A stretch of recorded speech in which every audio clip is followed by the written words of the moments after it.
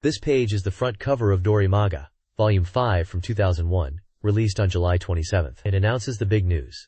Sakura Wars 4 is coming to Dreamcast next spring. The cover features a stunning illustration of a character resembling Sakura Shinguji from the series, dressed in a wedding gown, hinting at the game's themes or a significant story event. The magazine promises an in-depth look at Sakura Wars 4, with insights from key development staff. Other major features include a comparison of the development philosophies behind Tekken and Virtua Fighter 4, a segment on a Capcom vs. AGBA fighting game, likely Super Street Fighter 2X, and continuing coverage of Sakura Wars 3 with voice actor interviews. There's also a special report on Shenmue 2, revealing details about the limited edition bonus disc featuring Virtua Fighter 4 content. An interview with Tetsuya Mizuguchi discusses Res, previously known as K-Project. The magazine emphasizes its commitment to the platform, with the declaration, "Dreamcast won't die," and offers strategy guides for popular games like Sonic Adventure 2 and Caldiceps 2nd. With over 200 pages, this issue provides extensive content for Dreamcast enthusiasts, covering new announcements, interviews, and gameplay strategies. This page features a deep dive into the upcoming Shenmue 2 and the recently released NES version of the original Shenmue in Japan. Shenmue 2 is set for release on September 6th, priced at 7,800 yen, supporting one-player and VGA output. As teased previously, the first production run includes a bonus premium disc containing content related to Virtua Fighter 4. The game promises the introduction of new characters and systems, expanding the scale as Ryo Hazuki's journey takes him to China to uncover the truth behind his father's murder. So promoted is the Japanese release of the US version of the original Shenmue, now on sale for 3,000 yen. This version, celebrating Shenmue's milestone of over 1 million sales, is highlighted as a tool to learn living English due to its English voice acting and optional Japanese/English subtitles and in-game notes. The page includes key art featuring Ryo, Shenhua, and Ren, alongside screenshots showcasing characters such as Joy, Nozomi, and Landai. Dreamcast's Summer 2001 lineup offers diverse gaming experiences. Action fans can look forward to Outrigger, a 3D shooter with multiplayer and mouse support, released on July 26th. Dabituku 2, a horse racing simulation, arrives August 9th. Phantasy Star Online receives a Vera.2 update, adding new modes and content. Sonic Adventure 2, featuring new characters and a 2-player mode, is already available. Confidential Mission offers spy gun shooting action. Guru Guru Onsen 2, an online theme park sequel with games like Uno and Poker, launches August 9th. Finally, Magic the Gathering debuts on Dreamcast, with a vast card pool and AI opponents. This page showcases the strategic battle mode from Capcom Tyson fan disc, known as Shuju Kessen Senryaku Taiketsu. Climax Battle, Strategic Showdown.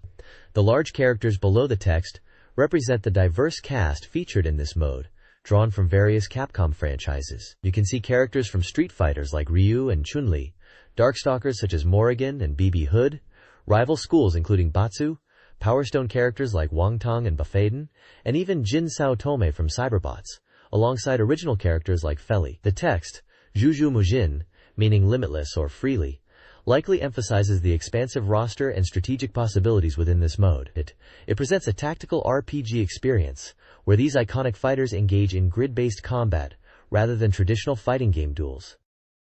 This page features Gaia Master Kessen Seikyu Densetsu for the Dreamcast, a strategic board game that plunges players into an unprecedented battle, years after the original events. You'll traverse magnificent, divine stages as you delve into the mysteries of Gaia Master. The game centers around a roster of 11 chosen characters, each boasting unique, unconventional abilities that lead to fierce clashes on the game board. The screenshots showcase the core gameplay, with characters moving across tiled maps reminiscent of a board game, leading into tactical battle sequences. Character renders highlight the diverse cast, featuring fantasy designs including knights, mages, and figures inspired by mythology.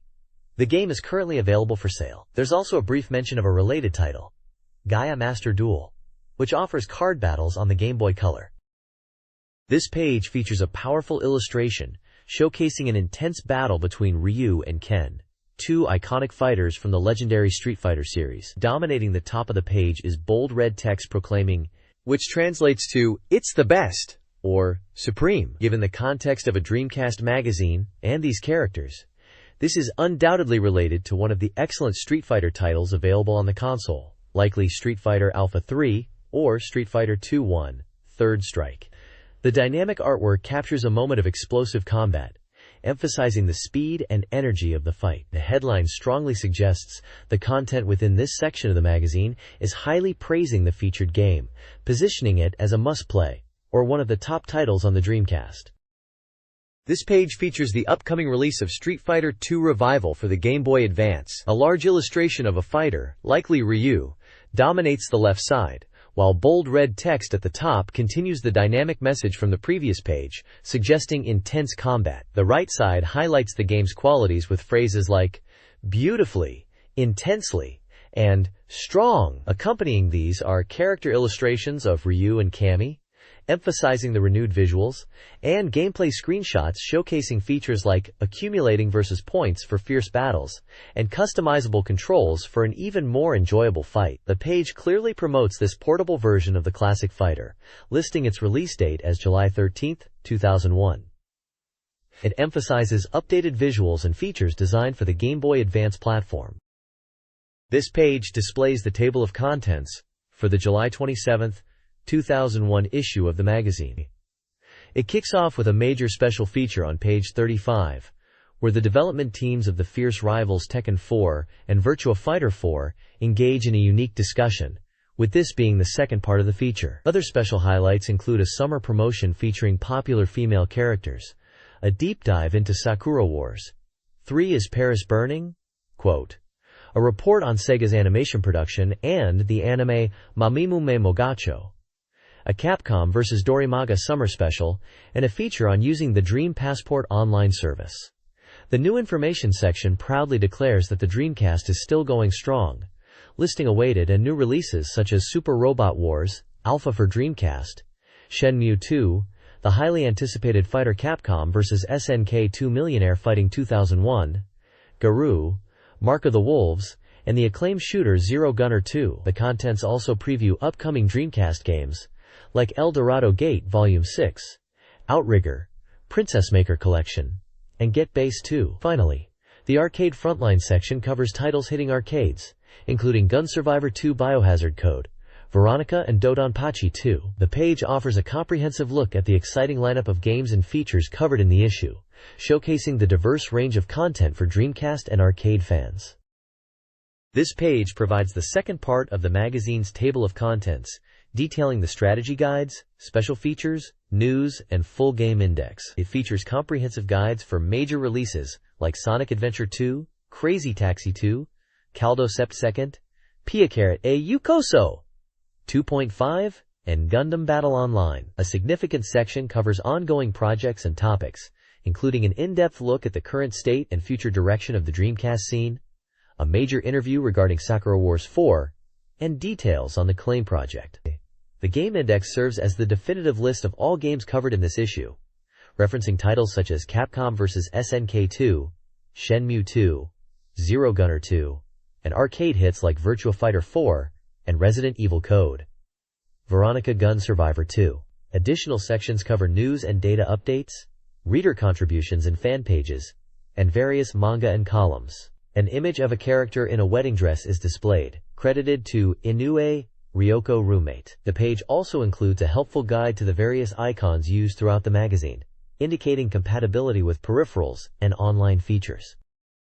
This page announces a special summer promotion tied to the release of a new magazine or publication called Raspberry, focusing on beautiful girl characters, titled It's Summer, It's Girls, Release Commemoration Raspberry Collaboration Project.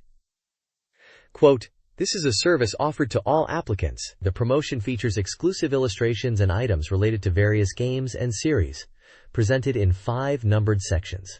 Item 1 features characters from Missing Blue on a postcard. Item 2 showcases characters from Green Green with a new illustration. Item 3 highlights an illustration from Natural 2 Duo, which was also featured as a poster. Item 4 offers a PC desktop accessory set for Missing Blue, including voice data and wallpapers. Finally, Item 5 features characters from Guru Guru Creature and Iro Iro Sukusuku in swimwear. The page emphasizes that many illustrations are new and feature characters enjoying summer activities. The bottom section outlines the application method, which involves filling out a dedicated application form included in the magazine and mailing it in. It mentions a fee is required for the service, which must be paid via postal transfer. This seems like a common practice in the Japanese gaming magazine scene for providing exclusive reader benefits. This page continues the large-scale summer promotion across 4 consecutive issues, presenting the first set of exclusive illustrations and items available to applying readers. Featured here are items 7 through 18, highlighting a diverse range of artwork from popular games and magazine features. Noteworthy entries include the impactful key art used for the Akish Shenmue package, a charming illustration featuring the cast of Candy Stripe in their nurse outfits, and a stunning wedding dress picture for roommate. The page also showcases illustrations from fan-favorite series like Welcome to Pia Carrot 2.5, Comic Party, and Canvas, along with artwork tied to regular Dorimaga segments and contributing artists, often depicting characters in summery swimsuits. This reader service allows fans to obtain exclusive collectibles based on their favorite Dreamcast titles, with applications due by August 24, 2001, kicking off this multi-part event. The bottom section details the shipping schedule for phone cards related to the promotion. This page is dedicated to the Dorimaga Topics section, highlighting major news surrounding Sega and the Dreamcast. The lead story is the shocking announcement of Sakura Taisen 4 for the Dreamcast, set for release in the spring of the following year. Notably, this is a year after the console's production ceased. The article features an interview with Uji Hiroi, the chairman and CEO of Red Entertainment, who discusses the circumstances behind this significant decision. Hiroi describes it as a difficult choice, made possible by a colleague's final judgment. Despite the practical challenges of releasing on discontinued hardware, he expresses his strong passion for the Dreamcast and feels relieved now the decision is made. He acknowledges they are also researching how to bring Sakura to the PlayStation 2, but the commitment to Dreamcast is clear, fueled by the series' history with Sega hardware. The page also covers the upcoming Sakura Taisen, the movie, set for a nationwide roadshow in December 2001. It introduces Ratchet Altair, the captain of the New York Combat Review's Star Division, as a key new character appearing in the film. The movie's plot revolves around Ogami's return and conflicts in Tokyo. The movie will be simultaneously screened with Slayer's Premium. Advance tickets with limited edition posters were available starting in July. Images include a portrait of Uji Hiroi, the movie poster featuring Sakura Shinguji, and a photo from the movie's production announcement press conference. This page continues the deep dive into the newly announced Sakura Taisen 4 for Dreamcast, featuring an interview with Uji Hiroi discussing the game's development and vision. The headline proclaims the goal is a further fusion of anime and CG, with the image quality intended to surpass Sakura Taisen 3. Hiroi explains, the short development period following Sakura Taisen 3's release was possible by leveraging existing assets and know-how.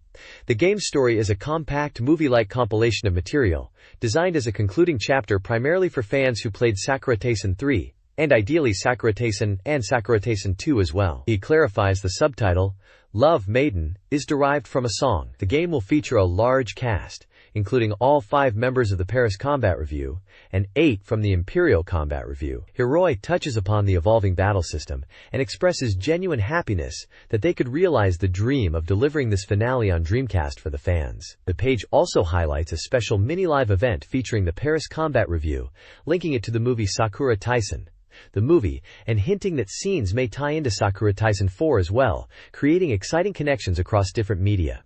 Images show character artwork, Uji Hiroi with the game's logo, and photos from the live event.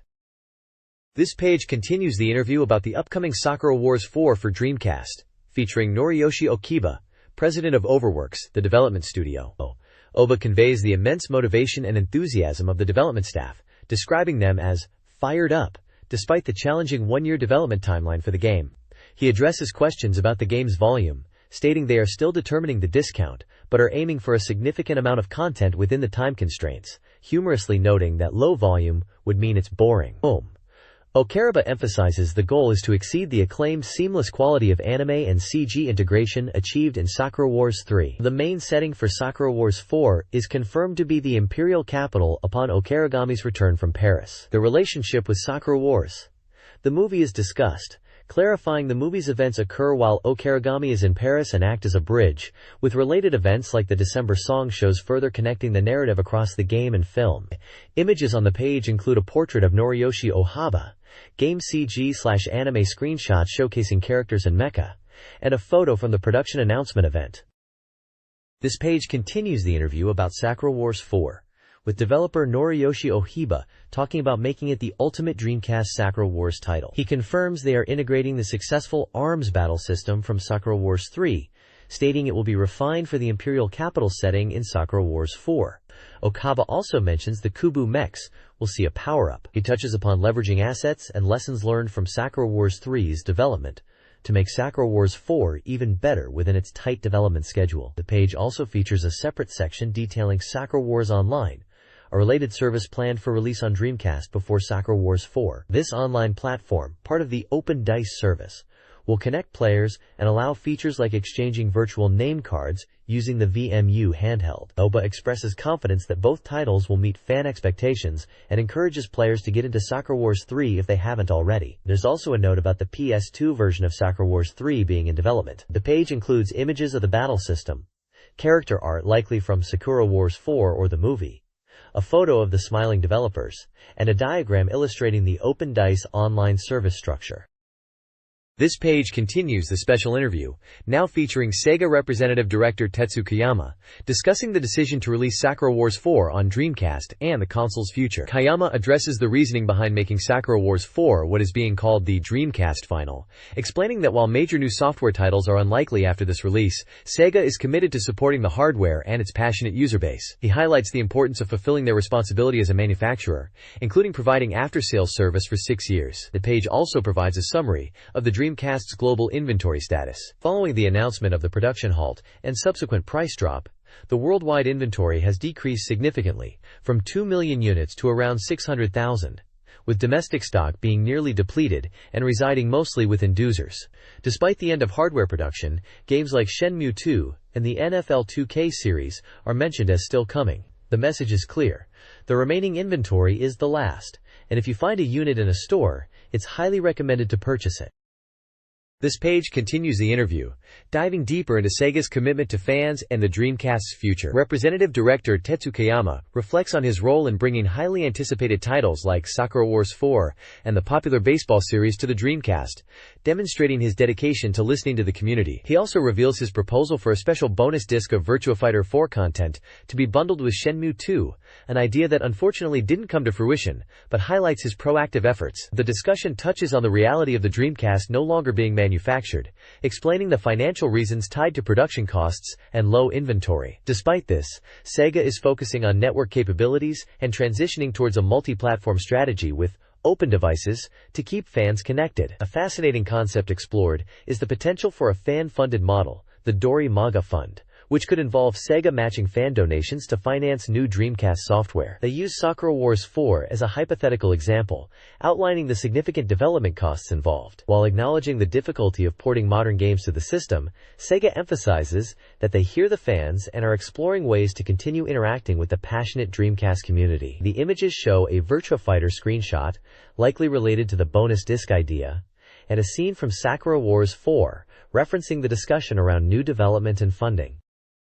This page covers the highly anticipated reveal of Rez, formerly known as K-Project, at a PlayStation 2 event. Developed by Sega's United Game Artists, led by the visionary Tetsuya Mizuguchi, Rez was showcased for the first time, demonstrating Sega's expanded multi-platform strategy. During the PlayStation 2 Party and Summer event, Mizuguchi personally presented the game, performing a live demo that captivated the audience. Rez is described as a synesthetic experience, where players' actions directly influence the game's evolving music and visuals. The unique blend of rail shooter mechanics with rhythm-based gameplay creates an immersive, almost trance-like feeling. The presentation was met with enthusiastic applause. Notably, Sony Computer Entertainment President Shigeo Maruyama offered high praise, calling Rez something entirely new that transcends traditional music in games. Mizuguchi himself explained the game's core philosophy. Every element has sound, color, and shape, and player interaction builds the sonic and visual landscape. He likened the feeling of mastering Rez to learning to ride a bicycle, describing it as highly addictive. The page features images of the stage, Mizuguchi presenting, President Maruyama, and the development team, highlighting the significance of this cross-platform reveal for a major Sega title at a rival's event. This page delves deeper into the philosophy and development of Rez, featuring a candid interview with its creator, Tetsuya Mizuguchi. The main headline captures his unwavering resolve, questioning the true meaning behind his dedication. Mizuguchi emphasizes his passion for reviving the shooting game genre, which he loved as a child playing arcade games like Image Fight and Fur-Type. He argues that modern games have become too focused on realism at the expense of fun, and Rez represents a return to the back-to-the-basic principle, prioritizing core gameplay and the simple joy of interaction. He explains the unique concept, where player actions directly influence the game's evolving music and visuals, creating a synesthetic experience. Mizuguchi reflects on the challenges of conveying this abstract concept, even among the development team. The article touches upon his successful career at Sega, mentioning classics like Sega Rally Championship and Space Channel 5, highlighting his experience designing games where player action and human emotion are key. The timeline briefly notes the initial reveal on Japanese television and the official PS2 announcement at E3 in May 2001, confirming Sega's move to multi-platform development, with Rez as a flagship title.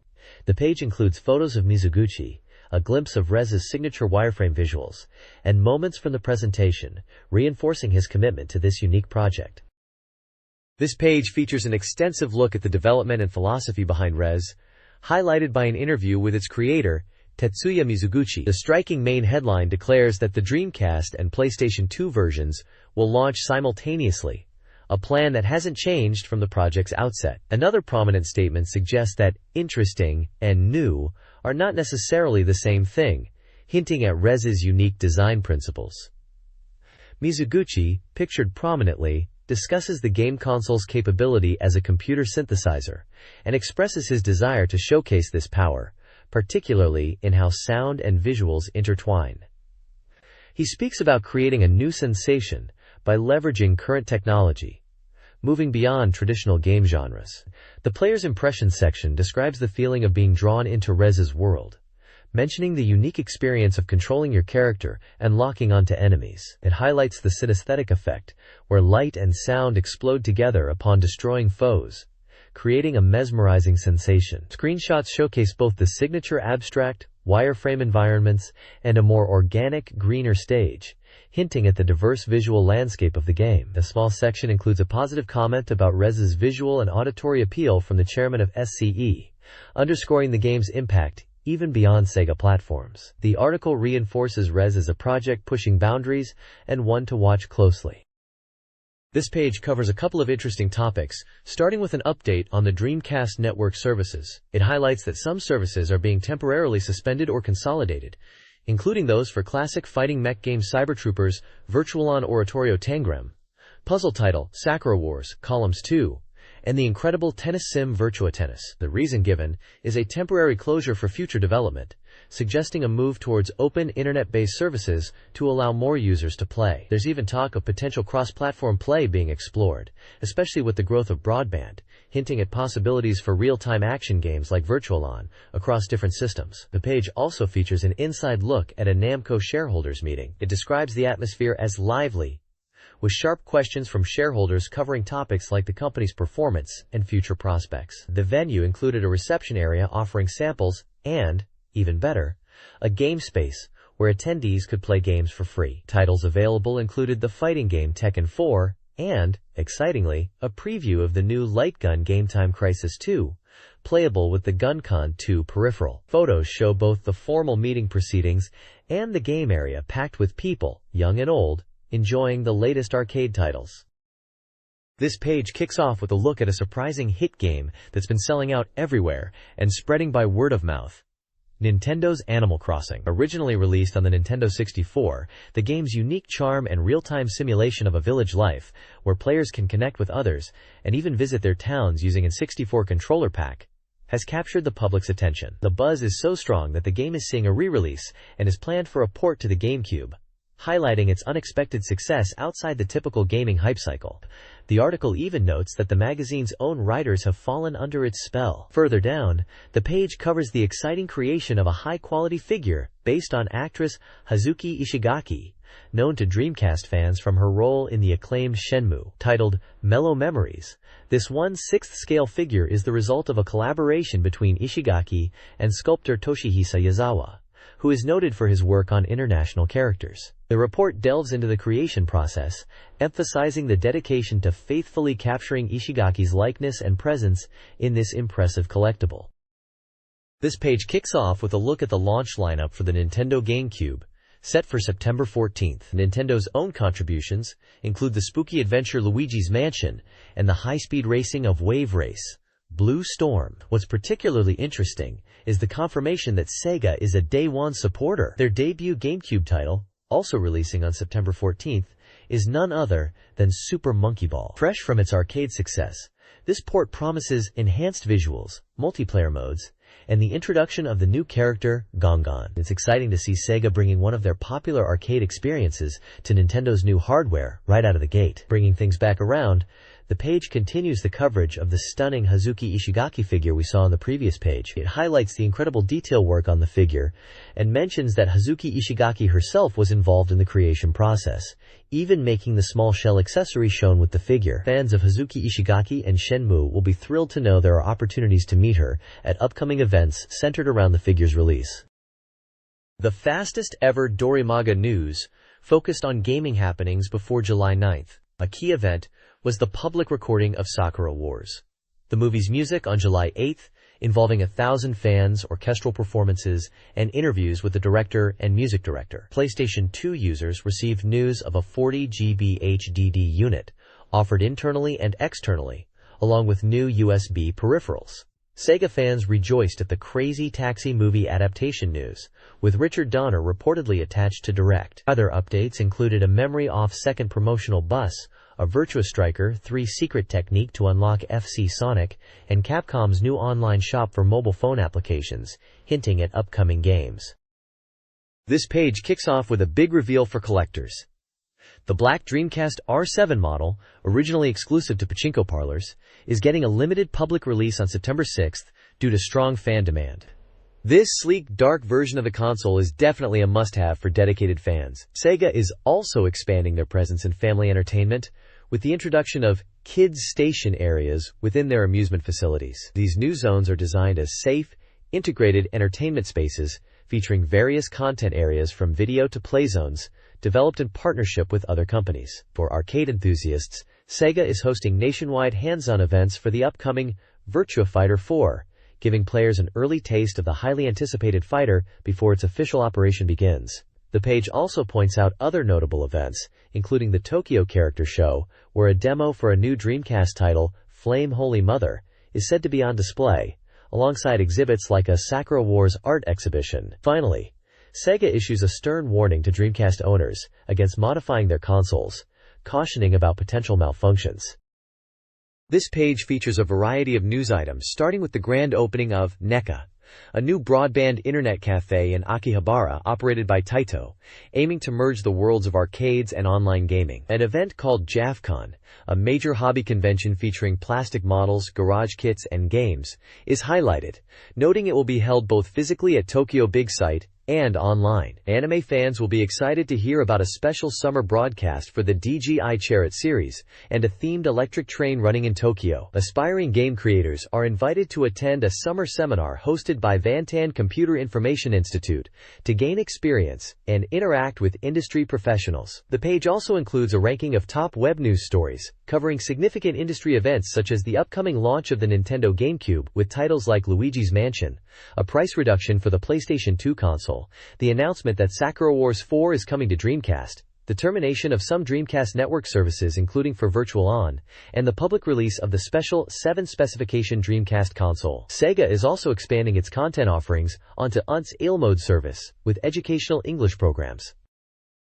This page dives into a mix of summer entertainment and gaming news, starting with a look at Tokyo Joytopolis and its new summer attractions. 3 new experiences are highlighted, including Evolution, Dark Gate, and a healing area, utilizing a 3D sound system. There's also a live event called Horror Jack 2001, linked to the Dark Gate attraction, promising interactive thrills. Next up is a CD titled Anime Tucson Presents Kikuko Inoue, an American-produced collection of popular Japanese anime songs, including tracks from Kare Kano and Evangelion, featuring voice actress Kikuko Inoue. This CD has reportedly made waves among anime fans in the US, and is now hitting stores in Japan, described as a dance-fueled take on classic anime songs. But for Sakura Wars fans, there's news about a special PR card for the Sakura Wars dramatic card game, released to celebrate the 5th anniversary of the Sakura Wars Kaiyo show. These cards were previously only available at events, but are now included with a limited production expansion box, offering a chance to collect one of 8 random designs. Finally, the page wraps up with a gaming industry news summary, highlighting the excitement following the announcement of Sakura Wars 4 for Dreamcast, and a PlayStation 2 event featuring creators from Tekken and Virtua Fighter. Other key news includes the launch of the Nintendo GameCube, a price reduction for the PlayStation 2, news on the FS release of Metal Gear Solid 2, and updates regarding Dreamcast Online services. This page serves up a mix of summer entertainment and game-related goods and music.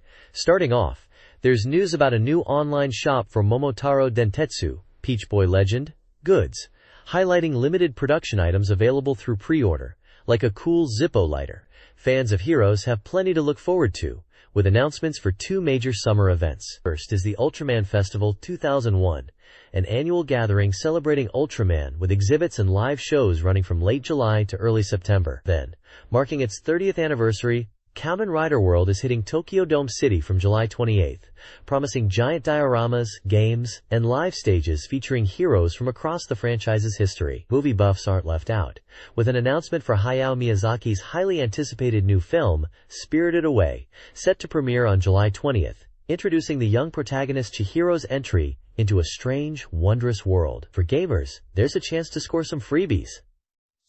This section features giveaways for the Hokao typing software and a Sakura Wars 3.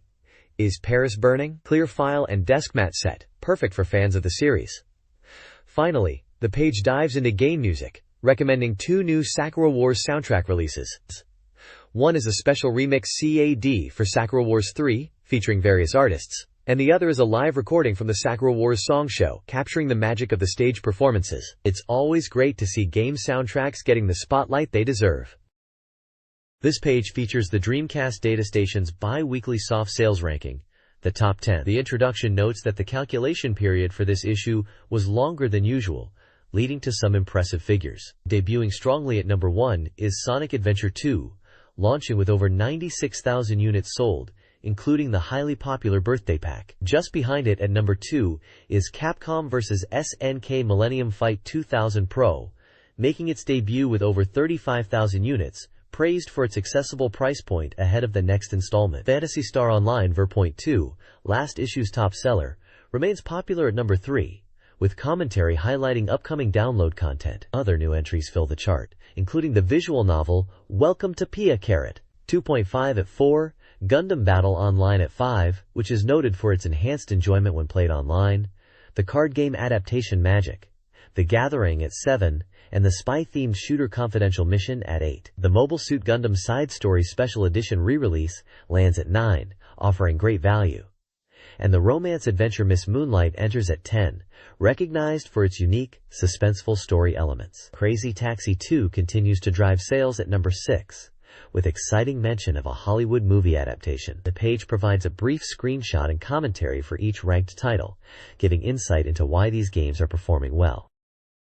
This page shifts focus to the reader's most anticipated upcoming games, presenting the data station's top 30 ranking. The introduction notes the recent trend of game release date delays, but also highlights the excitement surrounding future Dreamcast titles, hinting at a potential battle at the top with the return of major series like Sakura Wars, Sakura Taisen. Taking the top spot is the highly anticipated Shenmue 2, moving up from 3rd previously, with significant points showing strong reader interest.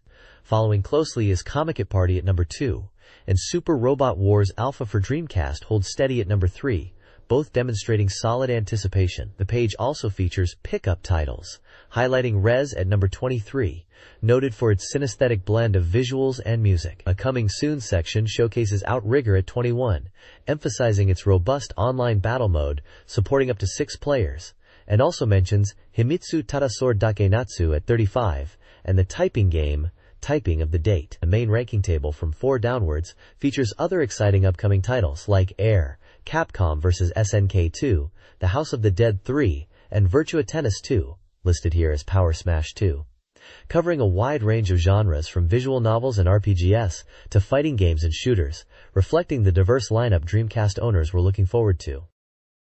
This page shifts focus to reader feedback and arcade trends. The prominent Transplant Hope section reveals what games readers wish to see ported to various consoles, including Dreamcast, GameCube, portable machines, PlayStation 2, and Xbox. For Dreamcast, readers most desire Nights into Dreams and Sister Princess. The section celebrates the Dreamcast release of Zero Gunner 2, featuring screenshots of the helicopter shooter and a link to its website, highlighting its arcade origins and move to the console. The Video Game Income Ranking presents the top 15 highest-earning arcade games, reflecting the current state of Japanese arcades. Leading the list are Virtua Fighter 3 TB, Mobile Suit Gundam, Federation vs. Xeon, and Derby Owners Club 2000. This section showcases the arcade scene, which often influences future console releases. Finally, the Pickup section spotlights upcoming arcade titles.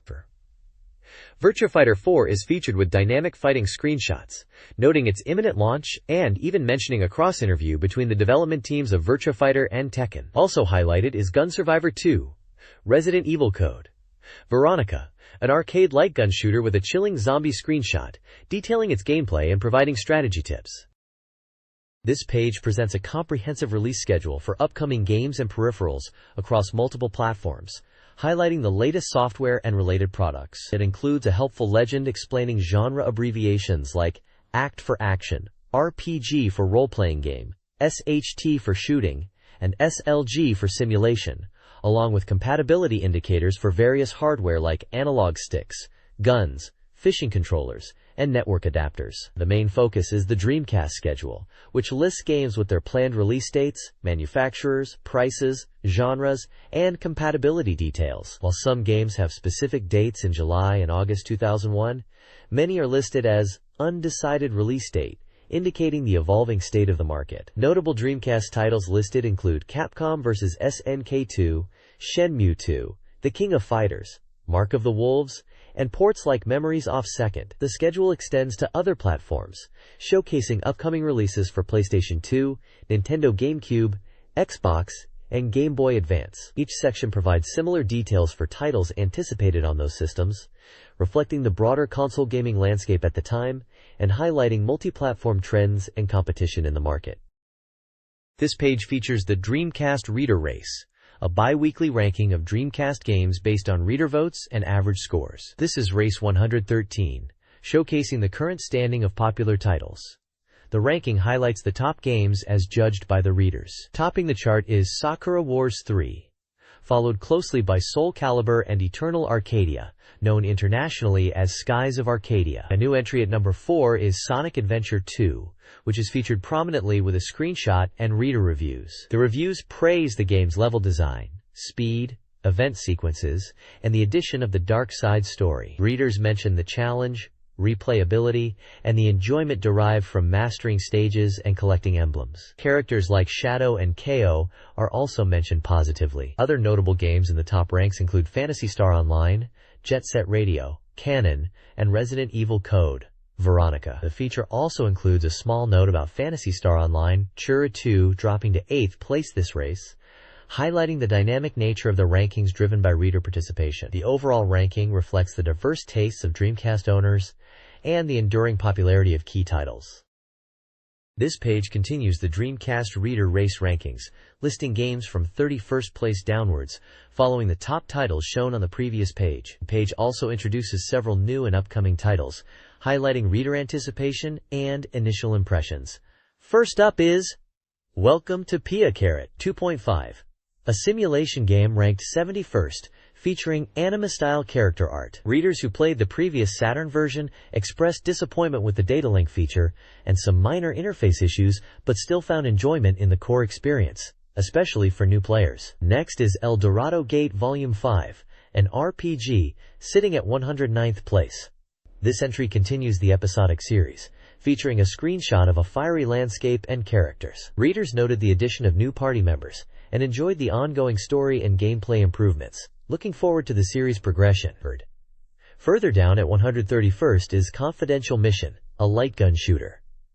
The screenshot shows an action scene on a bridge. Reviewers felt it captured the 007 espionage feel well, and praised the challenging gameplay, especially the Agent Academy mode, hoping it wouldn't be the last light gun game on the system. Finally, Capcom vs SNK Millennium Fight 2000 Pro is introduced at 232nd. This fighting game is an updated version, depicted with a screenshot of Ryu in combat. While the core system remained familiar and welcomed, some readers felt the changes were minimal compared to the original release and wished for more substantial new content or characters beyond the two added fighters. This page continues the ranking of Dreamcast games as voted by readers, highlighting several titles that recently placed. Featured prominently is Phantasy Star Online Verdot 2, which jumped to 8th place. Readers praised the addition of the Ultimate Mode for drastically changing the atmosphere and enemy challenges, making it feel fresh. The increased level cap to 200 and the improved rate of rare item drops were also highlighted as positive changes that enhance the online experience and encourage replayability. The magazine's review score for this online RPG was exceptionally high at 9.66. Moving down the list, Crazy Taxi 2 sits at 46th place. This sequel to the popular arcade racer was lauded for introducing new gameplay mechanics like the Crazy Jump, which adds depth to navigating the urban environment. The inclusion of new maps and the overall refined gameplay were appreciated, making it a favorite for its addictive, arcade-style action. Further down, at 157th, is Exodus Guilty Neo. This RPG/adventure title received mixed feedback. While the story development and intricate character relationships were seen as strengths, some reviewers noted issues with difficulty balancing, the quality of cutscenes, and navigation, which detracted from the overall experience despite its ambitious narrative. The right side of the page features a portion of the extensive reader ranking table, listing games from 88th down to 144th, including titles like Photo Memories, Headhunter, and Derbitsuku, presenting their genre, release details, and calculated reader scores. This page continues the comprehensive reader ranking of Dreamcast titles, featuring games ranked from 145 down to 201 on the left side of the layout. The main focus is a feature on the visual novel Close to Hill of Prayer, highlighted as a game you should definitely consider buying. It's presented with character artwork and screenshots, described as an emotional story dealing with themes like memory loss and the impact of loss, balanced with cute characters and a serious tone. The average reader score is a solid 8.7272, with the magazine's review slightly lower at 8.33. The game's unique room part system, where players interact with items in a character's room to trigger events and reveal memories, is noted as a key gameplay mechanic that adds depth and emotional resonance. Comments from the developer emphasize the game's challenging themes and the intention to make players value life. Reader feedback praises the story's depth and character development, particularly highlighting the protagonist's journey and the emotional impact of the narrative. Information is also provided on how to access additional content like BGM and CGS through special key files. This page continues the comprehensive reader ranking of Dreamcast games, picking up the list from rank 202 on the right side. The main feature spotlight is on the highly popular sports simulation game J.League Soccer Club Wo Tsukuru. This entry in the beloved series, known for its deep team management and training mechanics, was developed by Sega and earned impressive scores from both readers, 9.2463, and the magazine, 9.0. It's highlighted as a classic hit that made its way to the Dreamcast. The article delves into the game's origins, starting as Sim Soccer, and the crucial decision to acquire the official J.League license, which was seen as vital for creating a realistic and engaging experience compared to fictional leagues. The developers discussed the challenges faced during development, particularly focusing on the importance of the multiplayer versus mode, which they felt was essential for the game's success and fostered community engagement. Bringing this established series to the Dreamcast was a natural progression, driven by its popularity and fan demand. The piece also touches on the future of the Tsukuru series, and includes a message from the development team, thanking the fans for their support in making the game a recognized success. Screenshots show the gameplay and team management aspects. This Dreamcast software ranking update focuses on the lower tiers, F and G, representing niche and less popular titles. The F tier ranks 258 to 313, is described as the dangerous bottom tier, with the G tier, ranks 314 to 331, at the very bottom. Yamazaki, a mahjong title, consistently resides in the lowest ranks. The update also notes shifts in higher ranks. Crazy Taxi 2 plummeted from 13th to 46th, while NBA 2K1 improved from 102nd to 81st. Finally, the page previews unranked upcoming releases, including Card Captor Sakura, Card Master Sakura and the Two Wings, and Super Robot Wars Alpha.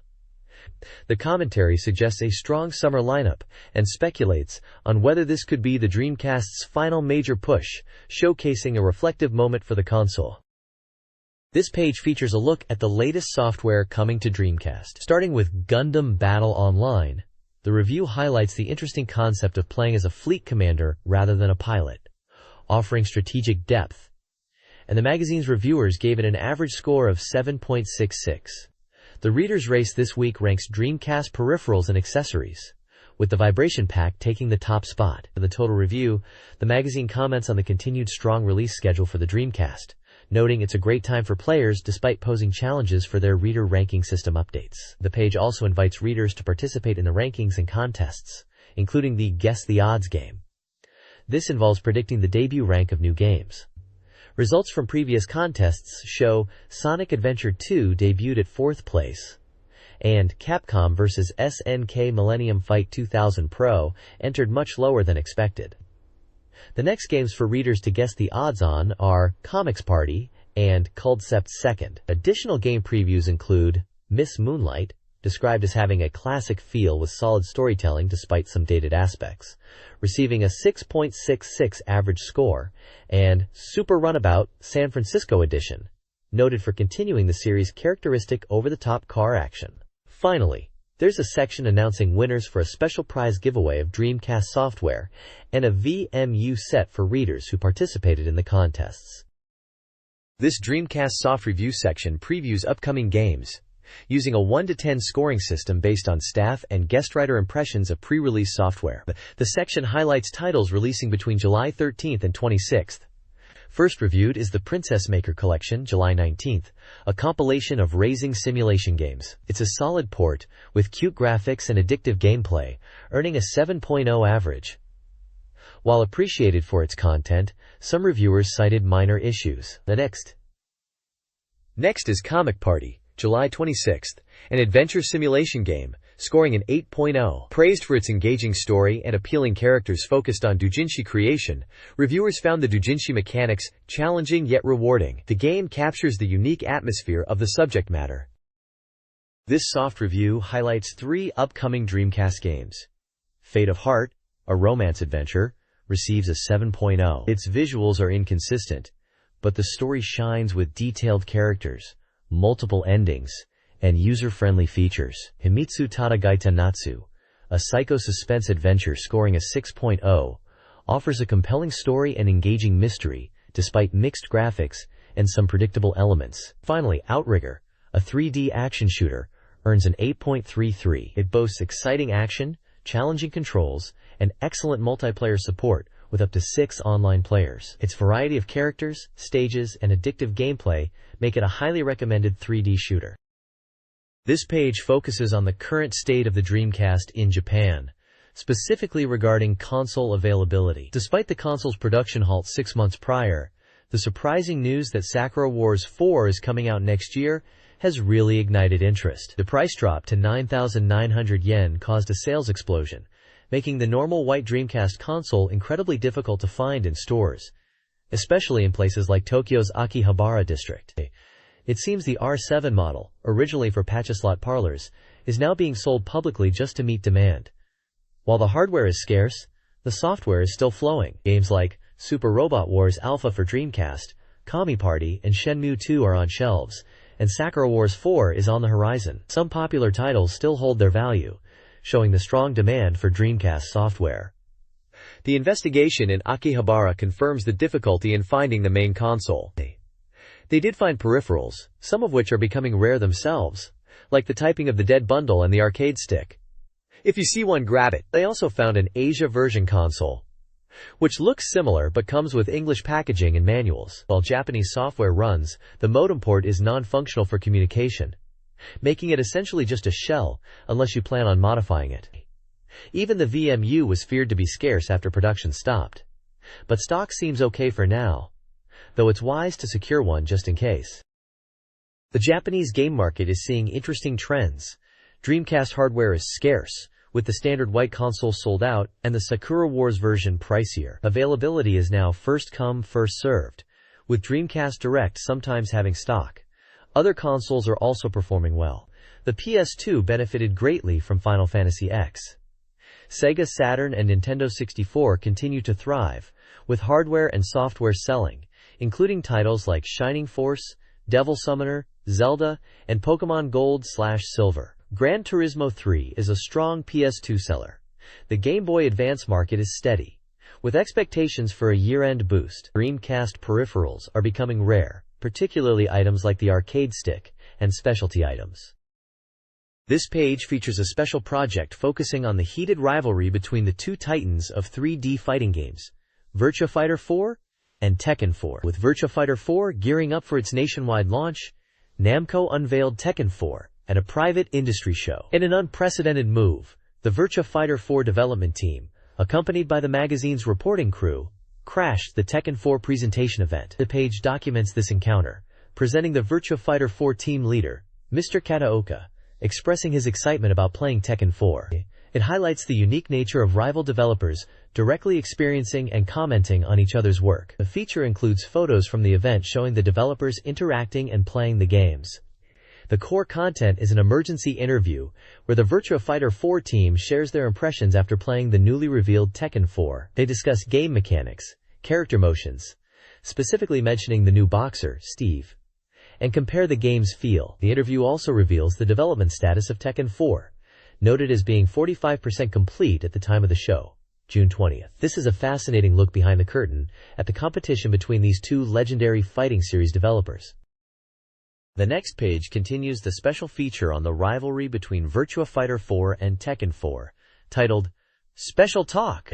It showcases members from both Namco's Tekken 4 development team and Sega's Virtua Fighter 4 team in an informal interview setting. The participants include Katsuhiro Harada, Masahiro Kimoto, and Yuichi Yonemori from Namco, and Hiroshi Kataoka and Daiichi Katagiri from Sega. The page features screenshots of Tekken 4 gameplay, specifically showing Steve Fox fighting King, and artwork of Virtua Fighter 4's new character, Christy Montero. The interview delves into the Virtua Fighter 4 team's impressions after playing Tekken 4 at Namco's private show, building directly on the previous page's setup. They discuss the game's feel, characters, and the challenges of development. The conversation also touches upon arcade operations, the VF.net online system for Virtua Fighter 4, and the overall competitive landscape between the two series. It's a rare glimpse into the mutual respect and rivalry between the creators of these legendary fighting games. This page continues the special talk between the Virtua Fighter 4 and Tekken 4 development teams. The discussion shifts to level design and mechanics, specifically focusing on the introduction of walls and uneven terrain in Tekken 4. The Tekken team, Harada and Komodo, explains their rationale for including these elements, seeing walls as a form of undulation in the ring, and acknowledging the challenges this presented, especially for movement and combos. The Virtua Fighter team, Kataoka, mentions their preference for simpler, square stages in Virtua Fighter 4, contrasting with Tekken 4's more complex environments which include slopes and breakable elements. They also touch on the input system and command execution differences between the two games. Harada notes that some command inputs were simplified in Tekken 4. Both teams seem to feel they are learning from each other's design choices, despite their differing approaches. The Tekken 4 project is stated to be around 45% complete at this stage. The page includes screenshots showing Tekken 4 gameplay on a stage with walls featuring Kazuya and Hwoarang, and a beach stage, plus the artwork of Christy Montero from Virtua Fighter 4.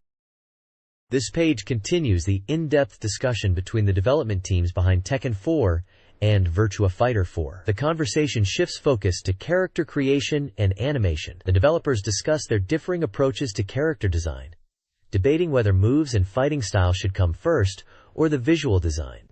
They touch upon the creation process for new characters like Steve Fox in Tekken 4, noting the influence of the game's popularity in Europe and how that led to creating a British boxer.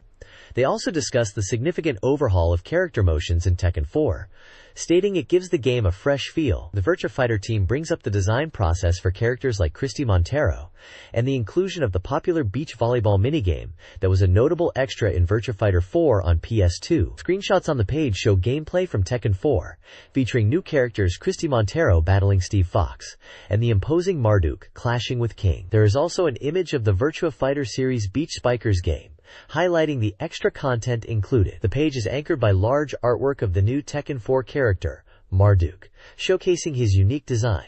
The developers emphasize the effort put into motion capture and subtle adjustments to create impactful animations. This page continues the fascinating discussion between the development teams behind Tekken 4 and Virtua Fighter 4. The conversation delves deeper into game design specifics, including unique stage features like Virtua Fighter's multi-level and breakable floors, and Tekken's environmental effects such as snow. The teams also touch upon the challenges and possibilities of online play, specifically mentioning VF.net. A major highlight of this segment is the unexpected arrival of Yu Suzuki, Sega's legendary director, who joins the conversation. Both teams discuss visiting each other's studios and trying out the rival game. Suzuki shares his impressions of Tekken 4 after playing it, commenting on its graphical fidelity and gameplay feel. The Tekken team, in turn, talks about their experience with Virtua Fighter's stages and online capabilities. The developers candidly discuss the progress of their respective games, giving percentages of completion. The dialogue concludes with the striking statement that Tekken 4 is considered the most interesting game in the series yet. The page features photos of the developers engaged in the discussion, including a large group shot highlighting the sudden discussion with Yu Suzuki. There are also images of Suzuki and another person playing Tekken 4 on arcade machines, demonstrating the direct interaction with the competing game discussed in the text. This page presents Super Robot Wars Alpha for the Dreamcast, proclaimed as the ultimate collection of passionate super robot spirit, inherited from the 20th to the 21st century. The article highlights that the Dreamcast version is far more than a simple port. It's an enhanced version boasting 3D battle scenes, redrawn character CGS, new units, and additional ending modes, truly living up to its description as a culmination. The magazine received a sample room, allowing them to preview the game up to episode 17, and they provide a digest of this initial section. The page also promotes an upcoming interview with Mr. Takanobu Terada. Basic game data shows it's a simulation RPG by Banpresto, with an undetermined release date at the time. The page features several exciting screenshots, showcasing the game's animated robot battles. This page continues the preview of Super Robot Wars Alpha, delving into the early scenarios of the game's two distinct routes, the Super Robot System and the Real Systems. The Super Robot System route kicks off with Grungus Type 0 and Mazinger Z confronting the Ashura Corps. It quickly progresses to defending research institutes, highlighting the Getter team, and demonstrating powerful combined attacks, like the Getter Mazin attack. The feared Black Tri-Stars also make an appearance, challenging the Grungust with their signature Jetstream attack, showcasing characters like Gaia, Ortega, and MASH and their DOMs. Switching to the Real System route, the story begins with the activation of the Huckabee MK2 following an attack, featuring characters like Bullet, and showcasing defensive systems like the Gravity Wall, with reinforcements from Quattro's unit. This path then focuses heavily on the Universal Century Gundam universe, featuring scenarios based on Zeta Gundam, including obtaining the Gundam MK2 from the Titans, and rescuing White Base, bringing in key characters like Camille and Bright. A notable appearance is made by a black-winged Gundam wielding a scythe, identified as the God of Death, Duo Maxwell's G Gundam Death Scythe Hell, one of the L5 Colony Gundams, adding a taste of Gundam Wing to this route. The preview details exciting combat scenarios and iconic mechs from various series, demonstrating the branching narrative paths and diverse robot lineup in Super Robot Wars Alpha. Super Robot Wars Alpha's opening scenarios, spanning up to episode 17, are explored, highlighting distinct paths based on player choices. The Super Robot System route features the SRX team's introduction in episode 5, Secret Numbers, with hints of intrigue surrounding Ingram, Ramia, and Briskin, followed by Combattler V's debut in Let's Combine against the Campbellians. The Real System route showcases the Argama's defense against Neo-Zeon forces in Ghosts of Zeon, including the Black Tri-Stars attack. In Showdown, Far East Base, the Argama team encounters super robots, with Duo Maxwell's Gundam Death Scythe Hell participating. A potential branching point or common scenario, Argama Shootdown Order, presents a confrontation between super and real robot forces. Episode 8. Sortie. His name is Giant Robo.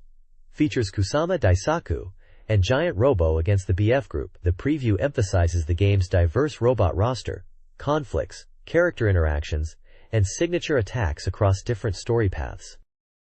This walkthrough segment of Super Robot Wars Alpha focuses on the story progression following a previous page. Episode 9 introduces the Wind Elemental Spirit Machine and the Cybastar, with Masaki and Abrio appearing. Players then face a pivotal choice: head towards Jaburo or the South Italia Islands, significantly impacting the narrative.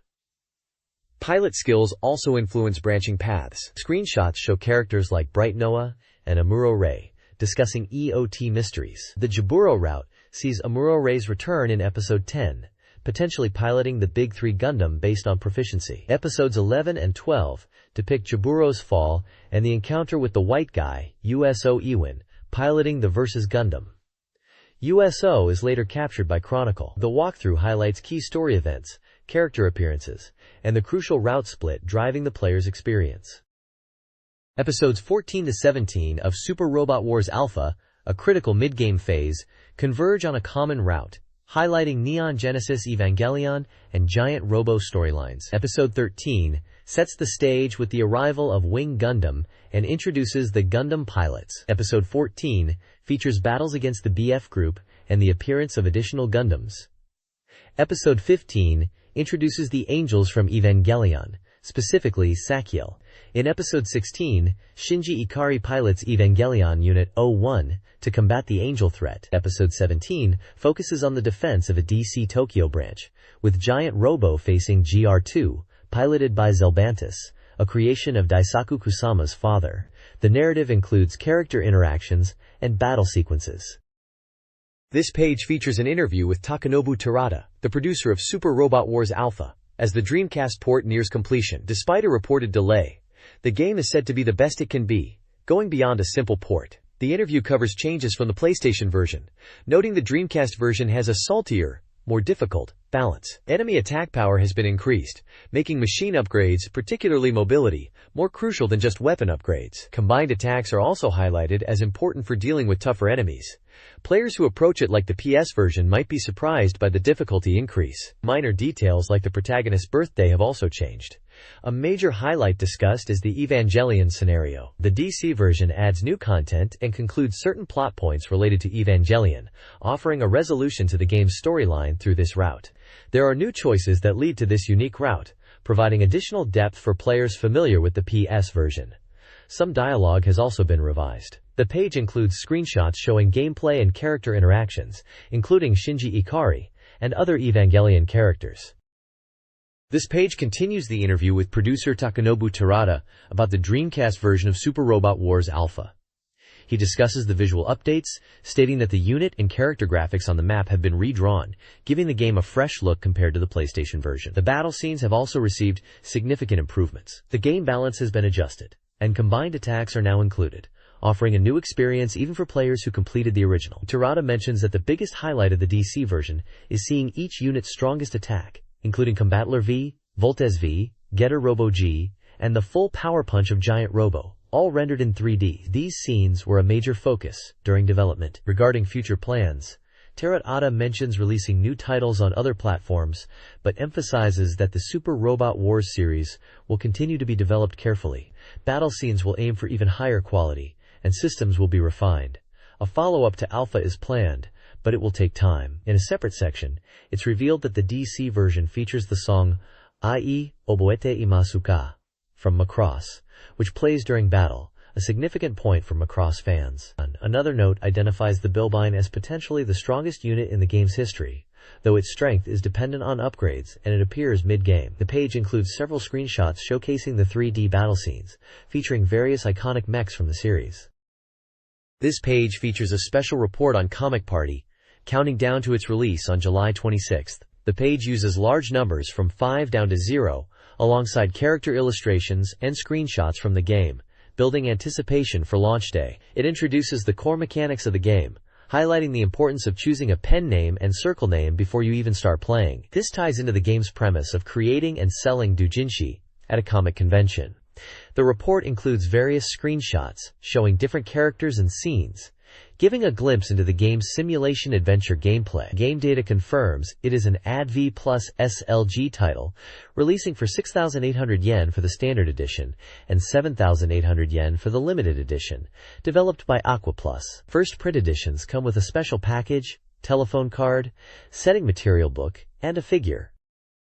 This page continues the deep dive into the upcoming Dreamcast title, Comic Party. It kicks off with a fun before you play section, featuring a quiz designed to measure your otaku level, suggesting that the deeper your knowledge, the more you'll appreciate the game's references. Following that, the page explains a key aspect of gameplay, choosing your pen name and circle name, which are crucial for your activities within the game's convention setting. It highlights the flexibility in naming, even allowing unusual characters. The page also provides another look at the contents of the highly anticipated limited edition, showcasing the bundled figure of the new heroine, Subaru, alongside the full-color setting material book and a telephone card, confirming the premium extras available. Various character illustrations and game screenshots are peppered throughout, giving players a clearer picture of the world they're about to enter and the characters they'll interact with as they strive to become a successful doujinshi circle.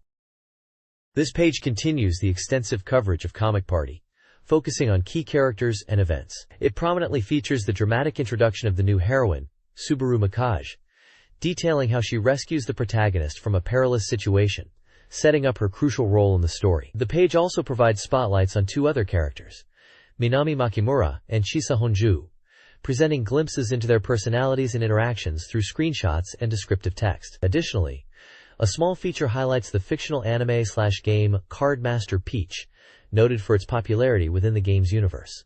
A humorous side note shows some censored or placeholder images from an early game build under Archives, assuring readers the final product will be polished. The page effectively previews the diverse cast and some pivotal early moments players will experience. This page continues the deep dive into the world of Comic Party, exploring more characters and the unique environment of doujin conventions. It opens by discussing meeting the new heroine, Subaru Mikage, at the event. She's new to circles, and the section covers the experience of reading her work and the possibility of forming a unit with her, suggesting this is beneficial for newcomers. A significant portion of the page is dedicated to the intense rivalry between the dragon, Reimi Hakawa, and the tiger, Yu Tsukamoto, described as a famous feud within the Comic Party universe. Screenshots and dialogue snippets highlight their antagonistic interactions, hinting at heated confrontations and competitive energy. The text notes their dislike for each other, though perhaps not to the extreme of never wanting to see each other. The page also includes a helpful check section providing basic knowledge of doujin event terminology relevant to the game. It explains gatai, circles combining spaces, kabe, booths placed against the wall, often for popular circles, and ut, major circles.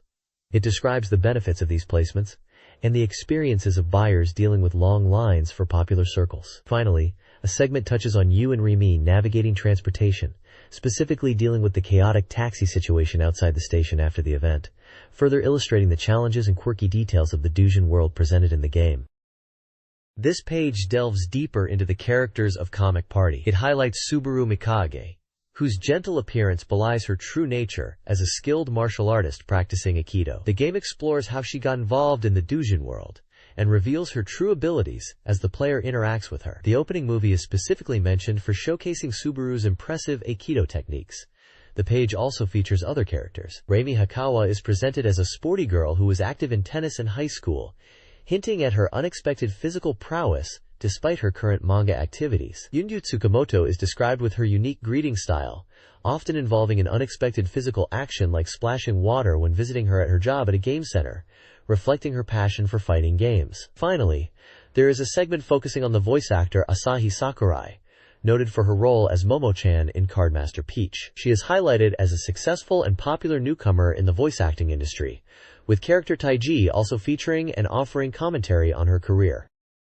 This page focuses on the Dreamcast version of Comic Party, highlighting significant changes and gameplay improvements. The main focus is on the original manuscript production part, noting that the addition of command input significantly changes the gameplay feel, making the process of completing pages feel more substantial and rewarding. The pace of writing can increase, and the player gets a sense of their increasing skill, which is a great change. Several characters are featured in event scenes. Subaru Makaj, known from the previous page for her martial arts, is shown getting swimming lessons, revealing that despite her physical prowess, she's not a natural swimmer. Tamaki Kashiwagi is featured in a scene at the beach after a beach volleyball incident. Ikumi Tachikawa appears at a convention, exchanging doujinshi and making a quiet impression. There's also a section introducing Yuko Hasebe, noted for her silent assertion, also met at a convention where she presents her published works. The role of items is also different in the DC version. There are various items, both consumable and non-consumable, that help players manage the production gauge and efficiently complete manuscript pages, like items that aid in adding tones or improve completion rate. Other subtle changes include the removal of training commands, with physical strength now gained through exercise, and the ability to save progress at the comic party event itself, which is quite convenient. This page gives us an exciting update on Shenmue 2, announcing the game is less than 2 months away from release. It highlights a special bonus for early purchasers, a premium disc related to Virtua Fighter 4, framed as a useful tool to prepare players for the intense action awaiting Ryo in Shenmue 2. Picking up right where the previous issue left off, we see Ryo Hazuki arriving in Aberdeen, Hong Kong. He is immediately thrust into danger when tracking Wu Xing-ren, getting into a confrontation with a street gang. The situation quickly escalates as Ryo tries to protect Ren, leading to a chaotic chase where Ryo's bag is snatched by a boy he was helping. The shock sets in when Ryo realizes the stolen bag didn't just contain his belongings, but also the vital Phoenix mirror. With the gang now demanding Ren and Ryo's precious item gone, Ryo is left scrambling. The page details the immediate aftermath, showing Ryo embarking on a frantic search, questioning shopkeepers and locals in areas like the park, piecing together information about the 4 culprits, one of whom is a child, using his trusty memo pad that, thankfully, wasn't stolen. It looks like the start of Shenmue 2 is going to be just as action-packed and dramatic as we hoped, living up to its genre as full reactive eyes entertainment. The game is confirmed to support VGA and VMU on the Dreamcast. Ryo Hazuki begins his Hong Kong adventure in Beverly Wharf, Aberdeen, after arriving by boat and losing his Phoenix mirror. This page details his exploration of the area, focusing on key locations like the ferry terminal, various shops, the Lucky Charm Quarter, rooftop arm wrestling spots, and Kowloon Coffee. Inland, Ryo will investigate Pigeon Park, Hong Kong Park, a bar called Swing, and other locales to gather clues. The page emphasizes the interactivity and detail of these areas, signifying significant early gameplay time. A section on Hong Kong's gacha machines is also featured, highlighting their connection to Shenmue 2's bonus disc, which includes Virtua Fighter 4 content, solidifying the link between the games. The article builds anticipation for the game's release. This page introduces Prism Heart, a romance simulation game originally released on PC by Pajamas Soft and now being ported to the Dreamcast by Kid. The article highlights the game's fantasy world setting, blending elements of swords and romance. The large illustration prominently features the protagonist, and smaller screenshots show other characters, such as a maid. The text explains that for the console port, additions and revisions have been made, particularly concerning descriptive expression, suggesting a different story development compared to the PC version. The report emphasizes the game's appeal, focusing on the characters and production elements like expressions and text effects. Game data indicates it is scheduled for release in the fall, with pricing and compatibility details still undecided.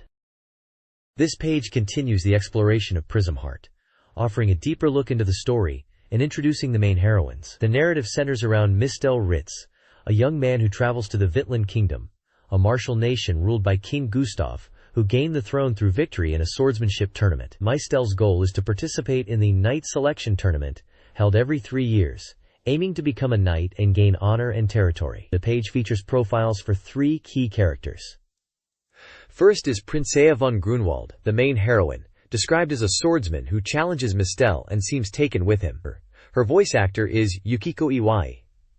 Next is Comet, also a main heroine, who works as a maid at the inn where Mistel stays. She's depicted as clumsy but lively. Yuko Goto provides her voice. Finally, there's Maple Ritz, presented as a main heroine and a supportive sister figure who waits for Mistel to become a knight and looks after him when he visits. Her voice actor is Emi Motois. The page effectively sets the stage for the game's blend of fantasy adventure and character-driven romance.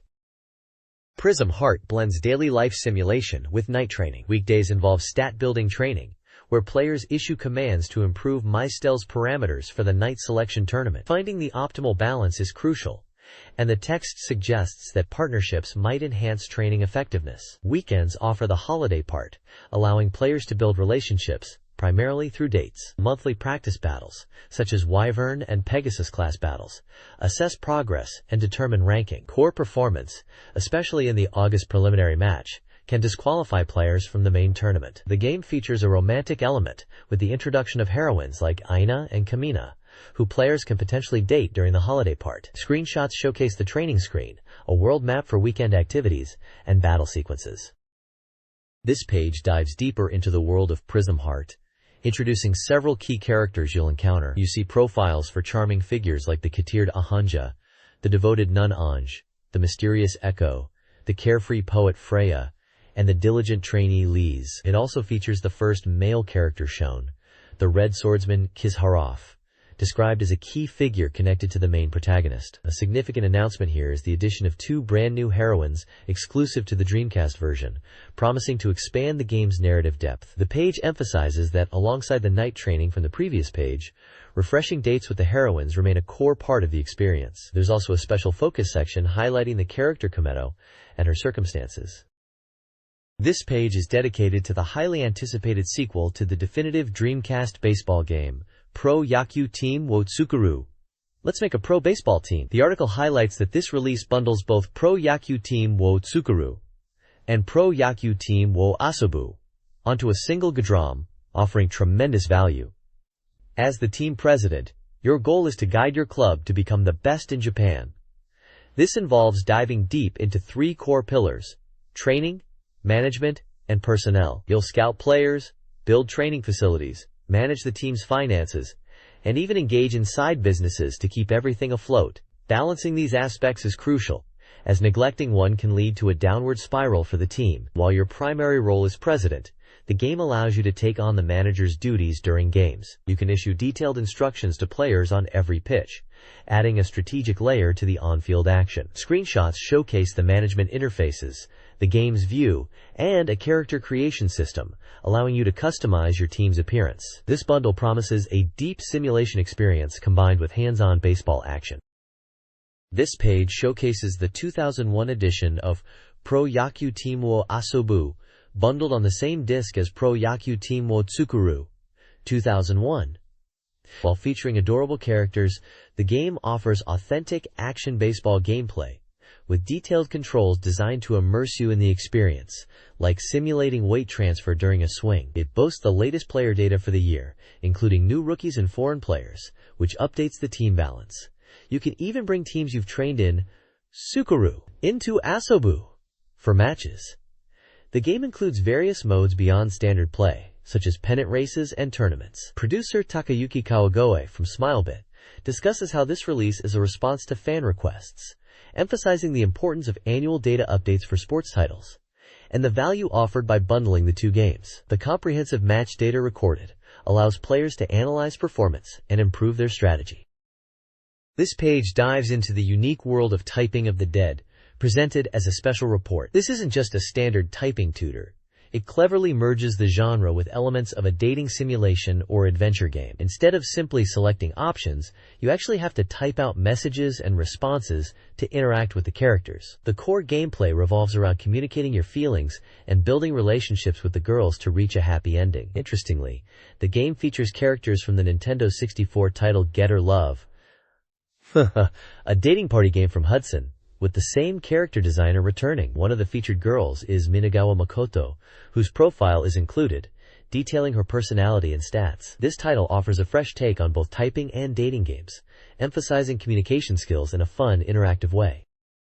This page continues the deep dive into Typing of the Dead's unique blend of typing action and dating simulation. It details the core mechanic, where conversations with the girls present you with 3 response options. Instead of just clicking, you must accurately type the chosen message within a time limit. Your success in typing and the message you choose subtly influence the girl's attitude and shape the narrative. The page highlights the importance of both speed and accuracy in typing, with a gauge showing how much time you have. Failure to type fast enough means losing a life, leading towards a game over. It also touches on the strategy of choosing responses. While easier options exist, selecting the right message, even if harder to type, is key to keeping the girl happy and progressing positively. As you build relationships, various events unfold, some designed to be exciting or deepen your connection with the characters. The goal is to complete these events to strengthen the bond. 2 characters from the game, who originated in Get or Love, are profiled here. Shirai Ayumi, described as a modern, cheerful girl who loves karaoke and fashion, and Morimura Shizuku, a kind-hearted, slightly delicate girl fond of walking her dog and playing piano. These profiles give a glimpse into the personalities you'll be trying to connect with through your typing skills. This page dives into the exciting world of Zero Gunner 2, a new sensation 3D shooter making an emergency landing on the Dreamcast. It's highlighted as Psikyo's latest work, and potentially the Dreamcast's last shooting game. The game, originally an arcade title that started operation in May, is praised for its established shooting pedigree. While featuring a vertical scrolling perspective, it incorporates a unique system allowing for 360-degree attacks and utilizes 3D graphics for impressive presentation. The review notes this delivers a gameplay feel unlike anything before, promising a deep and simple system with beautiful graphics that will appeal to shooters. The world setting is a near-future Asia dominated by the Igemu Group, a company that discovered unknown energy. Players take on the role of a brain transplanted into one of 3 types of combat helicopters, derived from existing military aircraft, humanity's last hope against the rampaging energy. The page details these 3 helicopters. The Comanche, described as having a penetrating laser and fast movement speed for those who prefer quick play. The Apache, recommended for beginners with its wide area shots and guided missiles. And the Hokum, noted for its strong attack power, ideal for players who prioritize firepower. Screenshots showcase intense battles against large enemies, the 360-degree aiming reticle, and different environments. It confirms simultaneous 2-player play is possible, and states that while appearing realistic, bosses are an exception to the real-world aircraft models. The game was scheduled for a September 6th release. Zero Gunner 2 offers a unique 360-degree shooting experience driven by its core mechanics. Players utilize a main shot and a sub-shot, both enhanced by collecting P items, which automatically home in when not firing, allowing for strategic power-up collection. FIS items fill the option gauge, fueling powerful option attacks that don't offer invincibility, but provide strategic offensive and defensive options. The turn marker system is key, enabling 360-degree aiming by locking the craft's facing. Mastering this is crucial for advanced play. The Comanche uses fixed options, while the Apache deploys homing options. The page concludes with a call to action, inviting readers to check out Psikyo's website for more information. This page features the Dreamcast mystery adventure game, Kaien Seibo, The Virgin on Megiddo. It's a full-fledged detective game set in a futuristic science experiment city, filled with mysterious cases for you to solve as a high school detective. As the title suggests, you'll be interacting with plenty of beautiful girls, and the page explicitly mentions it's packed with fan service scenes. The artwork shows off some of the characters and settings, hinting at both poolside fun and darker, more intense moments involving firearms. This adventure title was released on August 2nd. This page continues looking at the mystery adventure game, Kaien Seibo, The Virgin on Megiddo. It highlights the game's feature of high-quality animated movies that are integrated into important scenes to enhance the story. The page includes several scoop shot sections showing different characters in various situations. One shows the protagonist on a date with Kyoko, described as a capricious cat, hinting at exploring different date spots. Another section features Minami cooling off in the evening, noting her unusual charm in a yukata. A third image shows a scared nun, with text hinting at an accidental fall in a dark, warm place. The right column includes a film strip displaying examples of the in-game movies, showing dramatic sequences and scenes that appear to be from the game's plot. The overall impression is a game with a diverse cast, multiple scenarios, and significant animated cutscenes to drive the narrative. This page continues the look at the mystery adventure game, Kaien Seibo, The Virgin on Megiddo, providing a digest of its prologue and initial chapters. Kamo. Chapter 1, titled Strange Neighbor, introduces the protagonist, high school detective Ken Randu.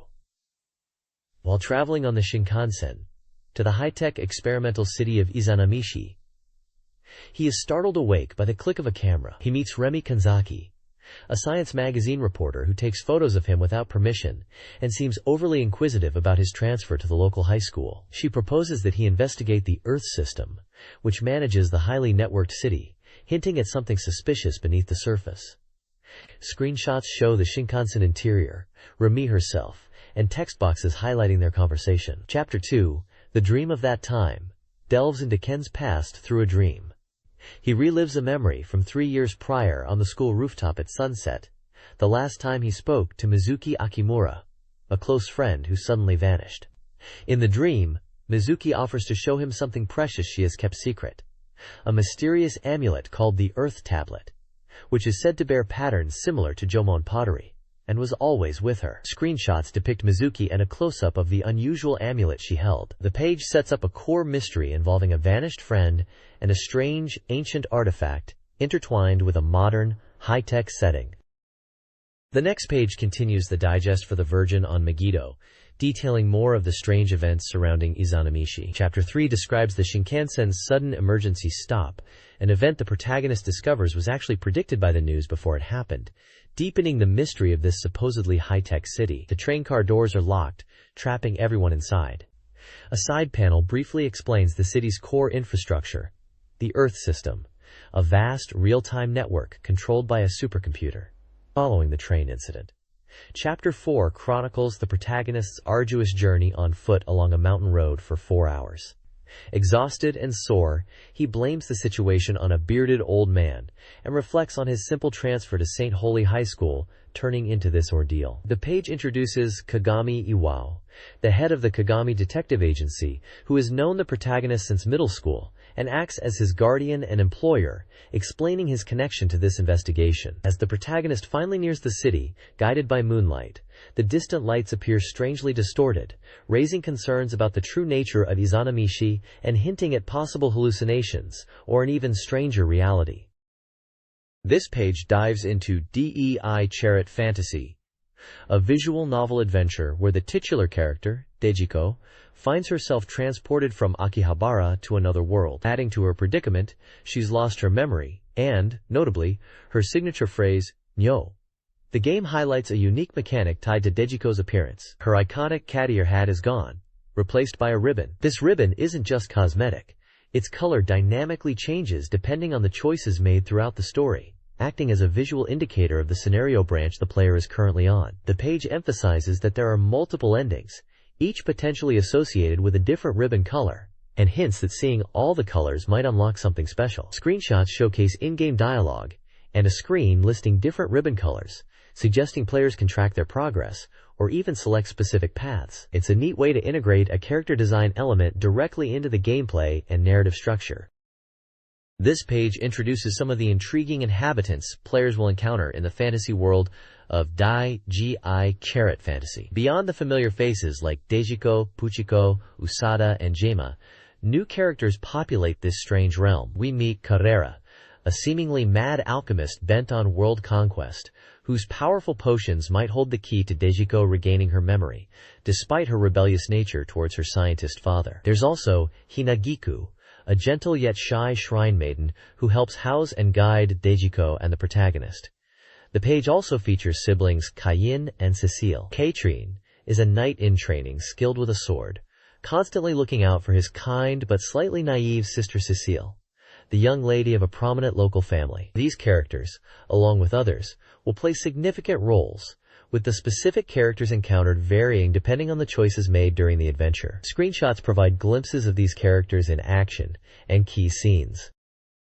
This page delves into the mechanics of Capcom vs. SNK 2, Millionaire Fighting 2001. It highlights the game's massive roster of 44 characters and the introduction of 6 distinct grooves, which provide varying gameplay styles and subsystems, offering a high degree of freedom for players. The article outlines the character selection flow, starting with selecting one of the 6 grooves, CAPSNK. Players then choose 1 to 3 characters from the 44 available fighters, distributing 4 ratio points among them.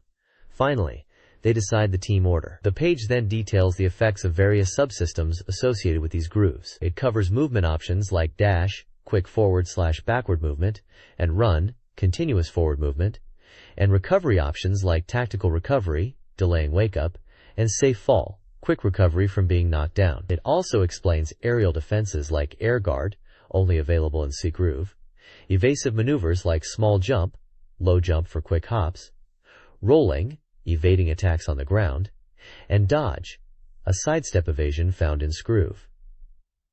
Finally, it touches upon guard cancel options.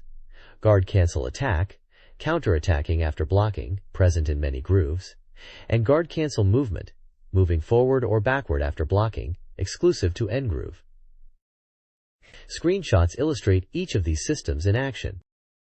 This page dives deeper into the unique characteristics and subsystems of the different grooves in Capcom vs. SNK 2. Each groove has its own distinct gauge and related mechanics, combining with the universal subsystems introduced previously to create diverse playstyles. The Capcom groove, or C groove, features the familiar super combo level gauge. This gauge fills as you fight, stocking up to 3 levels, with attack power increasing as you stock more. These levels are primarily used to unleash super combos, allowing for level 1 to 3 versions depending on the stock. C groove also utilizes dash, tactical recovery, rolling, and guard cancel attack, with air guard being a notable exclusive defensive option. The SNK groove, or Scroove, brings the extra gauge system. This gauge fills through actions, and when it's full, you enter a powered-up state where super moves become freely usable. Additionally, when your health is low and the gauge is full, you gain access to more powerful max super moves. Scroove includes run, safe fall, small jump, guard cancel attack, and notably, the dodge maneuver. The inclusion of dodge, replacing the role for evasion, makes Scroove feel very much like a game from the King of Fighters series, which is a major highlight. The sheer number of potential team and groove combinations is staggering, with the article pointing out over 2 trillion possible matchups, making each fight potentially unique. This page continues the deep dive into the strategic layers of Capcom vs. SNK 2, focusing on the remaining 2 distinct fighting styles, or grooves. A groove and ungroove. The groove features the original combo gauge system. This gauge fills as you attack, similar to groove, and when full, it allows you to unleash a powerful original combo. Unlike standard super combos, this lets players freely chain together attacks for a limited time, offering significant damage potential depending on skillful execution. Its subsystems include dash, safe fall, rolling, guard cancel attack, and guard cancel. The N groove utilizes the advanced power gauge system, inspired by later King of Fighters titles. This gauge accumulates stock through combat actions, up to a maximum of 3. These stocks can be used to enter a power max state, significantly boosting attack power for a duration indicated by the gauge. While in power max, you can also expend the state to perform a devastating max super move. N groove boasts the most subsystems among all grooves, featuring run, safe fall, small jump, guard cancel, dodge, and counterattack. Notably, it's the only groove equipped with guard cancel movement, adding unique, evasive options. Understanding the strengths and available subsystems of each groove is crucial for developing your own unique fighting style and strategy in this complex crossover title. Choosing the right groove and effectively utilizing its mechanics is key to victory. This page dives deeper into the defensive mechanics and 2 more unique fighting styles in Capcom vs. SNK 2. It starts by differentiating guard cancel, blocking, and just defense. Blocking, specifically featured in the SIP groove, allows players to immediately act after successfully defending an attack by timing their defense just before impact. This grants offensive potential right after defense. The SIP groove's main system centers around this blocking mechanic, which builds a gauge leading to super combos. Its subsystems include essential movement options like dash and small jump, and time difference wake-up. Next is the Nay groove, highlighted for its difficulty but immense power, particularly its anger explosion state. This groove utilizes the anger gauge system, primarily filled by successfully executing just defense, which is defending an attack with precise timing. Just defense negates chip damage and reduces guard gauge wear. When the anger gauge is full, the character enters the anger explosion state, significantly boosting attack power and allowing 1 max super move. K groove's subsystems include run, down evasion, and small jump. The page emphasizes that mastering just defense to trigger the powerful anger explosion is key to utilizing this groove effectively. Screenshots throughout the page demonstrate these defensive techniques and the visual cues associated with them.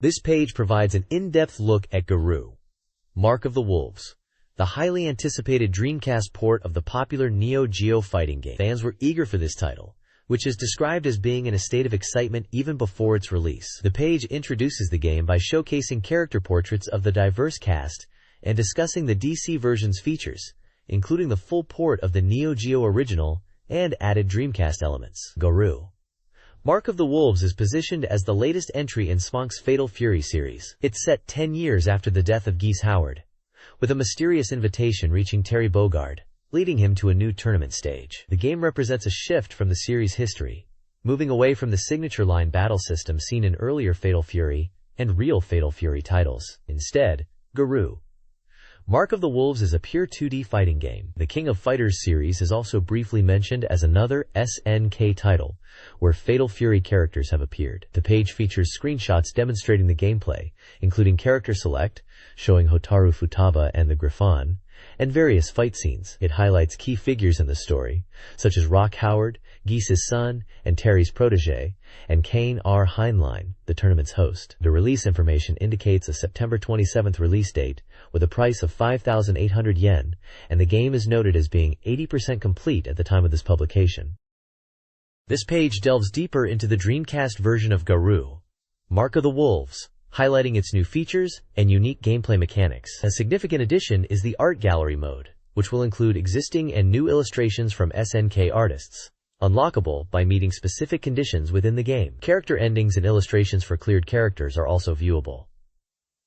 Beyond the gallery, the page explores Garou's distinct fighting systems. It covers the standard 2D fighting controls, but focuses on mechanics like the tactical offense position, TOP, a health bar-dependent power-up system, and breaking, which allows for combo extensions by ending special moves. It also mentions guard crush, where repeated blocking can break an opponent's guard, and just defense, a precise block that recovers health and negates guard damage. When the power gauge is full, players can access devastating potential abilities. Excitingly, the arcade version's victory celebration system, rewarding winning streaks, makes a return. Additionally, the page introduces SNK vs. Capcom, Card Fighters 2 Expand Edition for the Neo Geo Pocket Color. This card battle game features an expanded card list with new artwork and a revised system. An interesting point is the ability to link data with the upcoming Capcom vs. SNK 2. The game includes 2 selectable decks from the start and introduces strategic reaction cards. The next page features a special report on Guru Guru Onsen 2, an online theme park title for the Dreamcast focused on connecting with friends. This sequel promises a refreshed experience with new visuals and minigames, aiming to satisfy returning players with detailed improvements. A major highlight is the extensive character creation and profile system, allowing players to craft a unique avatar with detailed visual customization across 13 categories and personal information settings, including privacy options. The game emphasizes social interaction, demonstrated through chat examples showing players connecting. Convenient features like Keep for saving character setups in the changing room and Subname for quick tags enhance the experience. The game supports online play for up to 8 players, positioning itself as a key social hub on the platform with deep personalization options. This page details how easy it is to connect online in Guru Guru Onsen 2. And what the online experience is like. The game uses the concept of a hot spring inn for offline play, and you simply access a door to transition to the online netland. The graphics change depending on whether you're offline in the cozy inn or online in the vibrant, theme park-like netland, making your status clear. There's even a fun little mini-game to play while the connection is being established. Once online, you arrive at Netland, which serves as the main hub. It's designed like a theme park, with different areas and buildings where you can participate in various activities like chatting in specific rooms or joining tournaments and events. Screenshots show players gathering in chat areas and selecting different types of games available online, like Mahjong. The game also clarifies some points for returning players. While the previous game allowed local multiplayer with multiple controllers, Guru Guru Onsen 2's offline mode is primarily for single-player practice against AI opponents. They also address the popular card game Napoleon from the first game. While the original service is over, they are open to bringing it back based on player demand. The game supports both modem and broadband adapter connections, and basic game data is backed up server-side, offering some peace of mind regarding save data. Moving between online areas is also noted to be faster than in the predecessor. This page delves into the revamped chat system and upcoming event chat rooms in Guru Guru Onsen 2. The chat has evolved beyond simple text. While still limited to 12 characters per message, players can now enhance expression by changing the text color and the shape of their speech bubbles. More significantly, characters can perform various actions to convey emotions like joy, anger, or sadness, adding nuance to conversations. Some words even trigger automatic actions. The game will introduce various themed event chat rooms within the online netland. These rooms aren't just backdrops. They offer unique experiences and purposes. Examples shown include a train car where scenery passes by, a spooky abandoned house perfect for telling ghost stories, a quiz show area for competitive trivia, a romantic restaurant with a night view ideal for 2 people, and a large open-air bath designed for lively group chats of up to 8 players. These themed spaces promise diverse interactions and activities within the game's online world. The page also highlights switch words, simple phrases that automatically trigger character actions, making communication even more dynamic. This page details the Onsen Susaka Hot Spring Investigation Division game mode included in Guru Guru Onsen 2. This is an original cooperative board game where players work together as investigators to apprehend a single criminal within 15 turns. Success requires collaboration, as the criminal's exact location is often hidden, forcing investigators to deduce their movements based on the transportation methods used. Movement options include dash for short distances and bus or train for longer travel between stations. Players must strategically use these to encircle the criminal on the map. Both the criminal and investigators have access to skills. The criminal can use skills to aid their escape, while investigators have skills like the detector to locate the criminal in an area, or -W for double movement. Players must coordinate their skill usage and predict the criminal's next move to corner them successfully. The game emphasizes teamwork and strategic planning over brute force, making communication via the game's chat system crucial. This page features a manga column titled Biweekly Column, Iroiro Desu Sukusuku, by manga artist Izumi Takemoto. The column, number 4, is titled A Certain Day's Proposition. It recounts the author's experience after a signing event where a fan gave them clothes for a doll, based on a character from a serialization in another magazine, shown here wearing a maid outfit. This leads the author to seek out a doll to dress in the received outfit. The column humorously details the author's surprise upon encountering the variety of doll body types available, specifically noting different bust sizes like D-type and explosive bust type. The author contemplates the fit of the clothes and the different doll physiques before a final panel reveals a surprising item hidden within the doll's chest area. The column ends with the artist noting that the doll isn't finished yet and needs its face drawn. This is a light-hearted personal anecdote presented in manga format, common in Japanese magazines alongside game content. This page features the Reader's Submissions Corner, highlighted by the title, 3 Weeks of No Filtration, and a theme of Getting Hot as Summer Approaches. It includes various reader contributions covering a range of topics, from personal anecdotes about the magazine itself and its mascot Dorines, to random observations about daily life and health. The submissions showcase the diverse thoughts and opinions of the magazine's readership. The page also includes a section dedicated to movie recommendations called Cinemers. There's a list of popular movies, showing their ranking. Additionally, there are brief descriptions of 2 featured films. Dr. Dolittle 2, which focuses on the return of the animal talking doctor to help a rare bear, and Ultraman Cosmos, celebrating the 35th anniversary of Ultraman and introducing a new hero alongside the classic character. The descriptions touch upon the plots and highlight key elements like the protagonist's youth in Ultraman Cosmos and Eddie Murphy's role in Dr. Dolittle 2. Illustrations accompany some reader submissions, and images promoting the featured movies are also present. This page showcases Japanese fan art, including pieces by Mizunami Arashi, Yuo Ayano Akira, and Kuryu Alpha. Notably, Hoshinomiya's Gaia masterpiece strongly resembles Goku, hinting at a potential Dragon Ball game on the Dreamcast. confirmed by a comment referencing a DC version as a playable standard.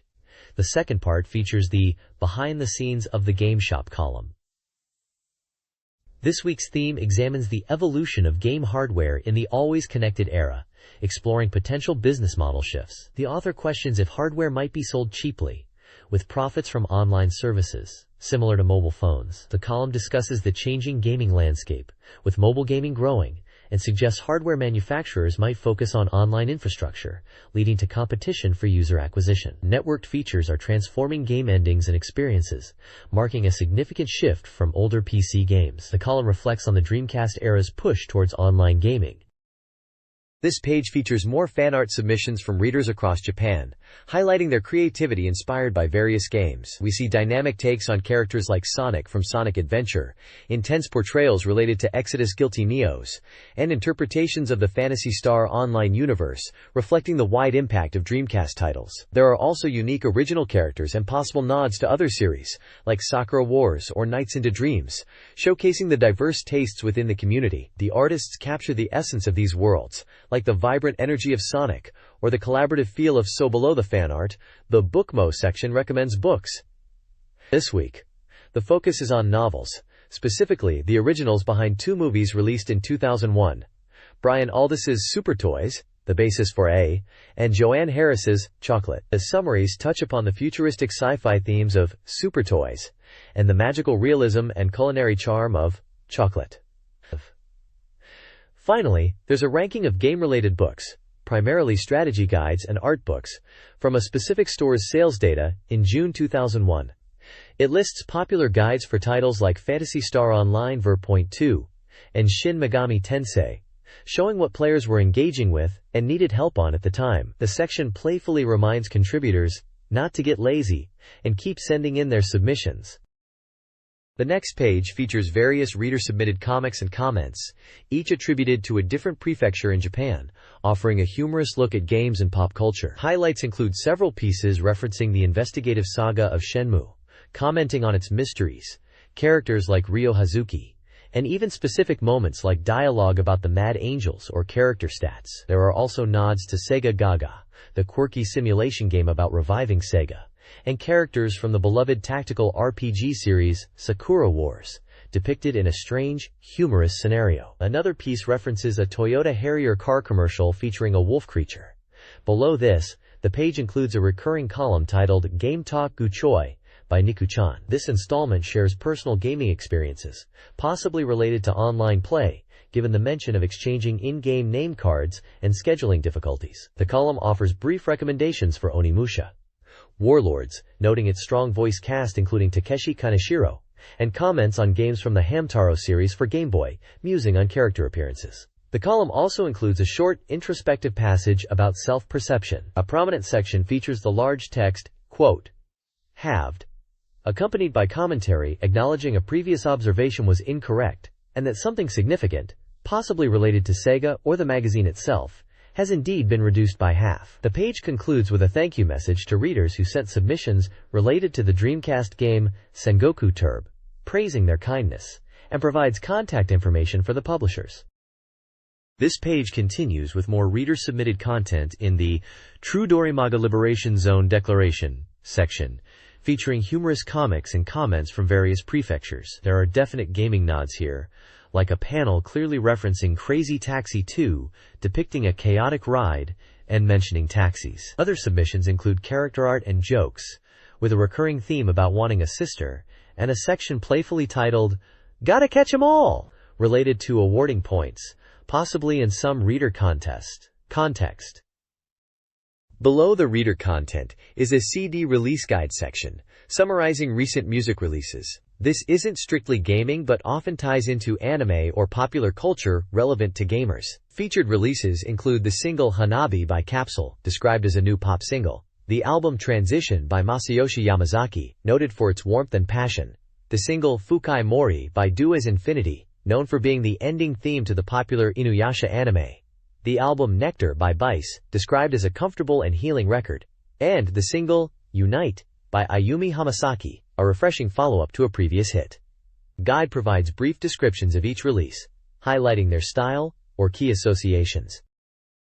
This page dives into the world of Sega and fan culture. At the top, there's a segment titled True Tommy's Live-Action Sega, likely a humorous look at the game's themes or a related project, suggesting a focus on Sega's unique spirit. Below that, the Kazuko Wind Chime project is making progress, with news that 100 units have been ordered. This sounds like a cool piece of fan merchandise based on the Dreamcast character, and it's exciting to see it moving forward.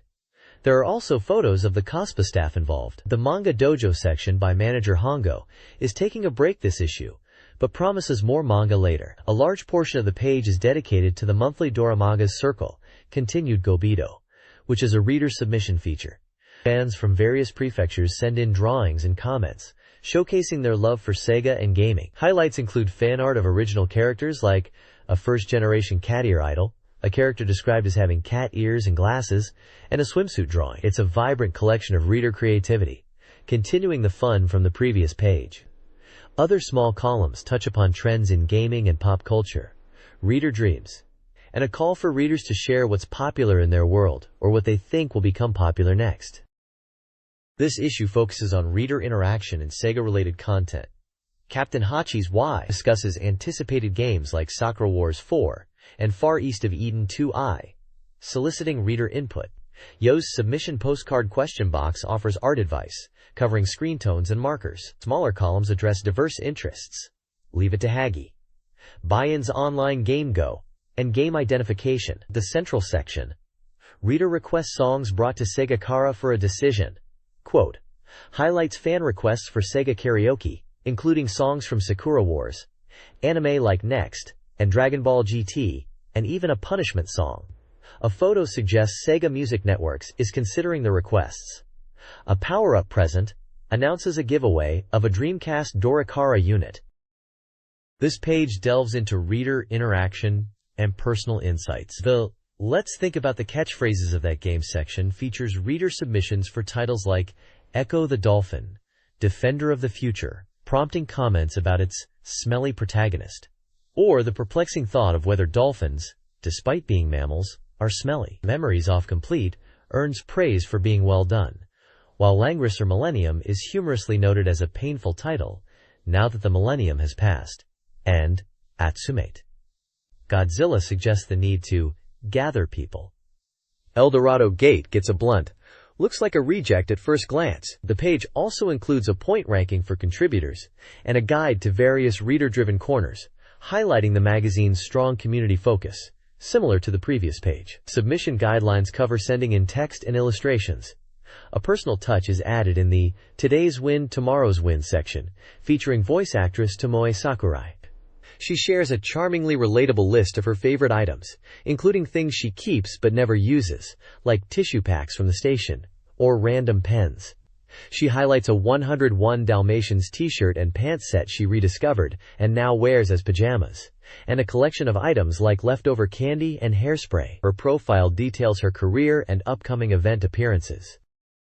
This page introduces the debut issue of a new magazine called Raspberry, an emotional Bishoujo character magazine. The cover proudly declares it's now on sale and includes 3 luxurious bonus items. The magazine aims to cover anything related to Bishoujo, regardless of genre, spanning PS2, PlayStation, Dreamcast, PC, anime, and comics, focusing on presentation. Key content highlighted includes a major feature on the game Missing Blue, providing in-depth coverage of its 12 characters, concept work, and game strategy, prominently featuring characters from the game on the cover. The magazine also touches upon Final Fantasy X, specifically its beautiful character Yuna, Memories Off Second for both PlayStation and Dreamcast, Sega's entry into Bishoujo games with Candy Stripe, Elf's tentative new title, Gakuen Mono, and anime-like Angelic Layer, Canaria, Air, and Pia Caro 2.5. There are also original comics and Galecki pages. The bonus items for this debut issue are a Missing Blue mousepad, Nakoru and Rimuru coasters, and a package illustration poster. This page showcases the official guidebook for the legendary RPG, Grandia 2. It's being promoted as the World Guidance Book, revealing secret production materials and encompassing the entire world of this eternal masterpiece, which is now on sale. The page features a prominent illustration of the game's main cast, including Ryudo, Elena, Millennia, Roan, and others, in a vibrant group pose. Surrounding the main art are smaller previews of the book's contents, highlighting various sections. These include detailed character profiles for both main and sub-characters, extensive world sections covering locations like Foi Deus, monster designs, a gallery of illustrations, animation references, a story section, and even interviews with the game's music staff. This guide appears to be a deep dive into the art, lore, and creation of Grandia 2, published by SoftBank Publishing. This page features a digest guide for the visual novel game Inui Ryuko Roommate.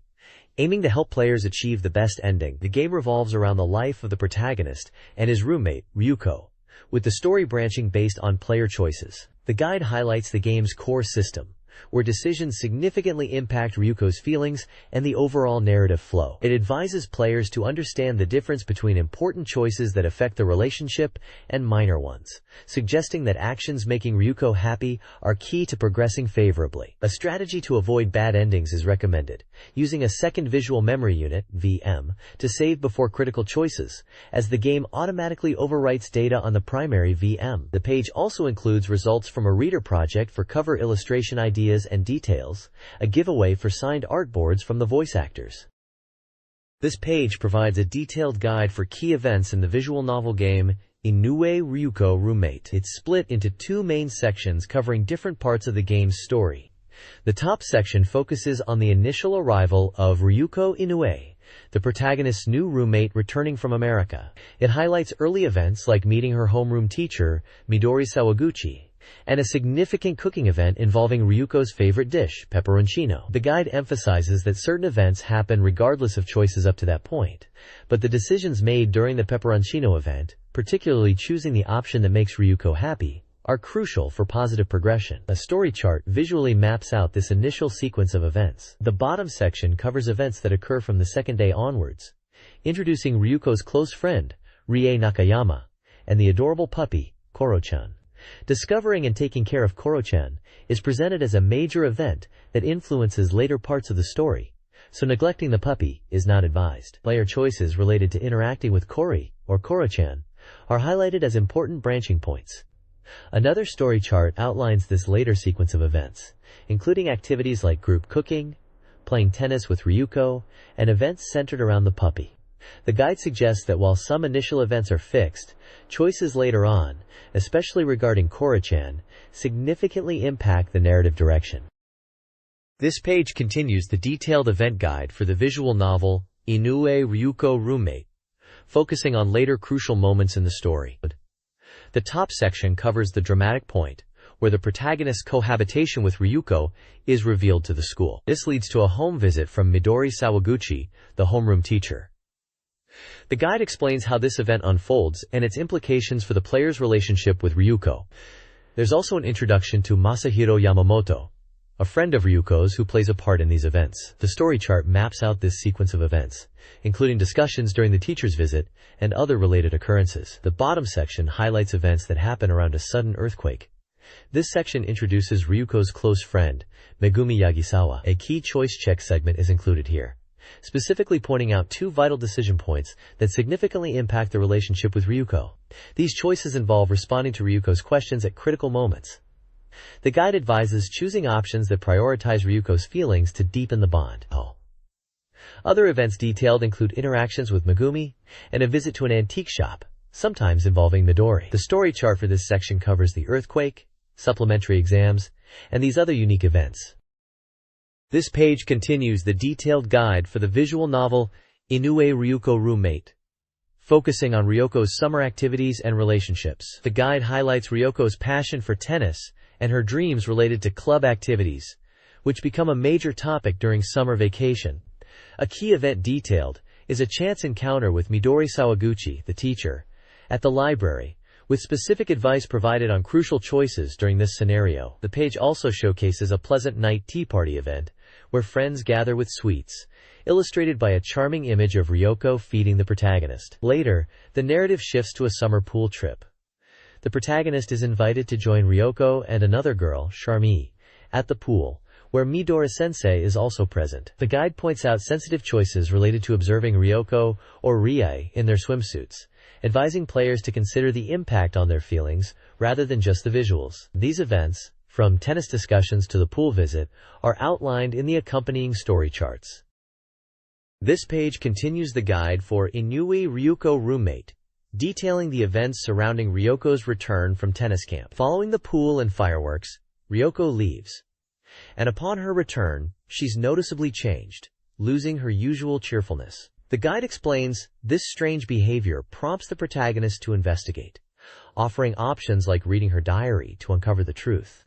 The narrative then moves into a conflict and subsequent reconciliation phase. The guide describes an event where you follow Ryoko into the woods, where she's looking for something. This can lead to a situation where you save her from trouble, helping her regain her usual bright disposition. This reconciliation culminates in a festive event involving Ryoko, the protagonist, Midori-sensei, and Sakamoto-senpai, setting the stage for a good time. However, the story takes a dramatic turn after the festival. An incident involving the disappearance of Kora-chan, the dog, causes Ryoko immense distress. The guide shows an image of her collapsing, explaining it happens from the strain of searching for Kora-chan at a public health center. The guide uses flowcharts and screenshots throughout to illustrate these key moments and choices, including Ryoko looking sad, searching in the woods, the festival scene, and her eventual collapse from worry. There is also an image of a character in a police uniform directing traffic, which is related to the investigation into Ryoko's changed behavior. This page is a full-page advertisement for the game Cul-de-sac 2. It features the game's title prominently, states it is now on sale for 6,800 yen, tax out, and provides the official website address.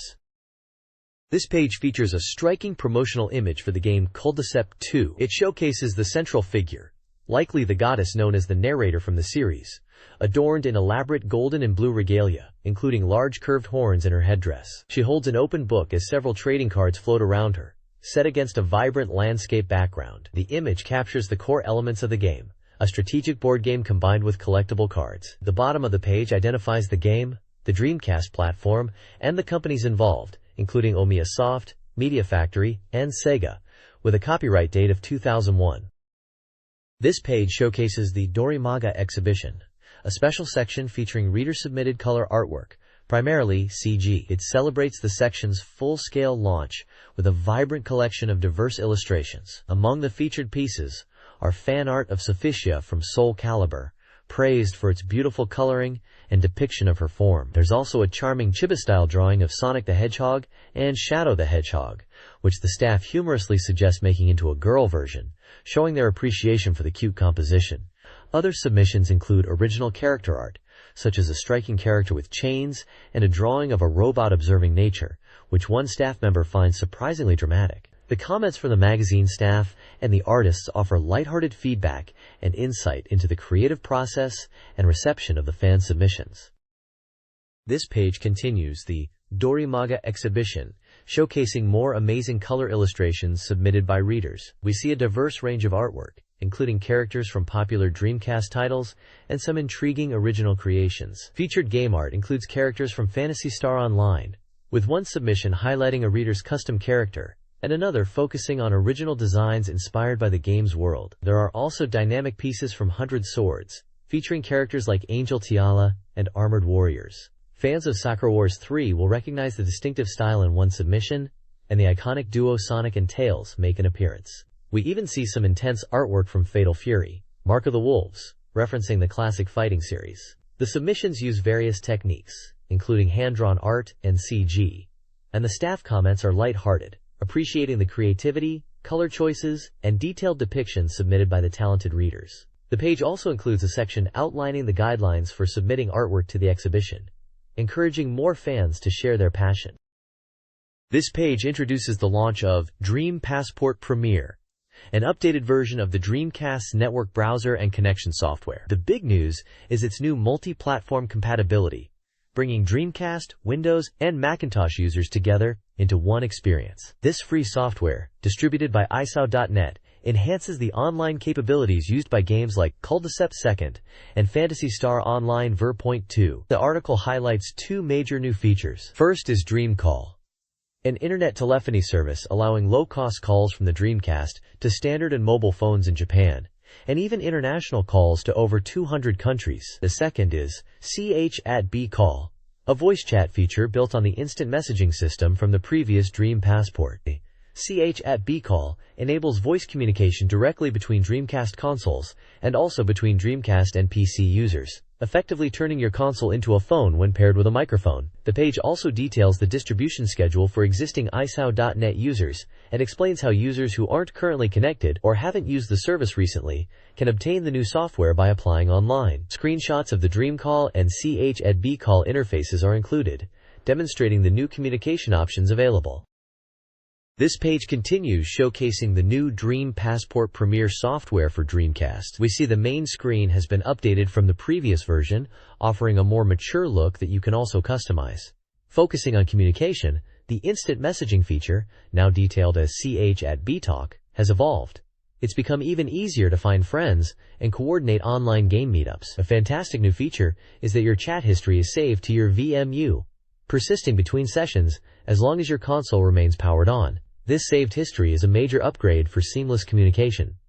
We also learn about the improved Anywhere Chat feature. This lets you engage in text chat with anyone else currently viewing the same specific web page, making it simple to discuss content you're both looking at. There's even a real-time chat search to find ongoing chats and see how many people are in them, which is great for jumping into game strategy discussions or connecting with people on shared interests. Finally, there's a significant campaign promoting always-on broadband connections for Dreamcast users. They are offering discounted start kits for both ISDN and ADSL services, bundled with necessary hardware, plus a generous 10,000 yen cash back or gift certificate. This campaign is running until July 31, 2001, providing an excellent opportunity to get online with a fast, always-on connection and fully enjoy the enhanced online features and games. Dream Passport Premier builds on its predecessor with enhanced online capabilities. Navigation uses familiar L/R trigger menus, now supplemented by a new icon menu at the screen's bottom. The left trigger menu provides access to core functions like home and chat, while the right trigger offers standard browser controls. The icon menu introduces Dreamcall for voice communication, a user list, a friends list, and My Status updates. New features include My Room for creating personal homepages, and an address book for contact management. Isao Cheki links to iSow.net. A key feature, CH@B call, enables free voice-over IP communication with other Dreamcast users during off-peak hours, even for Windows users with microphones. The next page dives deeper into utilizing Dream Passport Premier, emphasizing its capabilities not just on Dreamcast, but also on Windows and Macintosh computers. It highlights that the familiar setup for iSow.net works seamlessly across all platforms, making it easy for existing users to get online whether they're using their Dreamcast at home or a PC elsewhere. The page shows how features like the CH@B Talk voice communication service are user-friendly on the PC interface, displaying multiple windows and user details clearly. For Windows users, there are exclusive bonuses like Loghouse, a tool for creating your own simple homepage, and Jakumanso, a mahjong game with online network play. Both are presented as ways to connect and communicate with others. The powerful Dreamcall feature is showcased, allowing you to make calls to over 200 countries directly from the Dreamcast using a Dreamcall card. While the card must be purchased, the rates for domestic and international calls are described as quite affordable. Finally, the page revisits the My Room service, explaining how it's now even easier to use with Premiere to create your own personal space and share information, helping you expand your circle of friends. There's also a brief preview of the next issue, promising more details on My Room and the updated Dream Library. This page really drives home the idea that Dream Passport Premier is a comprehensive online communication suite extending beyond just the console.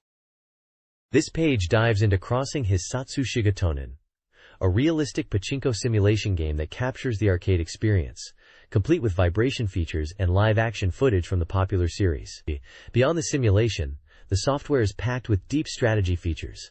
You can access extensive data like reach appearance rates, big win lists, and even analyze the crucial nail configurations, all presented clearly through data screens and payout graphs. Building on the online connectivity discussed previously, this game fully utilizes network features. You can participate in online tournaments by entering an IVD and connecting, check your performance on ranking boards based on your payout in ranking mode, and use the internet feature to browse prize catalogs or exchange tips on message boards, giving you a competitive edge. It's a comprehensive package blending authentic pachinko gameplay with serious data analysis and online community features.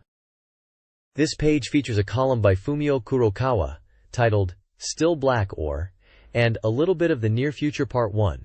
The column delves into recent game industry events and future possibilities. It discusses the upcoming announcements related to Nintendo GameCube and Game Boy Advance strategies. A significant focus is placed on the announcement of Onimusha 2, highlighting its protagonist being modeled after the legendary late Japanese actor Yusaku Matsuda. The column explores the increasing sophistication of CG technology in both games and films, suggesting the potential to digitally recreate actors, even those who have passed away, citing examples like Brandon Lee, and the possibility of seeing figures like James Dean or Brad Pitt rendered in CG in the future. Additionally, the page includes a Game Industry News Headlines This Issue section. Key headlines cover Sega entrusting development to Sony Computer Entertainment, the establishment of the Pokémon Company, the conclusion of Sega's shareholder meeting, and the initial shipment of 2 million units for Final Fantasy X. The page also contains a brief summary of general industry business news from various sources like Lycos and Nikkei.net, touching upon financial results and corporate strategies of companies including Konami, Square, Enix, and Nintendo. The next page focuses on new anime releases, highlighting the upcoming DVD/video release of Destruction Giant Star G Dangaio. This is described as a hot-blooded super robot anime that just finished its television run, featuring a straightforward story about a giant robot army threatening the world and the appearance of the Dangaio robots to combat them. The article notes the voice cast includes popular younger voice actors alongside seasoned veterans, adding depth to the story. The first DVD volume is set for release on July 25th, following a rental release on July 18th. Supporting information includes a soundtrack CD release. Additionally, the page features a CS/CATV pickup section showcasing 2 anime airing on WoWow. The first is Banner of the Stars 2, the second series in the popular sci-fi saga, which began airing in digital high definition on July 11th. The second is Magical Girl Cat Taruto, a heartwarming magical girl anime based on a popular manga, which started broadcasting on July 5th. These sections briefly introduce the premise and broadcast times for viewers interested in these different anime genres. This page features a VC and DVD pickup section showcasing a variety of upcoming anime releases on videocassette and DVD. It highlights titles such as the Love Hina Christmas Special, Silent Eve, Volume 2 of the ROD, Read or Die, OVA, Volume 2 of the Comic Party TV series, and Volume 1 of Cowboy Bebop, the compilation. Other releases featured include Volume 1 of the classic Please Save My Earth OVA, the final Volume 2 of Spirit of Wonder, Volumes 1 and 2 of the Fuma no Kojiro, Sacred Sword War Chapter OVA, and the Ultimate Chojin R OVA. The entries provide details on release dates, formats, and brief summaries of the content or special features. The information section provides news bites. There's mention of a first anniversary event for a series called Lemon Heat. Crucially, for fans of mecha action, there's news about the Steel King of Braves Revival Festival, an event linked to the Geogaigar Final OVA, featuring screenings and guest appearances. A giveaway is also announced for a promotional item related to Gei Dangaio, tying into the focus of the previous page. Something Yoshimatsu Theater, number 120. Presents a comedic strip featuring the author, 32, and a female character. The strip opens with 32 enjoying the game Romoko Koran, despite being stuck. He muses on the value of fun, even with cheating, and critiques game design. The comic then shifts to a domestic scene, where the female character finds an adult book, sparking a humorous exchange. She playfully teases Brother about the book and its implied use, humorously relating the incident back to the game. The female character declares, Romoko Koran is better than reality, framing the entire situation as a game. A meta-humorous side note clarifies that the comic is unrelated to the author's real-life marital troubles. This page from Comic Wonderland features 2 distinct comic strips and author profiles. On the left, Yasuyuki Tokumitsu presents a series of panels depicting characters enduring various setbacks, a low test score, company layoff, and online slander, all while declaring they are fine because they are eagerly anticipating the release of Sakura Wars 4 on the Dreamcast. The final panel explodes with joy at the thought of the game, highlighting its immense importance to the characters despite global catastrophe. This section humorously captures the dedication and focus of fans on their favorite game series. On the right, Aya Kadoi's Otaku Terms comic explores the social implications of using specific vocabulary from fan culture. The strip follows a discussion about naming a child, where the suggested name uses the character, Mo, prompting a conversation about how using terms like Mo can lead to being labeled an otaku, particularly in more mainstream settings like school. This comic offers a lighthearted look at the nuances and potential social awkwardness surrounding specialized fandom language. The bottom section provides brief profiles for both authors, listing their previous manga works, including Yasuyuki Tokumitsu's note about being a Sakura Wars maniac, and Aya Kadoi's mention of her work on titles like Gakusei and Refrain Blue.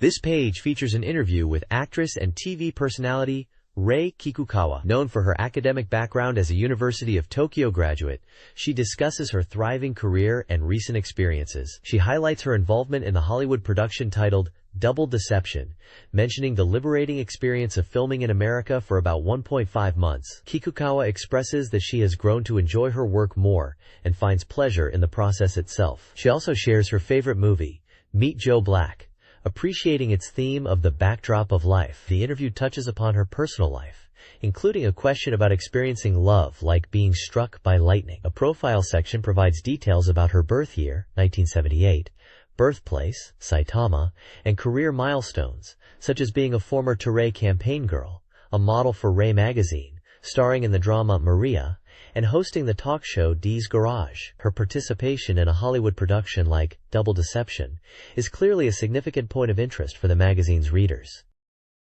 This page features comprehensive guidebooks for 2 major fighting games. The first is the Ultimate Fighting Championship Perfect Guide, covering both the Dreamcast and PlayStation versions. This guide is packed with essential information, including a glossary of UFC terms, detailed explanations of the game systems, complete skill lists and data for every fighter, insights into fighting styles, a deep dive into the Edit Fighter mode, and methods to unlock secret characters. It's designed to take your game to the top. Featured below is the guidebook for Fire Pro Wrestling D: The Complete. This guide boasts the unlocking of everything the game has to offer. It introduces all 220 featured wrestlers with their complete skill lists, provides a thorough walkthrough of the edit mode, and is an absolute must-have for core users, containing comprehensive skill lists and various data. It even includes special detachable appendices for quick reference. Both guides are currently on sale, providing players with the tools to master these complex simulation games. The bottom section provides publisher and contact information.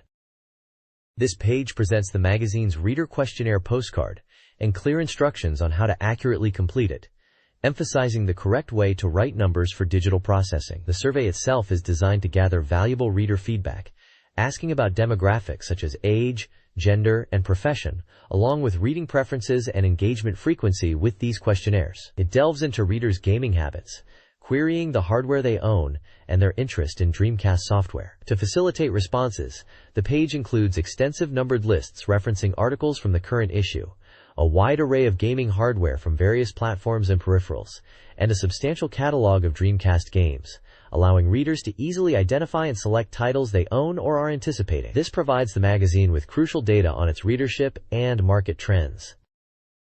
This page is an installment of Utsuki Bell's digital analog channel, focusing on the game Tricolor Crisis for its 14th topic. The page features illustrations and commentary from recurring characters Uz and Maki-chan, their familiar Haru, and guests Yanis, Runan, and Anemia. A key highlight discussed is the game's system for processing and synthesizing items, using entities called mirror to create new items and raise the player's familiar, known as the Utsukai. The characters share their thoughts and reactions to this system and the game itself through comic panels, offering lighthearted commentary and jokes, including playful references to other famous characters. It serves as a fun, illustrated feature, giving a taste of the game's mechanics and the characters' personalities. This page kicks off a special feature introducing the CG anime series Mamimu Memo Mogacho and related software, highlighting Sega's technology collaboration with Idea Factory. The main character, Mogacho, a 12-year-old adventurer who loves scallops, serves as the guide, introducing himself and his new anime. He talks about the show taking place on the mysterious Buri Island, home to a diverse cast from humans to aliens, promising adventures there. There's a humorous note to parents acknowledging that this content, despite appearing in a magazine typically focused on Dreamcast, is about a PlayStation 2 title, urging readers to be aware of this discrepancy. The page also details the Mamimu Memo Mogacho Print Hour, PS2 software. This unique title is designed for printing, allowing players to interact with characters to generate various printable items. You can create personalized cards that encapsulate the characters' personalities, which can even be used for things like New Year's cards. Beyond character cards, the software also lets you print peculiar newspapers and even papercraft models, like an elephant. Examples of these diverse printouts are shown on the page, alongside the software's box art and technical specifications. This page continues the look at the Mamimu Memo Mogacho anime series, detailing the variety of segments featured in the show beyond the main CG animation. It highlights that the anime structure is dynamically determined by a Moga Roulette segment. Viewers can look forward to features like the Merlin and Kiko Theater, a unique doll animation corner utilizing clay figures of the alien Merlin and human Kiko. There's also a Moga Moga 3 fortune-telling segment for a bit of fun. As part of this feature, the magazine is running a giveaway promotion for the Sony Print fan with Popeg, the PS2 printer accessory discussed on the previous page, which works with the Mamimu Memo Mogacho Print Hour software. 30 lucky winners have a chance to receive this high-class item by answering a questionnaire. The questions touch upon reader opinions about Dorimaga, the Mogacho article, interest in the anime, future expectations, and even questions about owning PS2 and Dreamcast consoles, showing Sega's awareness of their diverse readership. Entries are accepted via postcard or letter by July 27, 2001. It's a neat time, offering a piece of the Mogacho world directly to fans who engage with the magazine and the anime. This page delves deeper into the Mamimu Memo Mogacho anime, revealing a significant detail. The series is produced using a special software tool called Animanium, developed by Sega's Future Research Department in collaboration with the University of Tokyo's Nakamura Lab. This isn't just a casual story. It highlights Sega's ambition to create advanced animation tools. The main focus here is a direct interview with Mr. Imagawa from Sega's Swimmers Animation Studio within the Future Research Department, who was involved with Animanium, and director Sato of Idea Factory, who directed the Mamimu Memo Mogacho anime.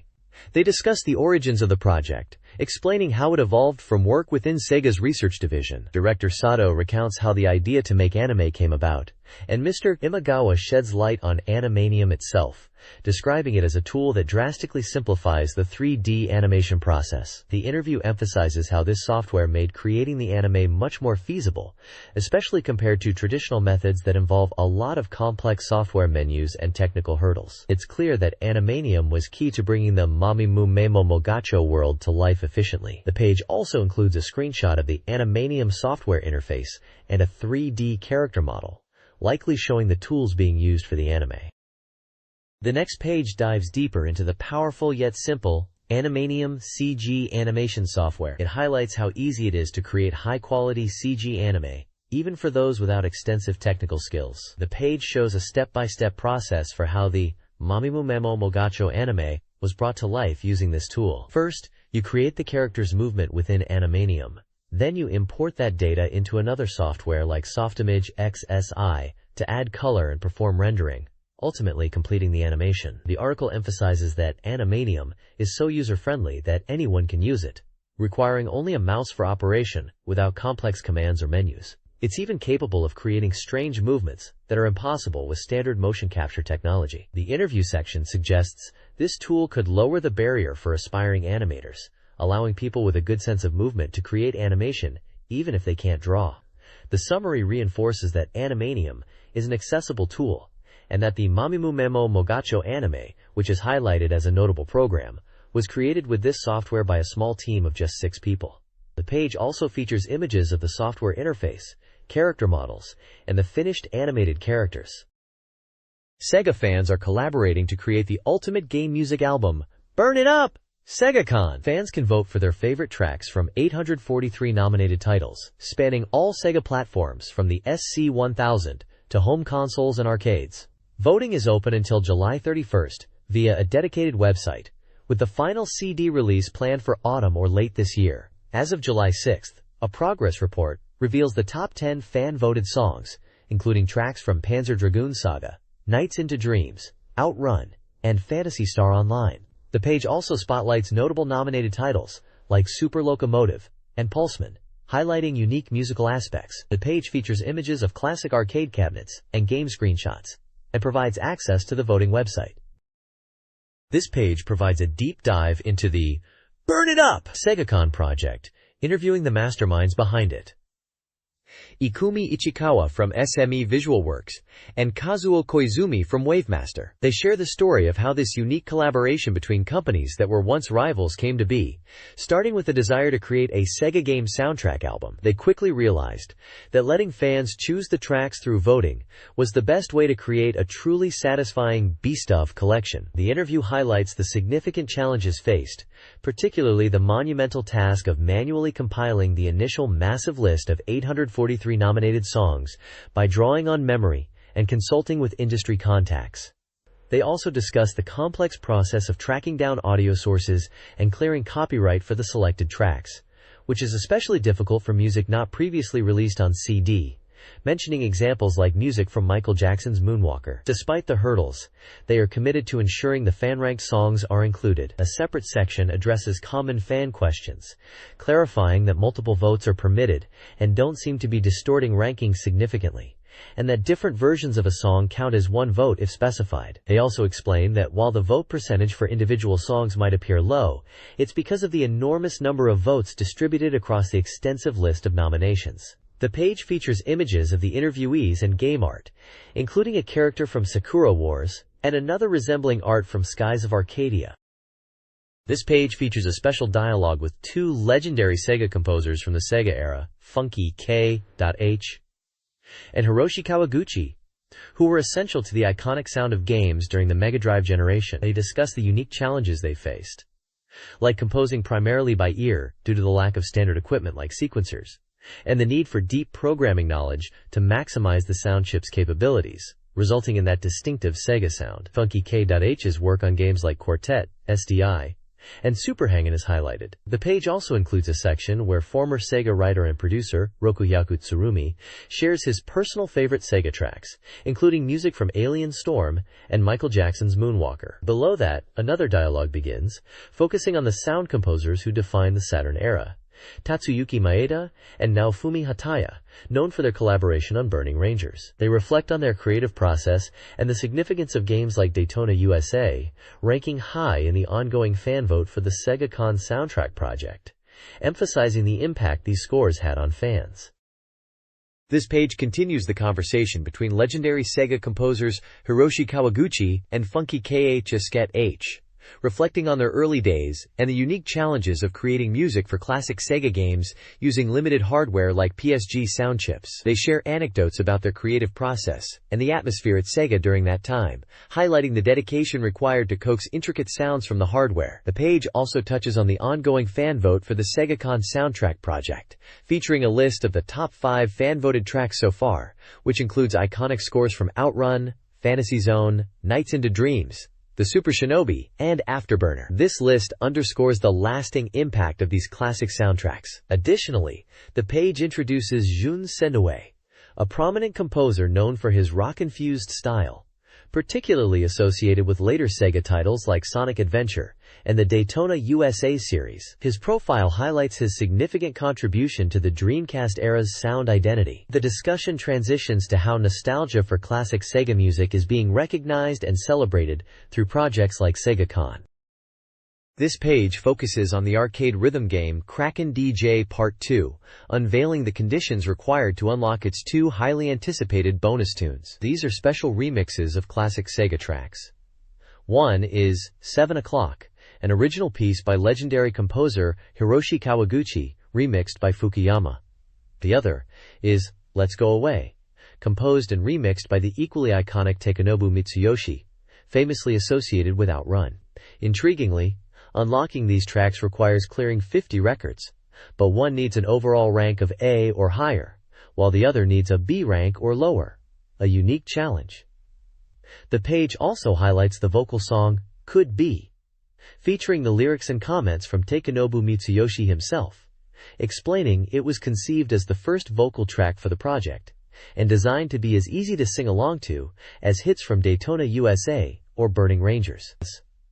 Adding to the excitement for fans of these composers, a special live event is announced at Tokyo Joyopolis, featuring a talk show with the development team, and a performance by the golden combination of Hiro, Mitsuyoshi, and Fukuyama. Finally, the reviewer encourages readers to participate in the ongoing SegaCon fan vote, suggesting they cast votes for classic, perhaps overlooked, gems, to give them the recognition they deserve.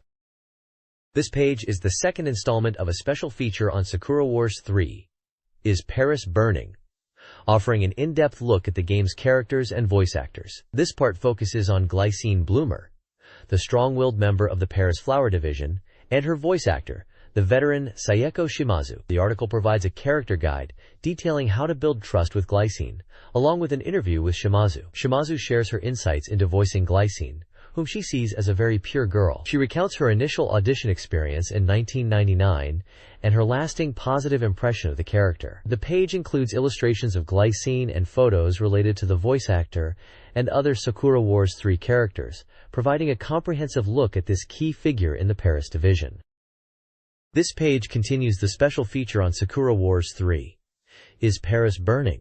Quote, focusing on Glycine Bloomer and her voice actor, Saeko Shimazu.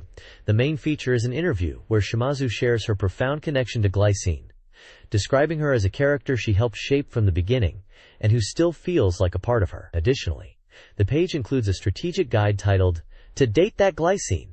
This is the Glycine Strategy Route. This section provides players with detailed information on how to increase Glycine's trust level throughout the game, focusing on key dialogue choices within specific episodes, like Episode 2 and scenes in the operations room and dressing room. Examples of the LIPS, live interactive picture system, dialogue options are shown, indicating how different responses affect Glycine's trust. Finally, there is a section announcing a special gift for readers from Saeko Shimazu. This giveaway includes signed items, such as a poster featuring the Paris Flower Division cast, and signed telephone cards, offered as a thank you to fans of the game. This page continues the deep dive into Sakura Wars 3, Is Paris Burning?, focusing specifically on the strategy for building trust with Glycine Bloomer. It presents a flowchart-like guide covering various key events and time slots throughout the game, detailing the optimal LIPS, live interactive picture system, choices to raise her trust level. The guide highlights specific scenarios, such as interacting with Glycine in the restaurant, where spilling coffee triggers a double LIPS event, or the bathhouse dining mode, where successfully inviting her to the circus with Erica leads to a trust increase. Notably, inviting Methil and Ciel along results in an even greater boost. Later events like navigating dialogue in the circus, adjusting temperature via analog LIPS in the shower room, and responding correctly during a timing LIPS event in the lobby are also covered. This section is invaluable for players aiming to deepen their connection with Glycine, providing concrete steps and demonstrating how the various LIPS mechanics directly influence character relationships, a core element of the Sakura Wars series. It follows on nicely from the previous page's interview with her voice actress, giving players the tools to experience the character more fully within the game itself.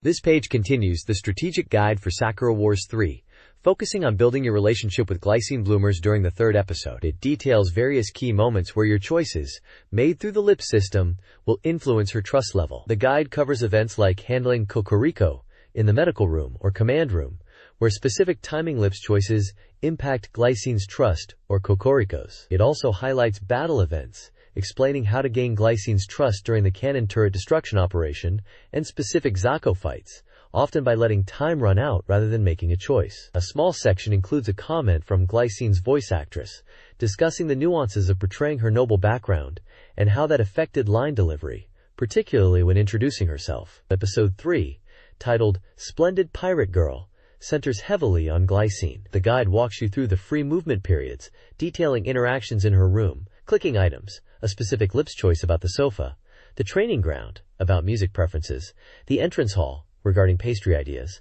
the courtyard, discussing what she protects, Ogami's apartment, an interruption event, and a significant moment by the bridge, where considering her family burden is key to maximizing trust gains. Each section provides the timing and the optimal LIPS choices to raise her affection. This page continues the detailed guide for building Glycine Bloomer's trust in Sakura Wars 3. Is Paris Burning? It delves into crucial events in Episode 4 and beyond, providing the optimal LIPS choices to improve your relationship with the noble pirate girl. The guide highlights a key confrontation in the courtyard with Rishiri, detailing the precise sequence of lips inputs required to navigate the situation and significantly boost Glycine's affection. It then covers battle scenarios, explaining how choices during combat events, including standard enemy encounters and a boss fight against the Great Divine, influence her trust, sometimes simply by letting time expire. During free movement periods, the guide outlines events and locations like the command room, library, market, and cafe. It notes that repeatedly visiting the library early in the free time triggers a chain event, while heading to the cafe allows you to play a puzzle minigame with Glycine, with completing it successfully leading to further trust gains. Correctly handling interactions in these areas, like discussing tactics or responding to questions, is vital. A side note features a comment from Glycine's voice actress, sharing an anecdote about the character's dislike of octopus related to Harold's anniversary, which she found surprisingly understandable. The screenshots show Glycine in various situations, including the courtyard duel, and relaxed moments like playing the puzzle game. The next page continues the Episode 4 guide for Sakura Wars 3, Is Paris Burning?, focusing heavily on navigating critical moments in building relationships, particularly with Glycine and Lobelia. It details events occurring during free movement within Sante Prison and subsequent locations. Key sections cover interactions in the Warden's office, Cell No. 2, and Cell Number 1, explaining the impact of various lips responses on character trust, especially when dealing with the troublesome Rishiri and Glycine.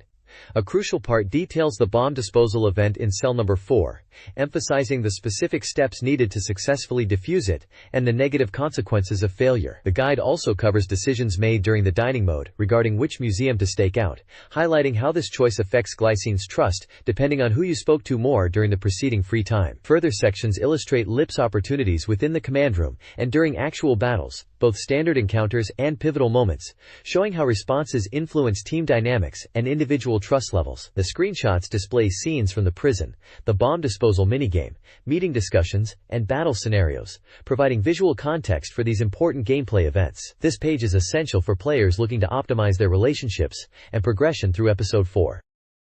This page presents a detailed guide for Episode 5, The Black-Clad Bride, of Sakura Wars 3, Is Paris Burning?, focusing specifically on maximizing the trust level with Glycine Bloomer. It breaks down the episode's critical moments, providing insights into the best lips choices to make during free movement and event scenes. The guide covers various locations and times during free exploration, such as the library, restaurant, Ogami's apartment, the cemetery, the lobby, the Bluebell family entrance, the park, and the bridge. For each, it lists the available lips options and how they affect Glycine's reliability. Furthermore, it details interactions during key gameplay moments, like the dining mode and combat events. These include choices made in the command room, during standard battles, and specific lips opportunities that arise during boss fights, or when Ogami and Glycine are positioned together. Making the correct choices in these situations is crucial for the episode's outcome, and strengthening the bond with Glycine. A side feature includes comments from Sayeko Shimazu, Glycine's voice actress, sharing an anecdote about recording the combination attack with Hanabi Kitaoji, emphasizing the collaborative effort involved. The page is filled with screenshots showing Glycine in various scenes, the Paris Combat Review members, and dramatic battle sequences, visually supporting the guide's instructions. This is an essential resource for players dedicated to fostering their relationship with Glycine throughout Episode 5.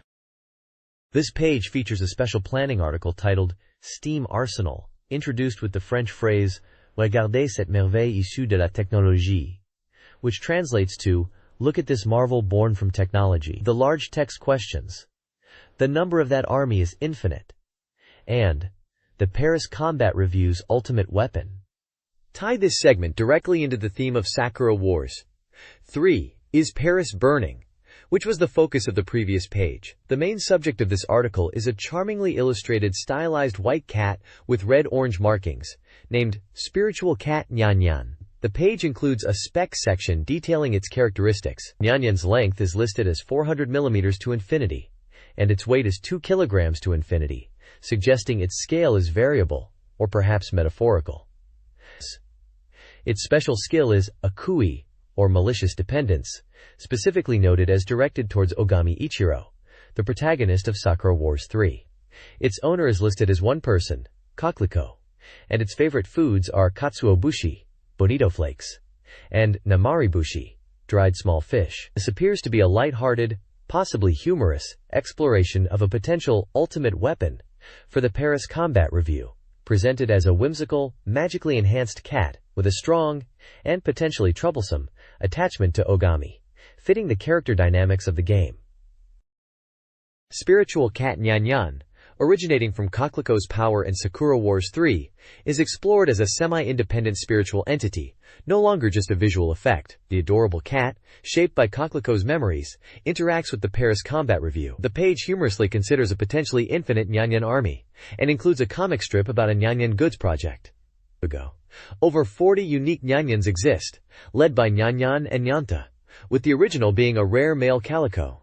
The cats are only visible to those with spiritual power, with complex interactions revealed, such as Erika's link, and Loberia's potential unconscious interaction. This highlights Nyan Nyan's unique and expanding role within the Sakura Wars lore. This page is dedicated to the Sakura Wars franchise, featuring a fan page made with you section celebrating the character Mel's birthday. The page is filled with fan art and messages from various contributors across Japan, showcasing their affection for Mel through diverse illustrations. The Platinum Prize section highlights a winning entry from a fan in Tokyo, featuring Maria in a costume from the summer song show, Kaishin Besu. The page also includes a Kageki ranking 21, a popularity poll based on fan submissions, where Erika is ranked number 1. The editors provide a brief note, reflecting on the Mel special issue, and teasing the next issue, which will focus on Maria, and include the Renzo Batai feature. The address for fan submissions is also provided. This page features a preview of upcoming Dreamcast titles. The top section lists games covered as Dreamcast New Information and Dreamcast Great Strategy. The main focus is on 2 new games. First, D+ Vine, from Princess Soft, an exploration action RPG. The game involves venturing into ancient ruins to find legendary old-world relics, training characters, and engaging in action combat. Screenshots show the character models and some exploration scenes. It introduces key characters like the protagonist Hyde, the energetic Sakura, and the mysterious Yura who lost her memory. Below that is Boku no Tennis Jinsei, My Tennis Life, by Bimbusoft. This is a unique tennis game focusing on training a player. You create your own character and participate in tournaments, competing in different age categories as you develop. The screenshots feature a charming chibi art style on the court. The game supports up to 4 players and includes elements like earning items from tournaments to enhance your player's skills and abilities. It looks like a fun, casual take on the sport with a focus on character progression. El Dorado Gate Volume 6 for the Dreamcast is nearing release, with the opening movie unveiled, promising deeper insights as the story concludes. The movie features key characters like Xenon, Rami, Gigi, and the Phantom Holy Knights, hinting at the narrative's core. Screenshots showcase characters and creatures, including a mysterious man with dragon-like wings, a key figure connected to the Land of Fate, and the gathering of 12 companions. One image, Galms' Shout, depicts Galms on a battlefield. Volume 6 includes episodes 15 and 16, and will be released on August 8 for 2,800 yen. The announcement emphasizes the approaching climax, highlighting the upcoming final battle. This page details episode 15 of El Dorado Gate Volume 6, titled The Gaburi Tribe Extermination Plan. Following orders from the Children of God, Xenon and Rami, the Holy Knights Gigi and Kiska are tasked with wiping out the Gaburi tribe, whose sudden violent behavior is hinted to be linked to the spirits of the demon General Labijin. Gigi and Kiska journey to Rabol village to carry out their mission, and are confronted with the devastation caused by the Gaburi, witnessing orphaned children. This leads them to question if the Gaburi are truly malicious. They then escort a parent and child, Castellan and Costello, towards Boku Mountain to hunt the Gaburi, but fall into a trap. Meanwhile, members of the Land of Fate, specifically Arishin and Sophie, also express doubts about the Gaburi's evil nature and head to Rabol village to investigate the truth themselves. The page also introduces supporting characters for this episode, including Lias, the leader of the Holy Knights, Xenon and Rami with their mysterious purpose, Castellan and Costello, the Rabol village priest caring for orphans, and the investigating duo, Arishin and Sophie. The check section highlights the long history of fear surrounding the goblin-like Gaburi, but notes that their recent violent actions, including causing casualties, are unusual. It ponders if only the Gaburi on Boku Mountain have gone berserk, or if there's another underlying cause that needs to be uncovered, showing screenshots of combat against the Gaburi and their characteristic biting attack. Episode 16 of El Dorado Gate, The 12 Demon Gods, focuses on the Land of Fate, who seek to revive the demon Legine. The Holy Knights pursue Gigi, while Land of Fate members scatter. Screenshots reveal an unexpected wedding and events mirroring past incidents in Madeira. New characters, Cosmo and Osmo, are introduced, with Cosmo possessing a mysterious egg. A dragon's appearance signals impending events. The episode marks the nearing conclusion of Volume 6, with stakes escalating. Gomes, Radia, and Ain's awakening, linked to special doors, is highlighted. Gigi's rejection by a door adds to the mystery. Speaking monsters appear, indicating a powerful confrontation is imminent as the story races toward its climax. This page is a fan page dedicated to the episodic Dreamcast RPG, El Dorado Gate, connecting the developers and players. Titled Gabukan, Volume 28, it focuses on summer-themed illustrations and downloadable content. The staff voice section comments on Episode 16, aligning with the previous page's context, and the significance of the emblem within the story. Hironobu Takeshita from Capcom is featured as tonight's storyteller. The page includes dormitory chats, offering tips for El Dorado Gate, such as a strategy for using the Grand Cross ability with Radia, Ain, and Totoro. There's a Gabukan art library feature showcasing fan-submitted summer illustrations, featuring characters in seasonal settings like pools. They are recruiting more summer-themed artwork from readers. Volume 5 strategy information is provided, detailing how to obtain powerful weapons and items, and mentioning the synthesis system. Downloadable content for a Tanabata sale event is also listed, featuring various light attribute gear and items. Finally, there is information on how readers can submit postcards to the Gabukan corner for potential rewards. The copyright information confirms Yoshitaka Amano's involvement in the illustrations.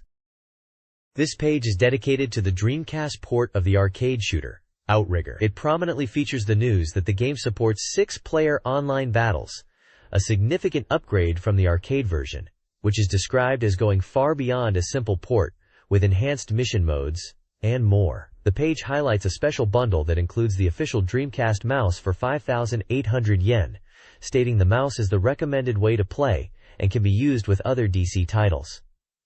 Screenshots show the first-person perspective gameplay and score displays. There is an interview section featuring Toru Murayama, a planner from AM2 of Cree, who worked on the game. He discusses the development of the 6-player network battle, explaining it was originally planned for 8 players, but adjusted to 6 due to balancing considerations with the maps. He also touches on the network system and the possibility of international communication, although acknowledging potential issues like lag. The game details confirm it's a 3D action shooter, published by Sega, releasing on July 26th, supporting 1 to 6 players, and sold in the mouse bundle. This page continues the deep dive into the Dreamcast version of Outrigger, building on the previous page's introduction. It emphasizes the 2 main highlights: the expanded network battle and the robust offline mission mode. The network battle is confirmed to support up to 6 players simultaneously, a big step up from the arcade. It details different match types possible, including 3v3 and 2v2 team battles, alongside the free-for-all battle royale mode. Team battles are presented as a great way for beginners to learn, benefiting from the support of more experienced players. The offline mission mode is highlighted as another significant feature.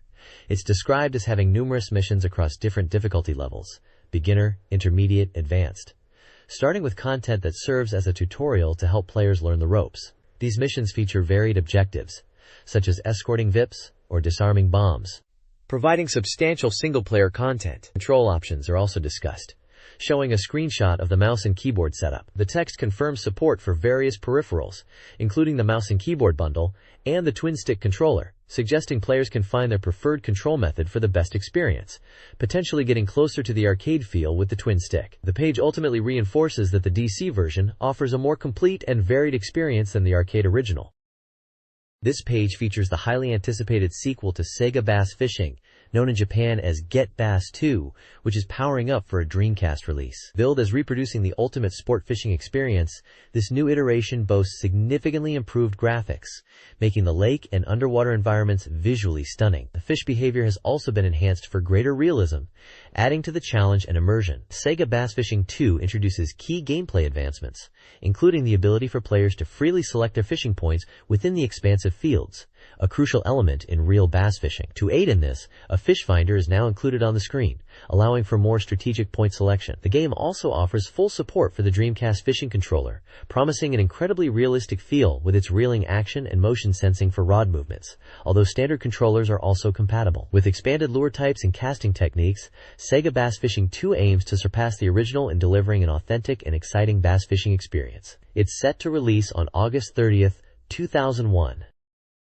Sega Bass Fishing 2 strives for complete realism in simulating the bass fishing experience, focusing on detailed fish behavior influenced by seasons and water temperature. The game features both free fishing and tournament modes, the latter offering progression to unlock new areas. Environments are realistically rendered, recreating American lakes with detailed underwater structures. A playable demo at the 14th World Hobby Fair showcased enhanced graphics and lifelike movement, drawing attention. Beyond bass, the game includes diverse species like bluegill and northern pike, each with unique behaviors and challenges, enhancing gameplay depth and replayability. Players can expect different fighting styles from each fish, adding to the immersive angling experience.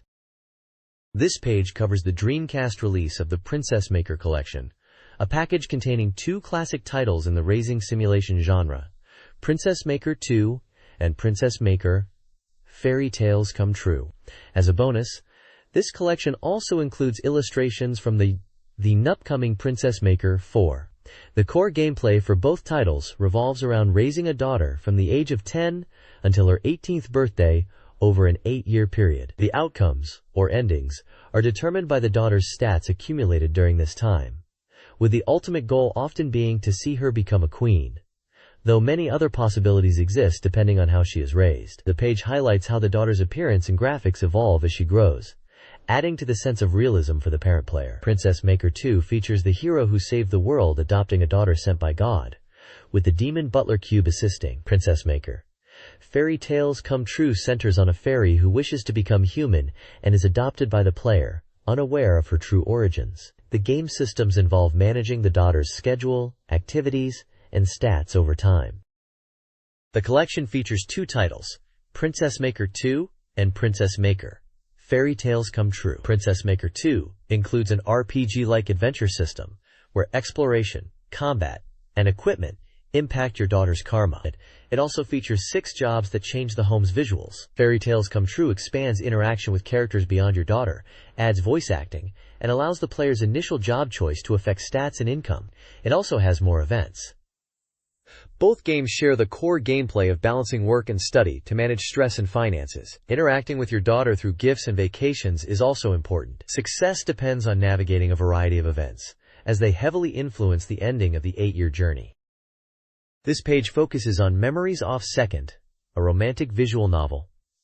It previews the game and its first print bonus promotional gudram. The page features character artwork, game screenshots, and a photo of the voice actress Nana Mizuki during the recording session.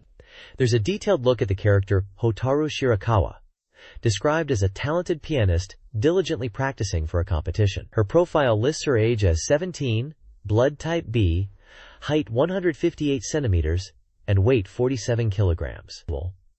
Voice actress Nana Mizuki shares her thoughts on voicing Hotaru. She notes that while Hotaru appears to be a standard heroine initially, she surprisingly enjoys dad jokes and has a slightly clumsy side. Mizuki relates to Hotaru's focused nature when falling in love, and encourages players to pursue Hotaru's route for a wonderful ending. The screenshots show dialogue from the game featuring Hotaru.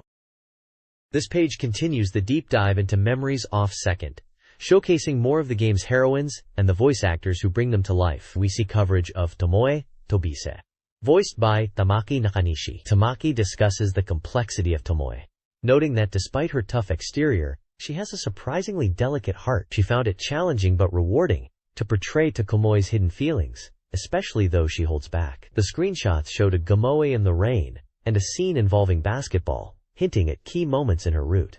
Also featured is Hikaru Shinomiya, shown with a large character visual and a screenshot of her in a casual yellow top. Finally, we get a look at Tsubame Minami, voiced by Haruna Ikezawa. Haruna describes Tsubame's unique, somewhat difficult to understand way of speaking, calling her both quirky and childish. However, she notes that when Tsubame reveals her true feelings, she becomes incredibly endearing. Haruna encourages players to pursue Tsubame's route for a happy ending. Screenshots show Tsubame in a yellow dress and an outdoor scene. The page also includes the game's genre as adventure, confirming its upcoming release on September 27th. Promotional news about a radio show and a decorated bus are briefly mentioned. It's clear the development and marketing are in full swing for this highly anticipated visual novel. This page continues our look at the heroines of Memories Off Second, putting the spotlight on Takano Suzuna, voiced by Chiba Sayeko. We get her character profile details, listing her as 17 years old with B blood type, standing 168 centimeters tall and weighing 51 kilograms. The text highlights Suzuna's initial difficulty in connecting with others, suggesting her way of interacting can seem clumsy, which makes expressing her feelings challenging. However, it notes that her transformation later in the story is significant, changing initial impressions completely, and encourages players to spend time talking to her. A major section introduces the overarching premise, titled, "And So, a Story of a Certain Summer Begins." It sets the stage for the protagonist, Ken, and his relationships that will develop throughout the summer. It mentions key figures like Hotaru, Tsubame, Tomoe, Suzuna, Shizuru, and Nozomi, hinting at the interconnectedness of their stories as the 6 pieces have begun to show their connection.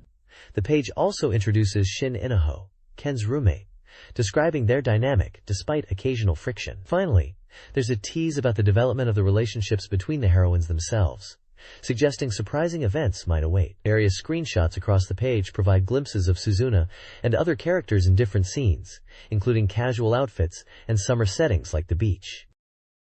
This page continues our dive into the heroines of Memories Off Second, featuring Shizuru Shirakawa and Kibo Soma. Shizuru, described with a profile of 21 years old, a blood type, 160 centimeters, and 49 kilograms, is portrayed as having surprising depth beyond her initial composed appearance. The text highlights her kindness and the way she supports Ken, with the writer expressing admiration for her selflessly devoted nature towards him and Hotaru. Scenes with Shizuru are noted for feeling relatable to the experiences of modern high school students. Next up is Kibo Soma, age 17, blood type AB, 153 centimeters tall, and weighing 44 kilograms. Kibo initially appears ordinary, but reveals a surprising duality when reading the script. She is described as having a bright side, where she acts cheerful, contrasted with a tendency to fall into deep despair. The performance required strict guidance, suggesting a complex character to portray. There's also news about a limited release, Memories Off Complete Box, and a campaign encouraging fans to promote the game. The campaign promises to feature top participants' activities and list names in the staff credits. This page introduces the upcoming visual novel, Yume no Tsubasa, Fate of Heart, a romance-adventure title for the Dreamcast. It highlights 2 of the game's heroines and provides a glimpse into their personalities and circumstances. We meet Shinano Akiyama, a 20-year-old woman who appears quiet and reserved. The text notes she's been using her summer break to visit the ULP club and works at a nearby cafe. Despite seemingly recognizing the protagonist, she reacts coldly when they meet, suggesting she carries a burden from a sad past. Screenshots show her in cafe and town settings. The page also features Shizuku Mizumo, a mysterious 17-year-old girl. She is found collapsed in a field and, coincidentally, shares the same name as an airplane model the protagonist owns. This leads to her moving into his house. Shizuku is described as naive and focuses on her dream of flying while preparing the ULP, often looking at the protagonist with wistful eyes. Screenshots depict her encounter and scenes from her new life, including one suggesting she might be unexpectedly innocent. The game is set to release on July 26th. The page title asks if the reader is ready for the impending encounters, setting the stage for the emotional journey promised by the game. Yume no Tsubasa, Fate of Heart, a visual novel, includes bonus content for the initial production run, such as a Memories Off Second promotional Gudron. The game also features extras like VM icons, a CG album, a music player with 17 tracks, and the opening movie. 2 new heroines are introduced: Yuki Miyama, a kind childhood friend with a potential cousin relationship conflict, and Uka Shiragiku, a naive, destiny-obsessed younger sister who is a military enthusiast and strongly pursues the protagonist as her destined person. The game offers standard features like text skip, autoplay, and volume adjustments. Additionally, it boasts a rollback function, save data thumbnails, quick load, and a shortcut function for post-game play. This page covers the Dreamcast romance-adventure game, Candy Stripe Apprentice Angel. New screenshots are revealed, building anticipation for the title. The focus here is on Yuki Ogawara, a fellow trainee doctor alongside the protagonist. Yuki is introduced as a timid character, with glasses who struggles with confidence and communication, making interactions with patients difficult and sometimes leading to conflict. Despite her aspiration to be a doctor, she seems afraid of seeing blood. The screenshots show scenes from the game, including a surgery, character interactions in hospital rooms, and Yuki's journey to overcome her weaknesses with the protagonist's help, eventually gaining confidence. The page includes a brief overview of the game with a 70% completion/review rating, notes it's a romance adventure for one player, and provides Yuki's personal data including her occupation as a trainee doctor, height 161 centimeters, measurements B84 W57 H86, birthday March 11th, and blood type type A. This page provides further details on the Dreamcast romance adventure game Candy Stripe Apprentice Angel. It features an interview with Maria Yamamoto, the voice actress for Yuki Ogawara, where she discusses her impressions of playing the role of a trainee doctor and her thoughts on the character. The page also includes a style check for Yuki Ogawara, showcasing her appearance in different outfits, a refreshing green summer dress, cozy winter clothes with her signature red ribbon and a green muffler, and a rather bold orange swimsuit. Furthermore, an event scene titled Doctor's Lack of Care is highlighted. It depicts Yuki, who is naturally weak and anemic, fainting at the sight of blood, noting her flushed face in this state as a moment that makes the player's heart pound. This page provides a detailed look at Aerodancing It, expressing great anticipation for the next installment in the series. The game is highlighted as the final Aerodancing title for the Dreamcast, but is packed with service for fans, focusing on two main points. The first is the new Cat Survival mode, which is described as feeling just like an arcade game. In this mode, players pilot the F-14A through diverse missions across 12 continuous stages, offering a unique 3D shooting experience within the series. A key feature of this mode is that ammo and damage are carried over between stages. The second major highlight is the addition of new aircraft, notably the German World War II classic, the Messerschmitt Bf-109E, bringing the total number of available aircraft to 54. Screenshots show intense dogfighting action, precision landings, and bombing runs. The page also touches on a successful online event that was held for the game. This page dives into the upcoming release of Derby Tsuku 2, Dabituku 2, highlighting a major renewal and exciting new features. The game promises increased realism and incorporates feedback from players of the first title. Key additions include new trainers, a crucial gate training system, and dynamic weather effects like rain at the training center, which affects horse performance. The game also introduces formidable rival horses, featuring real-life champions such as Agnes Digital and the legendary Dubai Millennium, bringing added challenge and authenticity to races. Screenshots showcase the detailed training facilities, exciting race scenes, and the challenging 1,000-meter straight course at Niigata Racecourse, recreated faithfully for the game. Players can also expand their breeding capabilities by establishing overseas ranches in Europe and America, allowing access to new bloodlines. A new character joins the ranch staff, adding another layer to the management simulation. Overall, the page conveys significant anticipation for this sequel, emphasizing its depth and realism for horse racing fans.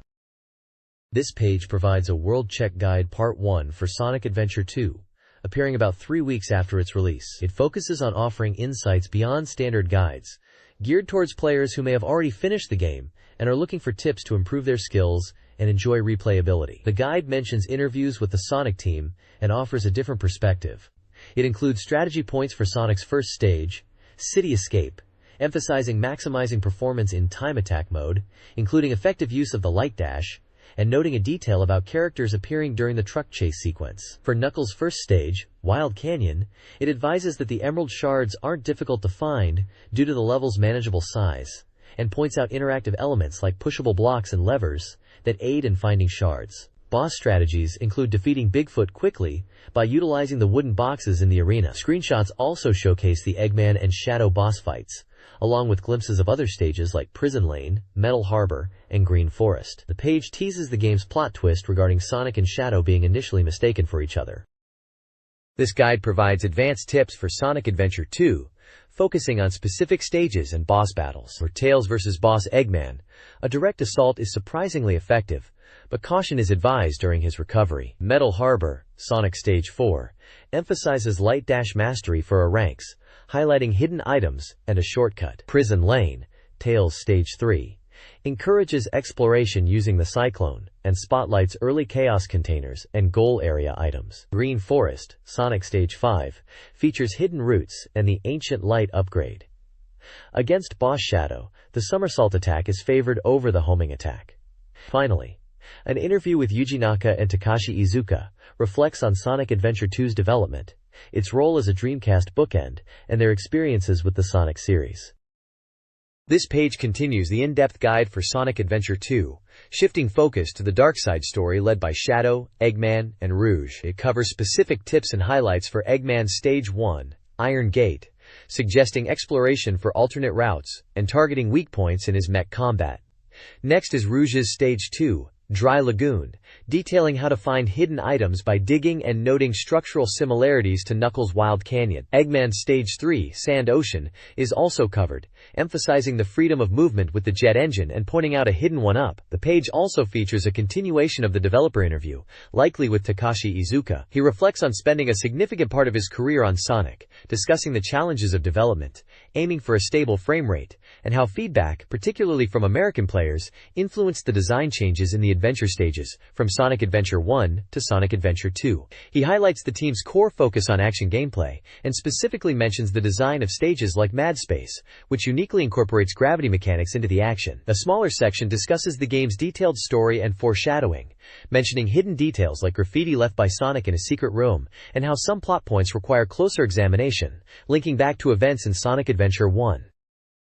The next page continues the guide for the dark side story in Sonic Adventure 2. It highlights Shadow's Stage 4, Radical Highway, focusing on getting the Flame Ring and utilizing the Light Dash ability. For Rouge's Stage 5, Egg Quarters, the guide points out the importance of collecting animals, noting which ones appear, and mentions how to rescue captured KO or wisps. Eggman's Stage 6, Lost Colony, is described as a zero-gravity level for his mech, where the strategy involves defeating enemies in the environment. The developer interview section delves deeper into the design philosophy of Sonic Adventure 2, emphasizing the pursuit of core Sonic-style action gameplay. The developers discuss the challenges faced during production, specifically mentioning the difficulty in developing Knuckles' treasure hunting stages due to the complex item placement. They also touch upon player feedback influencing the game's difficulty and the narrative structure, which presents events from both the hero and dark perspectives to provide a richer story experience. A separate section briefly covers a successful Sonic birthday anniversary party held on June 23-24, 2001, noting popular attractions like a massive 50 cm wide Sonic cake and character appearances. The Sonic Adventure 2 strategy guide for the Dark Side story details stages 7 to 9 and the Flying Dog boss fight. Eggman's weapons bed emphasizes lock-on shooting for high scores. Security Hall, featuring Rouge, has a tight 5-minute time limit for Chaos Emeralds. Failing resets item locations. White Jungle, starring Shadow, requires careful navigation, utilizing trees and vines. Both Rouge and Shadow stages recommend the use of Iron Boots and Ancient Melody. The Flying Dog boss battle strategy involves getting underneath Tails' mech, though the drill drive's timing is challenging. The guide's developer discussion touches on the series' difficulty, assuring players' success through persistence. It also teases a reward for collecting all 180 emblems and hints at Sonic's future on the Game Boy Advance. This page features an interview with the Sonic Adventure 2 sound team from Wavemaster, including Jun Sonoe, Kenichi Tokoi, Fumi Kumatani, and Tomoya Otani, discussing the music for the game. The team talks about the direction taken for the soundtrack, specifically aiming for an American sound, and how they worked partly in the United States during development. A key point highlighted is that the music in Sonic Adventure 2 is more closely tied to the characters and the story compared to the first game. Jun Sonoe, who handled a significant portion of the music, emphasizes this character-driven approach. The page also lists the main character themes, such as those for Sonic, Tails, Knuckles, and Shadow. Additionally, there's an announcement for the Sonic Adventure 2 Cuts Unleashed Vocal Collection CD release, and a special giveaway featuring American Sonic merchandise. This page features a strategy guide for the Dreamcast game Culticept. It focuses on getting started by introducing the two different initial books, or decks, players receive upon creating a character. These starting decks are randomly assigned, and differ primarily in their creature focus, one leaning towards fire and earth elementals, and the other towards wind and water. While they contain a similar set of items and spells, the guide notes that these initial decks, while balanced for learning, might not be strong enough for the later stages of the story mode or competitive play. The guide provides advice on how to improve your deck, suggesting players acquire stronger creatures, choose items that complement their creature types, and strategically select spells based on the map being played. For instance, it suggests adding spells that boost dice rolls on smaller maps, or spells that increase hand magic on larger ones. The page includes screenshots showing the deck editing interface and lists the contents of the two initial decks, detailing the creatures, items, and spells included. The core message is that players need to understand their starting deck and actively modify it to face greater challenges. This page delves deeper into the basic strategy for Culticept on Dreamcast.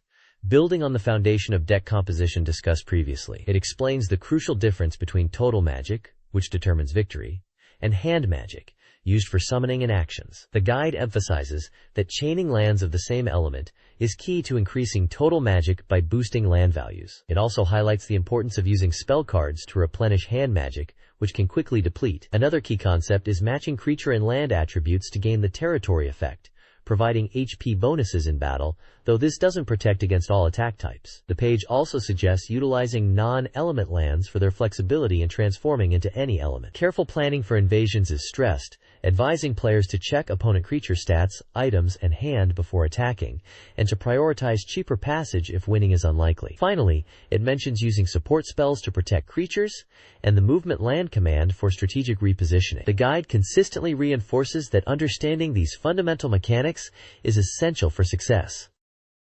This page kicks off the guide for the story mode in Culticept 2 on Dreamcast. It starts by walking you through character creation, noting the increased symbol options and the random nature of your initial deck's element, encouraging players to re-roll until they get their preferred type. It also introduces Goligan, a helpful ally from the previous game, who's here to explain the rules and serve as a practice opponent, which is great for new players. The guide then dives into the first two stages. Stage 1, called Meeting Place, Dunan, is a simple map designed for learning the core mechanic of chaining lands of the same element.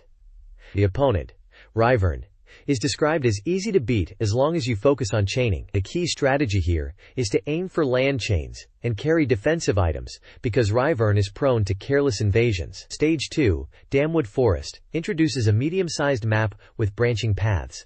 The opponent is Zankol, a thief who is very aggressive in attacking your territory but doesn't use spells. The map features shrine facilities at branches, which can cause random events. The guide prompts the player to consider whether to avoid these risky spots or embrace the potential chaos they bring for a more exciting game. The core strategy for this stage is to use the branches to your advantage and prepare defenses against Zankol's relentless attacks.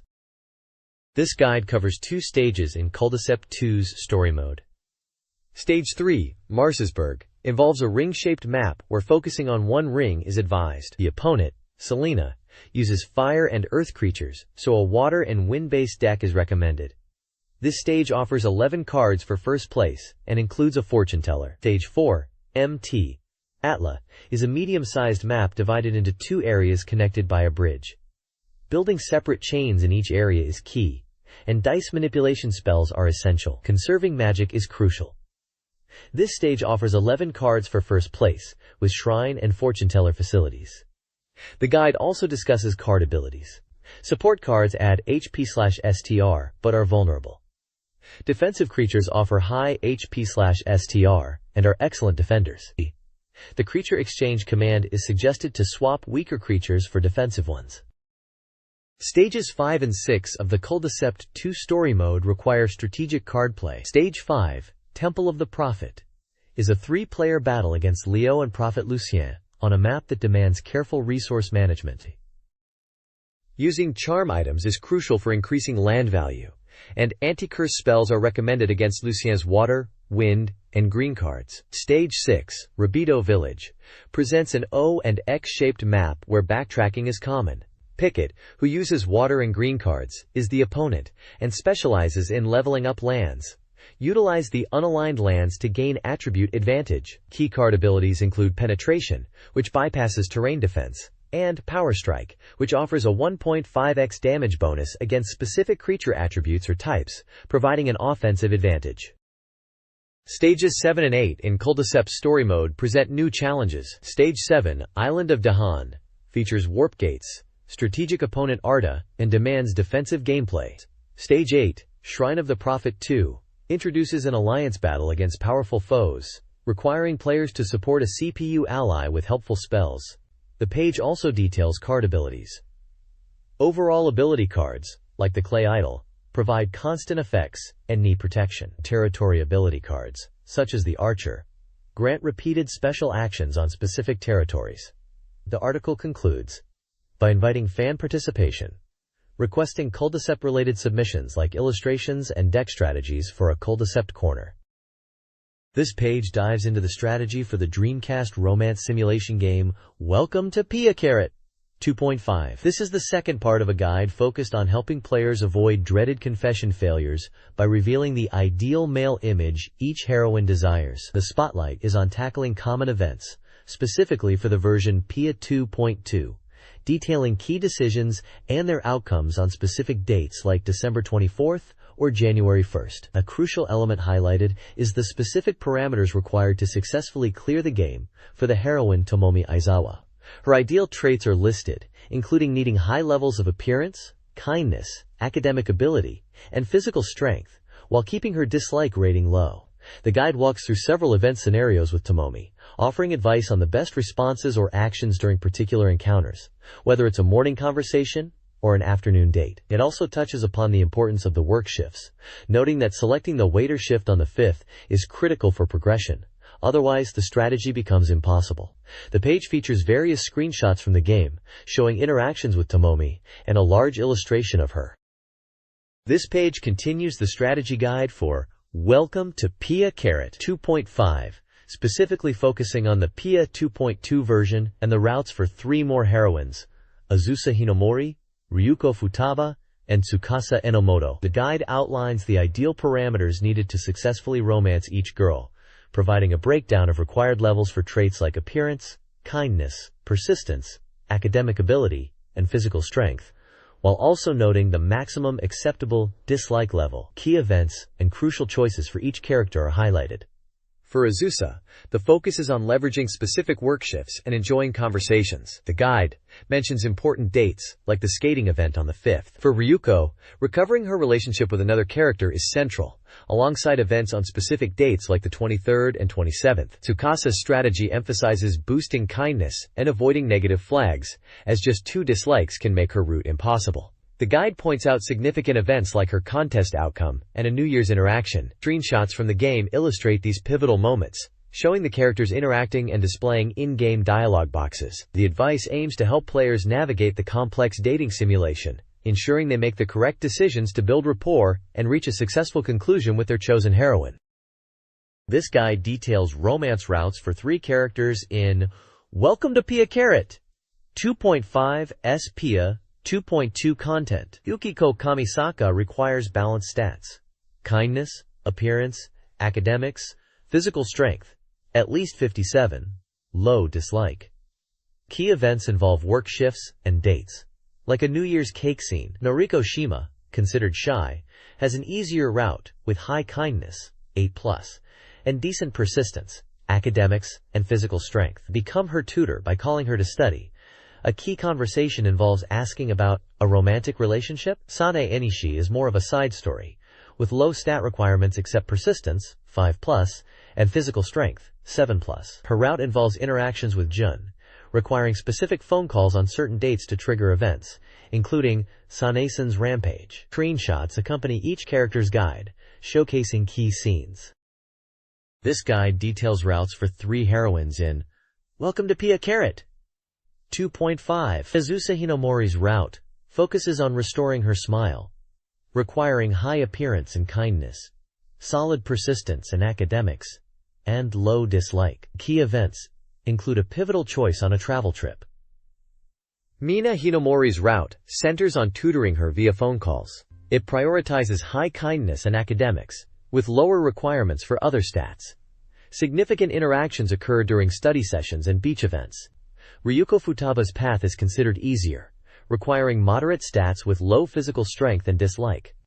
Events include part-time work and a unique scene if affection is high, and the protagonist can learn her feelings at a thermal spring.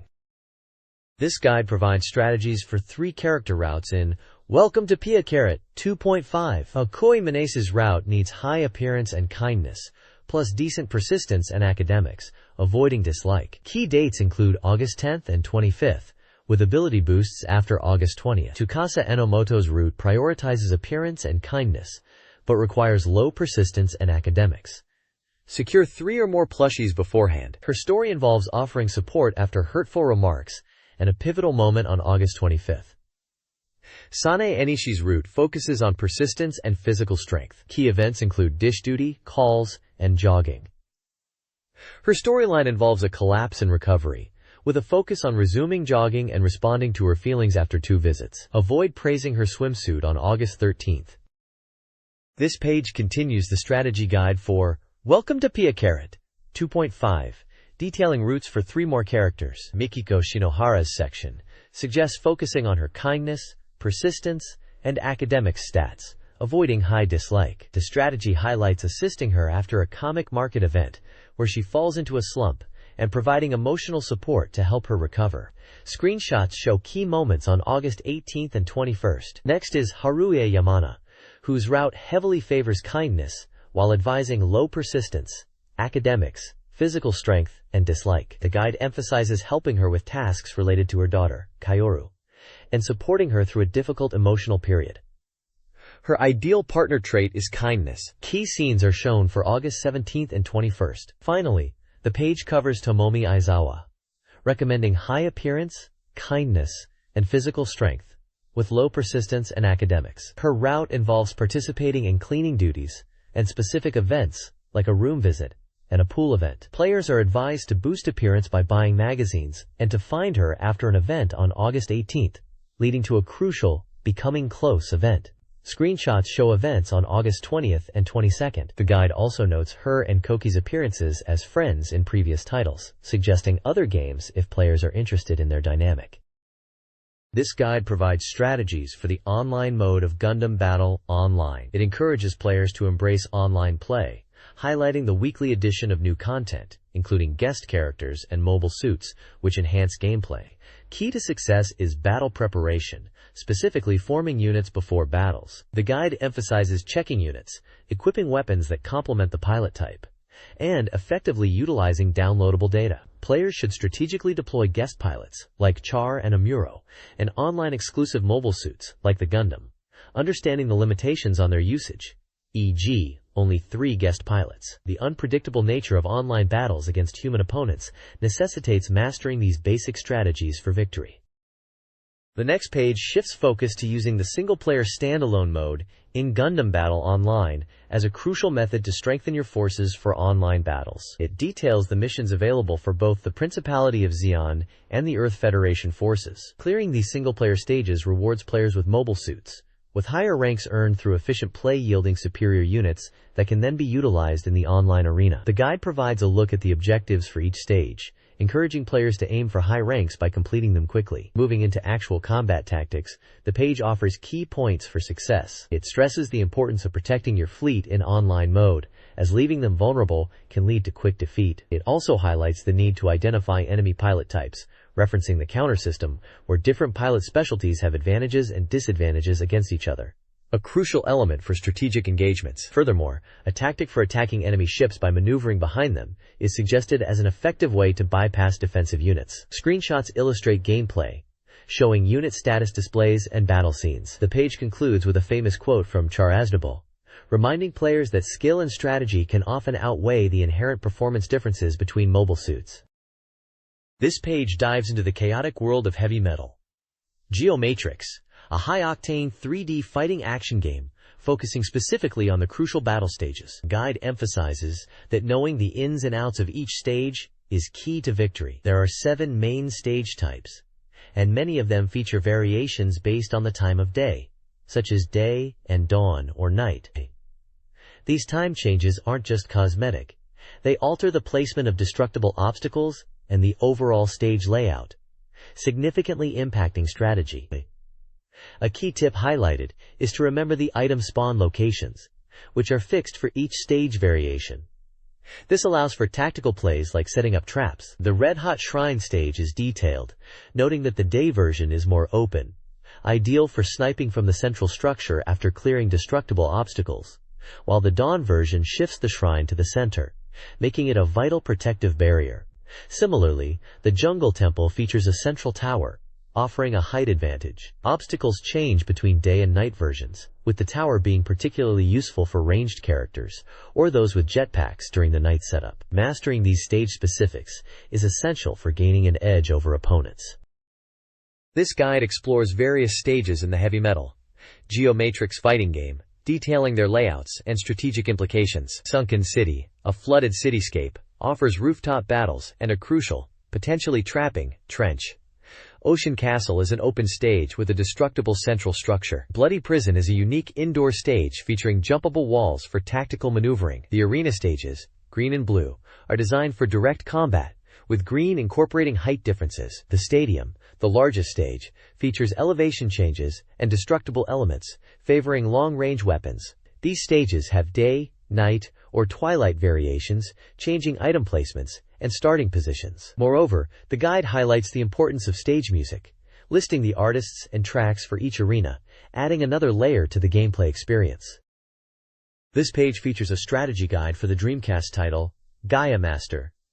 Kessen, Seikyu Densetsu. The guide emphasizes the game's unique blend of board game mechanics and strategic combat. Key points covered include leveraging character abilities and weapon cards effectively, as well as efficiently managing and rebuilding shops like the hospital and weapon shop, based on the evolving game situation. The guide delves into character specifics, explaining that each character has lucky abilities, categorized as either field or battle types, and highlighting the importance of their preferred weapons. Examples of character abilities are given, such as Jagar's chance for extra actions, Goria's knockdown ability linked to transit tax payments, and Agate's boosted magic attacks. The battle-type lucky abilities are detailed, explaining that their activation round in combat is determined by a randomly selected probability table, with Agate noted for high activation rates. Strategic tips also cover combining event cards with shop usage for maximum benefit. Finally, a secret guide for the story mode reveals a branching path in Mission 4,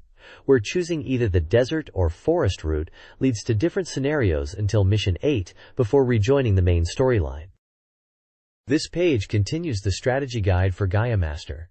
Kessen, Seikyu Densetsu.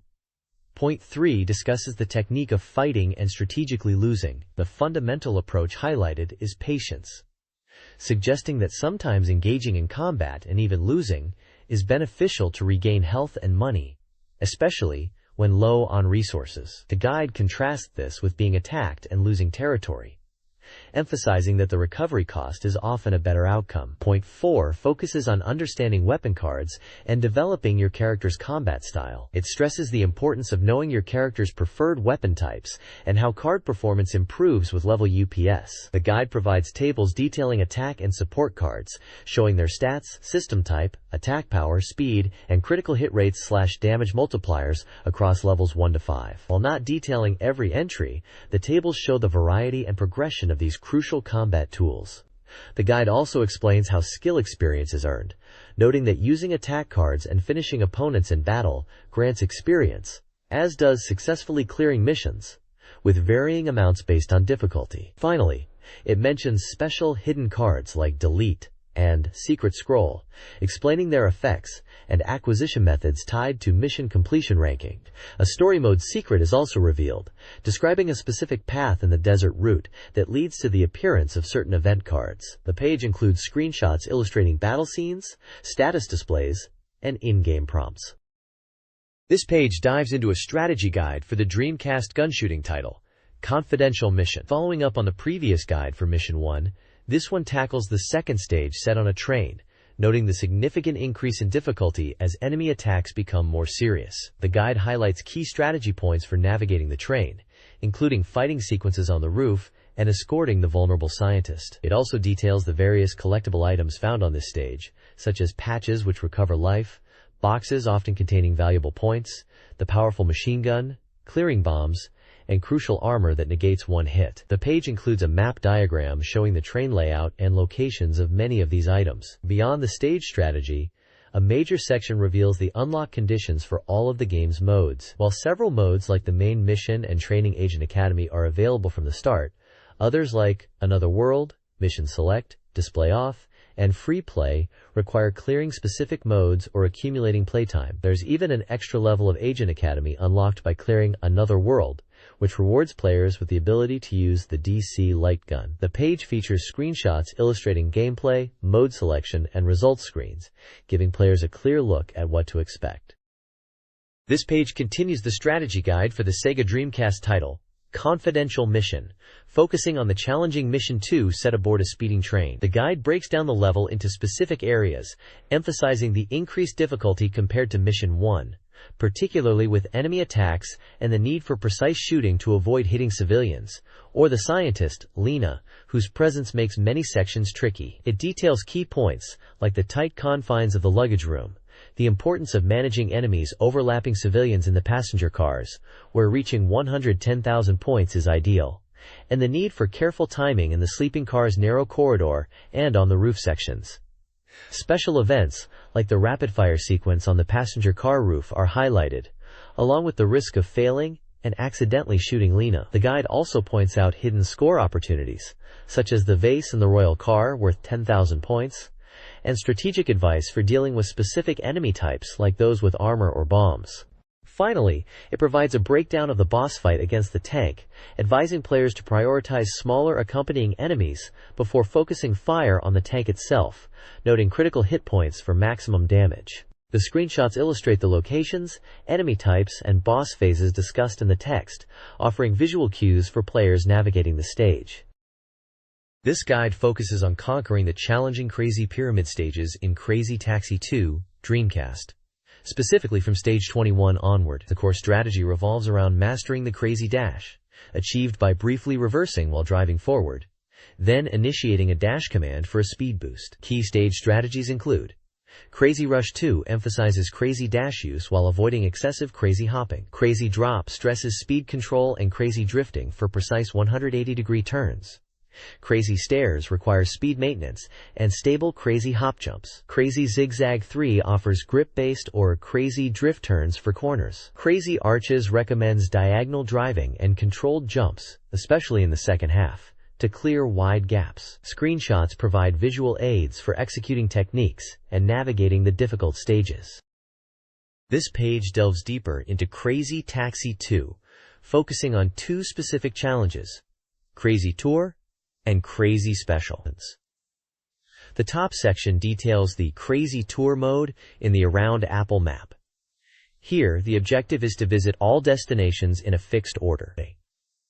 The guide emphasizes the importance of consistently using the Crazy Dash technique, which was discussed on the previous page, and minimizing errors for success. Screenshots show the gameplay progress during the tour. Below that, the Crazy Special mode in the small Apple map is covered. Unlike the tour, the order of destinations is not fixed, making route optimization crucial. The text advises players to experiment with routes through trial and error to find the most efficient path, stressing the need to reduce unnecessary turns. A sample route that achieved a clear is provided, listing all the destinations. Gameplay screenshots are also included for this section. Finally, the bottom section highlights the Crazy Taxi 2 official homepage. It mentions rich content, including the ability to download replay data directly from the Dreamcast. Players can also upload their own replays and check rankings across different modes. The page provides the website address for accessing this content. This page is a fan feature dedicated to Phantasy Star Online Verpoint 2. It covers the latest trends and happenings within the game's community. The main focus is the challenge mode, acknowledging the difficulty players face in finding partners for specific stages, especially with the release of Verpoint 2. It highlights the challenge lobby on the US server, Ship 14, Block 11 onwards, as the go-to spot for meeting up with other challengers. A popular trend within challenge mode is time attack, where players aim to clear stages as fast as possible by prioritizing the shortest routes and minimum enemy kills. This demanding style requires coordination and skill. The page also delves into rare item hunting, showcasing some incredibly rare finds. Featured items include the Four Gods Shield Suzaku, a shield for the forearm noted for its high defense and beautiful design; the Safety Heart, a female-only shield that emits heart effects when guarding; and the Yasminikov 2000H, a powerful handgun that requires high dex and has a unique laser sight and recoil effect. Finally, the page includes a Gallery Pioneer section, displaying fan artwork submitted by players from across Japan, showcasing their love for the game's characters and world. This page continues the Phantasy Star Online Ver.2 coverage, focusing on the Dorimaga expedition team's struggle and eventual breakthrough on challenge mode stages 5 through 6. Facing tough challenges with only 2 hunters, they realize the necessity of finding more partners in the lobby to succeed. The article also warns about the Burning Pillar, a formidable enemy in the caves that emerges from the ground and attacks with lasers and powerful shots. Furthermore, the page offers strategic advice for tackling the caves area based on character class. Hunters are recommended for their starting strength and dealing with grouped enemies using weapons like partisans or swords. Rangers are best for ranged attacks and supporting the party from the back. And forces are crucial for using techniques and providing support, as they can clear the caves even without direct combat proficiency. A major highlight is the announcement of 3 new downloadable quests for Ver.2. Collectively, a Sonic Team special. These quests recreate memorable scenarios from Sonic Team's history within Phantasy Star Online, featuring appearances by Sonic characters like Sonic himself, Tails, and Knuckles, complete with unique BGM changes, promising a fresh and surprising experience for players. The page also encourages readers to join the magazine's in-game RAG research team and participate in challenging content together. This page dives deep into Advanced Great Strategy 2001, a serious simulation wargame on the Dreamcast that tackles the early stages of World War II. It highlights the historical context, specifically focusing on the 1940 invasion of France, noting the historical perception of the French army's lack of morale and Italy's weakness. The article breaks down the game's scenarios based on historical phases like the Phoney War's end and Fall Rot. It presents detailed maps showing key routes and locations such as Ostend, Dunkirk, Calais, Dusseldorf, Ghent, Liège, Toul, and Bold. Gameplay strategy is discussed, emphasizing the importance of air support against fortifications and the challenges of advancing through terrain like the Ardennes. It suggests strategic routes and objectives for players commanding the German forces. The game databox confirms it's a simulation wargame developed by SystemSoft and published by Sega, supporting various peripherals including online play for up to 8 players in campaign mode,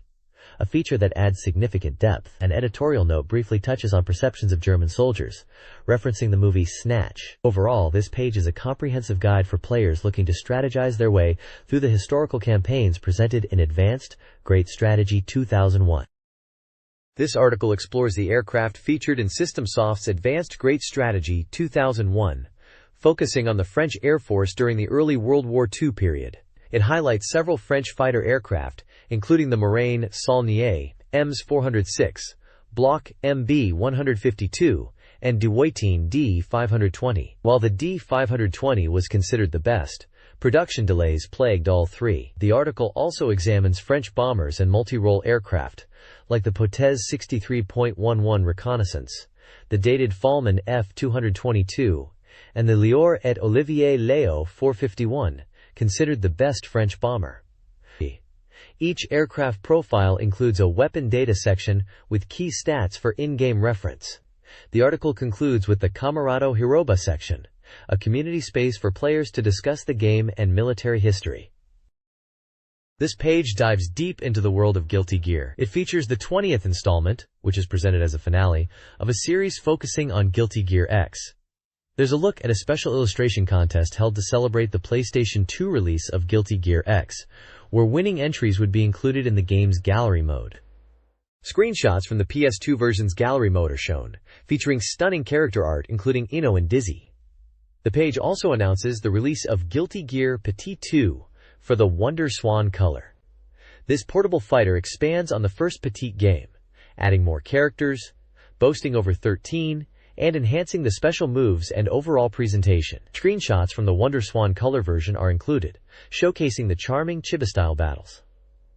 Finally, the results of a character popularity poll are presented. Exit. Baiken takes the top spot, closely followed by KY Kisuke and Chip Zanuff, showing who the fans were most passionate about at the time. The page includes a large, striking portrait of Baiken. This page continues the deep dive into the world of Guilty Gear X, celebrating the game's passionate fanbase. It features the Guilty Gear X Gallery Corner, showcasing impressive fan art submitted by players. There's a clear focus on the popularity of characters like Milia Rage and Testament, highlighted by multiple entries featuring them, including a notable cosplay photo of Milia. The main text thanks fans for their strong support over a long period and declares that the GGX Whirlwind is set to accelerate this summer, coinciding with the recent PlayStation 2 release and other related activities. The page also features a stunning, detailed illustration of Zatoon in the weekly one-hit kill spot. For competitive players, there's a brief mention of the official preliminary tournament locations for the second Sammy's Cup Guilty Gear X Championship, a 3-on-3 team battle event. Finally, the page announces the GGX Illusion Final Present, offering fans a chance to win a 3-disc set of the Guilty Gear X vocal album by sending in postcards with their thoughts on the game's illusion aspect before the July 25th deadline. This page features the Dorimaga reader-submitted Tricks Plaza, a place for Dreamcast players to share their clever finds. It's been a while, but the section is back with some interesting tips. Featured submissions include a gold prize winner for Exodus Guilty Neos, detailing how to unlock and view all the in-game movies by inputting a specific command sequence at the Able logo screen. You can even skip through them once unlocked. Another winner provides a rather amusing trick for Guilty Gear X. By setting up a match with Faust against Dizzy and executing specific moves at precise timings, you can trigger a state where Faust transforms into a coffin. This bug or trick involves Dizzy's Necro Got Angry move timing, with Faust's What Will Come Out move, causing Faust to get stuck in the coffin form until the round ends or he's hit again. Screenshots clearly show Faust in this unusual state. There's also a tip for Virtualon Oratorio Tangram, involving an instant death trick against opponents by pausing at a certain moment with the start button. Specific unit moves like Dordre's drill or Cypher's attacks are mentioned as ways to trigger this. The page also outlines how readers can submit their own Dreamcast software tips for a chance to win prizes, ranging from Dreamcast software to book coupons and exclusive Dorimaga goods. It encourages detailed explanations and notes that tips already published won't be accepted. This page dives into a special summer 2001 versus project pitting the team at Dorimaga against Capcom. The idea is to heat up the summer with game battles. If Dorimaga wins, they get prizes, but if Capcom wins, there's a penalty game for the writers. The lead-up features 2 prologue battles. The first was a net battle of heavy metal, Geomatrix against Capcom's development staff. Despite the Dorimaga writers participating, they suffered a crushing defeat. It seems battling the developers of the game is tough, as one participant noted. The second battle shifted gears to Taisen Net Gimmick, likely a Mahjong title, against Capcom's publicity team. This time, Dorimaga brought in skilled players and secured a clear victory. This win is described as the turning point, leading into a more serious challenge. The page is illustrated with photos of the involved staff, screenshots including a snippet featuring Chun-Li, perhaps representing Capcom's fighting game legacy, and a Mahjong game results screen. It announces that based on these preliminary matches, an online tournament featuring heavy metal, Geomatrix and Taisen Net Gimmick has been decided, with details promised on the following page. The stage is set for the main event. This page jumps into the main event for the Capcom vs. Dorimaga Summer Special 2001 Battle Series. The focus here is Battle 1, a serious competition utilizing the Game Boy Advance version of Super Street Fighter II X Revival. The Dorimaga writing team squares off against Capcom staff members Hagi and Urasawa in what's built up as a challenging encounter. The page gives a rundown of the GBA title itself, showcasing screenshots and highlighting features like its improved graphics, various game modes including arcade and survival, button configuration options, and the crucial communication cable support for versus play, positioning it as a top-tier portable fighting game. Moving on, the page fully details the online versus tournament that was set up after the prologue battles. This tournament features competition in both heavy metals, Geomatrix and Taisen Net Gimmick, and is scheduled to run over 2 consecutive weeks. The entry times, dates, and rules are laid out for prospective participants eager to test their skills online. Prizes from both Capcom and Dorimaga are on the line for top players in this event. The Capcom vs. Dorimaga Summer Special 2001 event featured intense Super Street Fighter 2X revival matches on Game Boy Advance, resulting in a 2-2 draw. Chun-Li secured 2 rounds for Capcom, while Ryu and Fei Long won rounds for Dorimaga. The event also included a punishment game, where losing staff members cosplayed as Street Fighter characters. A prize giveaway offered Capcom games for Game Boy Advance and Dreamcast. Additionally, the page announced a user versus developer online tournament for Heavy Metal Geomatrix on August 5th, inviting players to compete against the game's development staff for prizes like exclusive t-shirts and in-game items. This page is dedicated to improving your survival chances in Gun Survivor 2 Biohazard Code, Veronica, known internationally as Resident Evil Survivor 2 Code, Veronica. It introduces essential techniques and weapon information. The primary focus is the critical attack, a vital one-shot kill technique, effective against most enemies, excluding bosses and experimental creatures. To execute it, you must attack when the enemy is within a specific range and flashes. The timing is crucial, requiring precise execution rather than just a quick reaction. This technique is highlighted as essential for survival, especially given the game's nature where avoiding damage is key. The page also covers the weapons you'll find on Rockfort Island. Scattered sub-weapons are powerful but have limited ammunition. You can only carry one type at a time, but picking up duplicates of the same weapon stocks more ammo. 3 specific weapons are detailed. The assault rifle, which has low power but high rate of fire, making criticals easier. The shotgun, with medium power and a wide area of effect, making it effective at close range. And the Magnum, a powerful weapon with piercing rounds despite low ammo count. The page notes that Steve Burnside, the other playable character, uses a submachine gun and grenade launcher instead of the assault rifle and Magnum. Mastering these weapons and the critical attack is key to escaping the island. Dodonpachi 2, the sequel to the classic shooter, builds on its predecessor's intense gameplay but incorporates character-specific elements. The game aims to appeal to both veteran players and newcomers. Players can select from 3 ships: Red Comet, fast, focused fire; Green Fang, balanced; and Blue Rage, powerful, slow. Combat involves dodging barrages of bullets and utilizing 2 main attack types: rapid fire and a focused laser. The bomb system also varies based on the selected mode. Dodonpachi 2 presents a high level of difficulty, with 6 challenging stages. It features familiar elements, like the returning boss, Nightmare, and runs on the cap.com/IGSPGM board, supporting 1 to 2 players. This page is from the Akasaka Garekidu section, a monthly feature for game and hobby fans, highlighting various model kits and figures. Dated July 2001, it showcases a diverse range of collectible items based on popular game and anime franchises. Featured items include a large-scale HG Mechanics model kit of the intimidating Gundam Dendrobium from Mobile Suit Gundam 0083. For fans of survival horror, there are action figures of Chris and Claire Redfield from Resident Evil Code, Veronica, released by Dragon Models and featuring game-accurate details and accessories. The page also delves into the world of garage kits and figures, presenting a unique soft vinyl kit of Haruko from FLCL with her distinctive crushed head. There's a charismatic figure of Reiko Haga from Comic Party, popular in the cosplay scene. From the fighting game realm, garage kits featuring characters from Dead or Alive 2 like Kasumi are shown, notable for their interchangeable parts allowing different poses and outfits. Finally, a master-grade plastic model of the AVI-98 Enneagram Unit 1 from Mobile Police Patlabor is featured, capturing its look from the movies. The page highlights the appeal of these items to collectors and fans, noting unique forms, attention to detail, and the variety available in the hobby world, including an upcoming hobby event mentioned in the sidebar.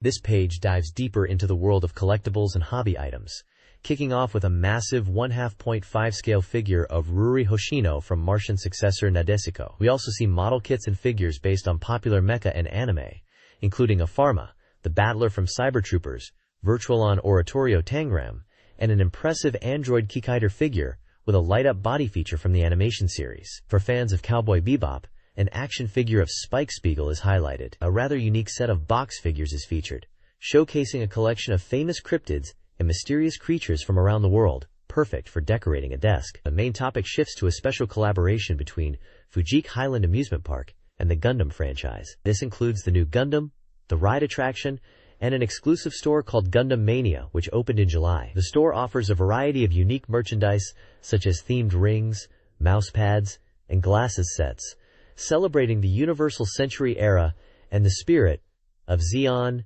and the Federation. This page features the manga series Guru Guru Creature, with this installment being episode 48, titled For the Wife. The page includes an introduction to the main characters.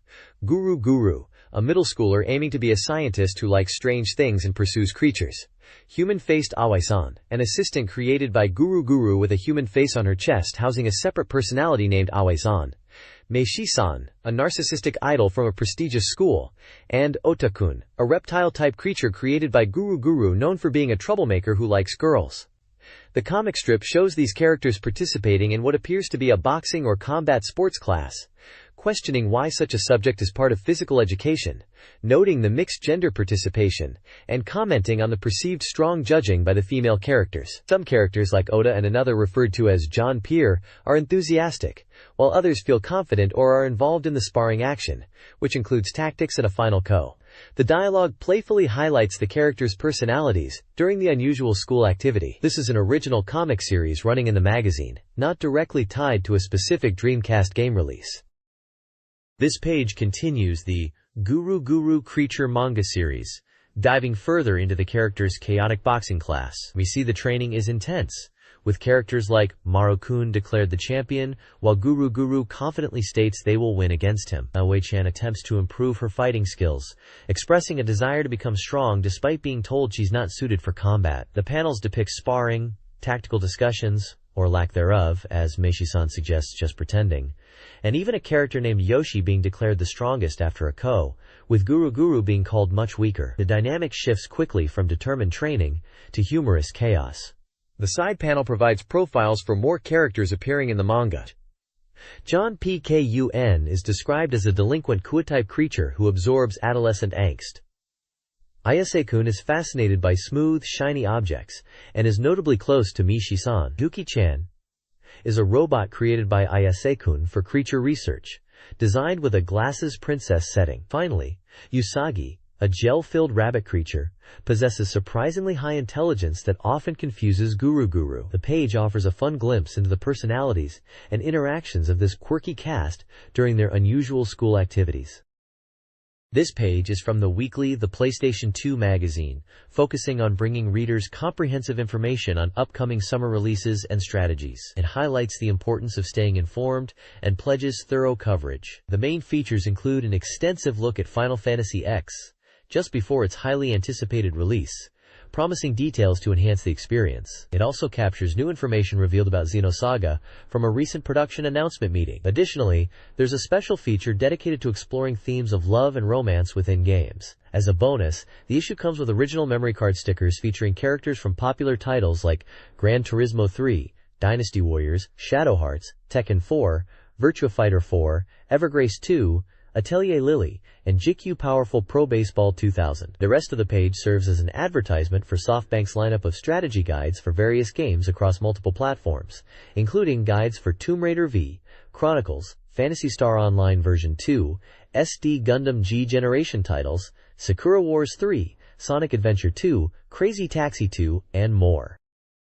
This page features the Dorimaga compatibility fortune-telling section for the period of July 13th to July 26th. It opens with a summer health tip, advising readers to choose warm drinks and food over cold ones despite the heat, though acknowledging the temptation of ice cream. The main compatibility feature highlights Emiru Nagakura from Sentimental Graffiti 2, born on July 20th.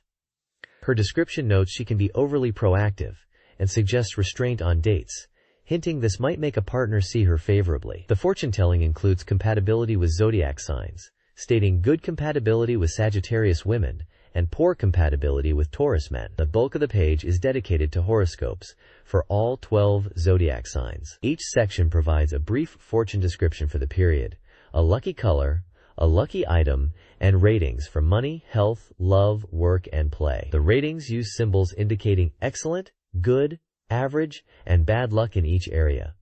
The overall tone is a typical lighthearted magazine horoscope feature.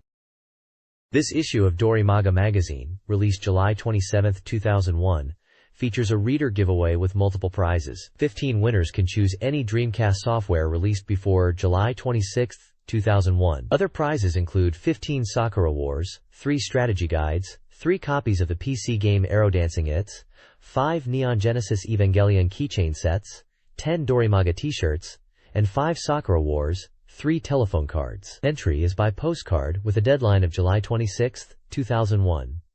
The magazine also announces winners from the previous issue. The next issue, dated August 10, 2001, will feature Virtua Fighter 4, Super Robot Wars Alpha for Dreamcast, and Shenmue 2. Special content will include a look at other console titles, a second look at Sakura Wars 3 with interviews, and a secret game guide.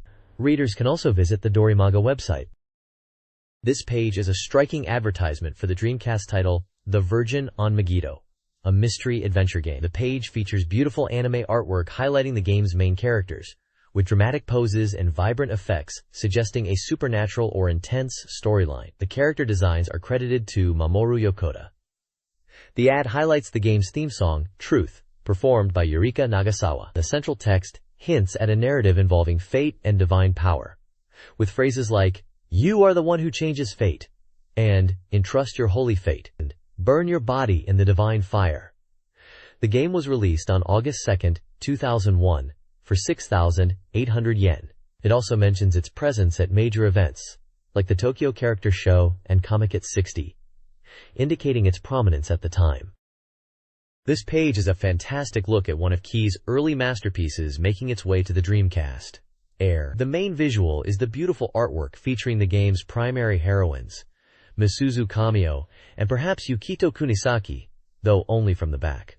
The English taglines capture the game's atmospheric theme of summer and poignant encounters. The page highlights Air as a visual novel, showcasing several key characters through smaller screenshots on the right. You can see Kanako, Minagi, and the Kawana sisters, Kana and Uraha, hinting at the multiple story paths and characters you'll meet. This port was a big deal for Dreamcast fans, bringing the critically acclaimed PC game to console. The text confirms the game was scheduled for an August 2001 release on the Dreamcast, published by NEC Interchannel. Beyond the main focus on Air, the vertical text on the right side confirms this is from the July 27, 2001 issue of the Dreamcast magazine. It also includes a small note announcing a best version release for Sakura Wars 4 coming in the spring of the following year. A nice little bonus for fans of that series. Overall, a great snapshot of 2 key titles for the console's later life.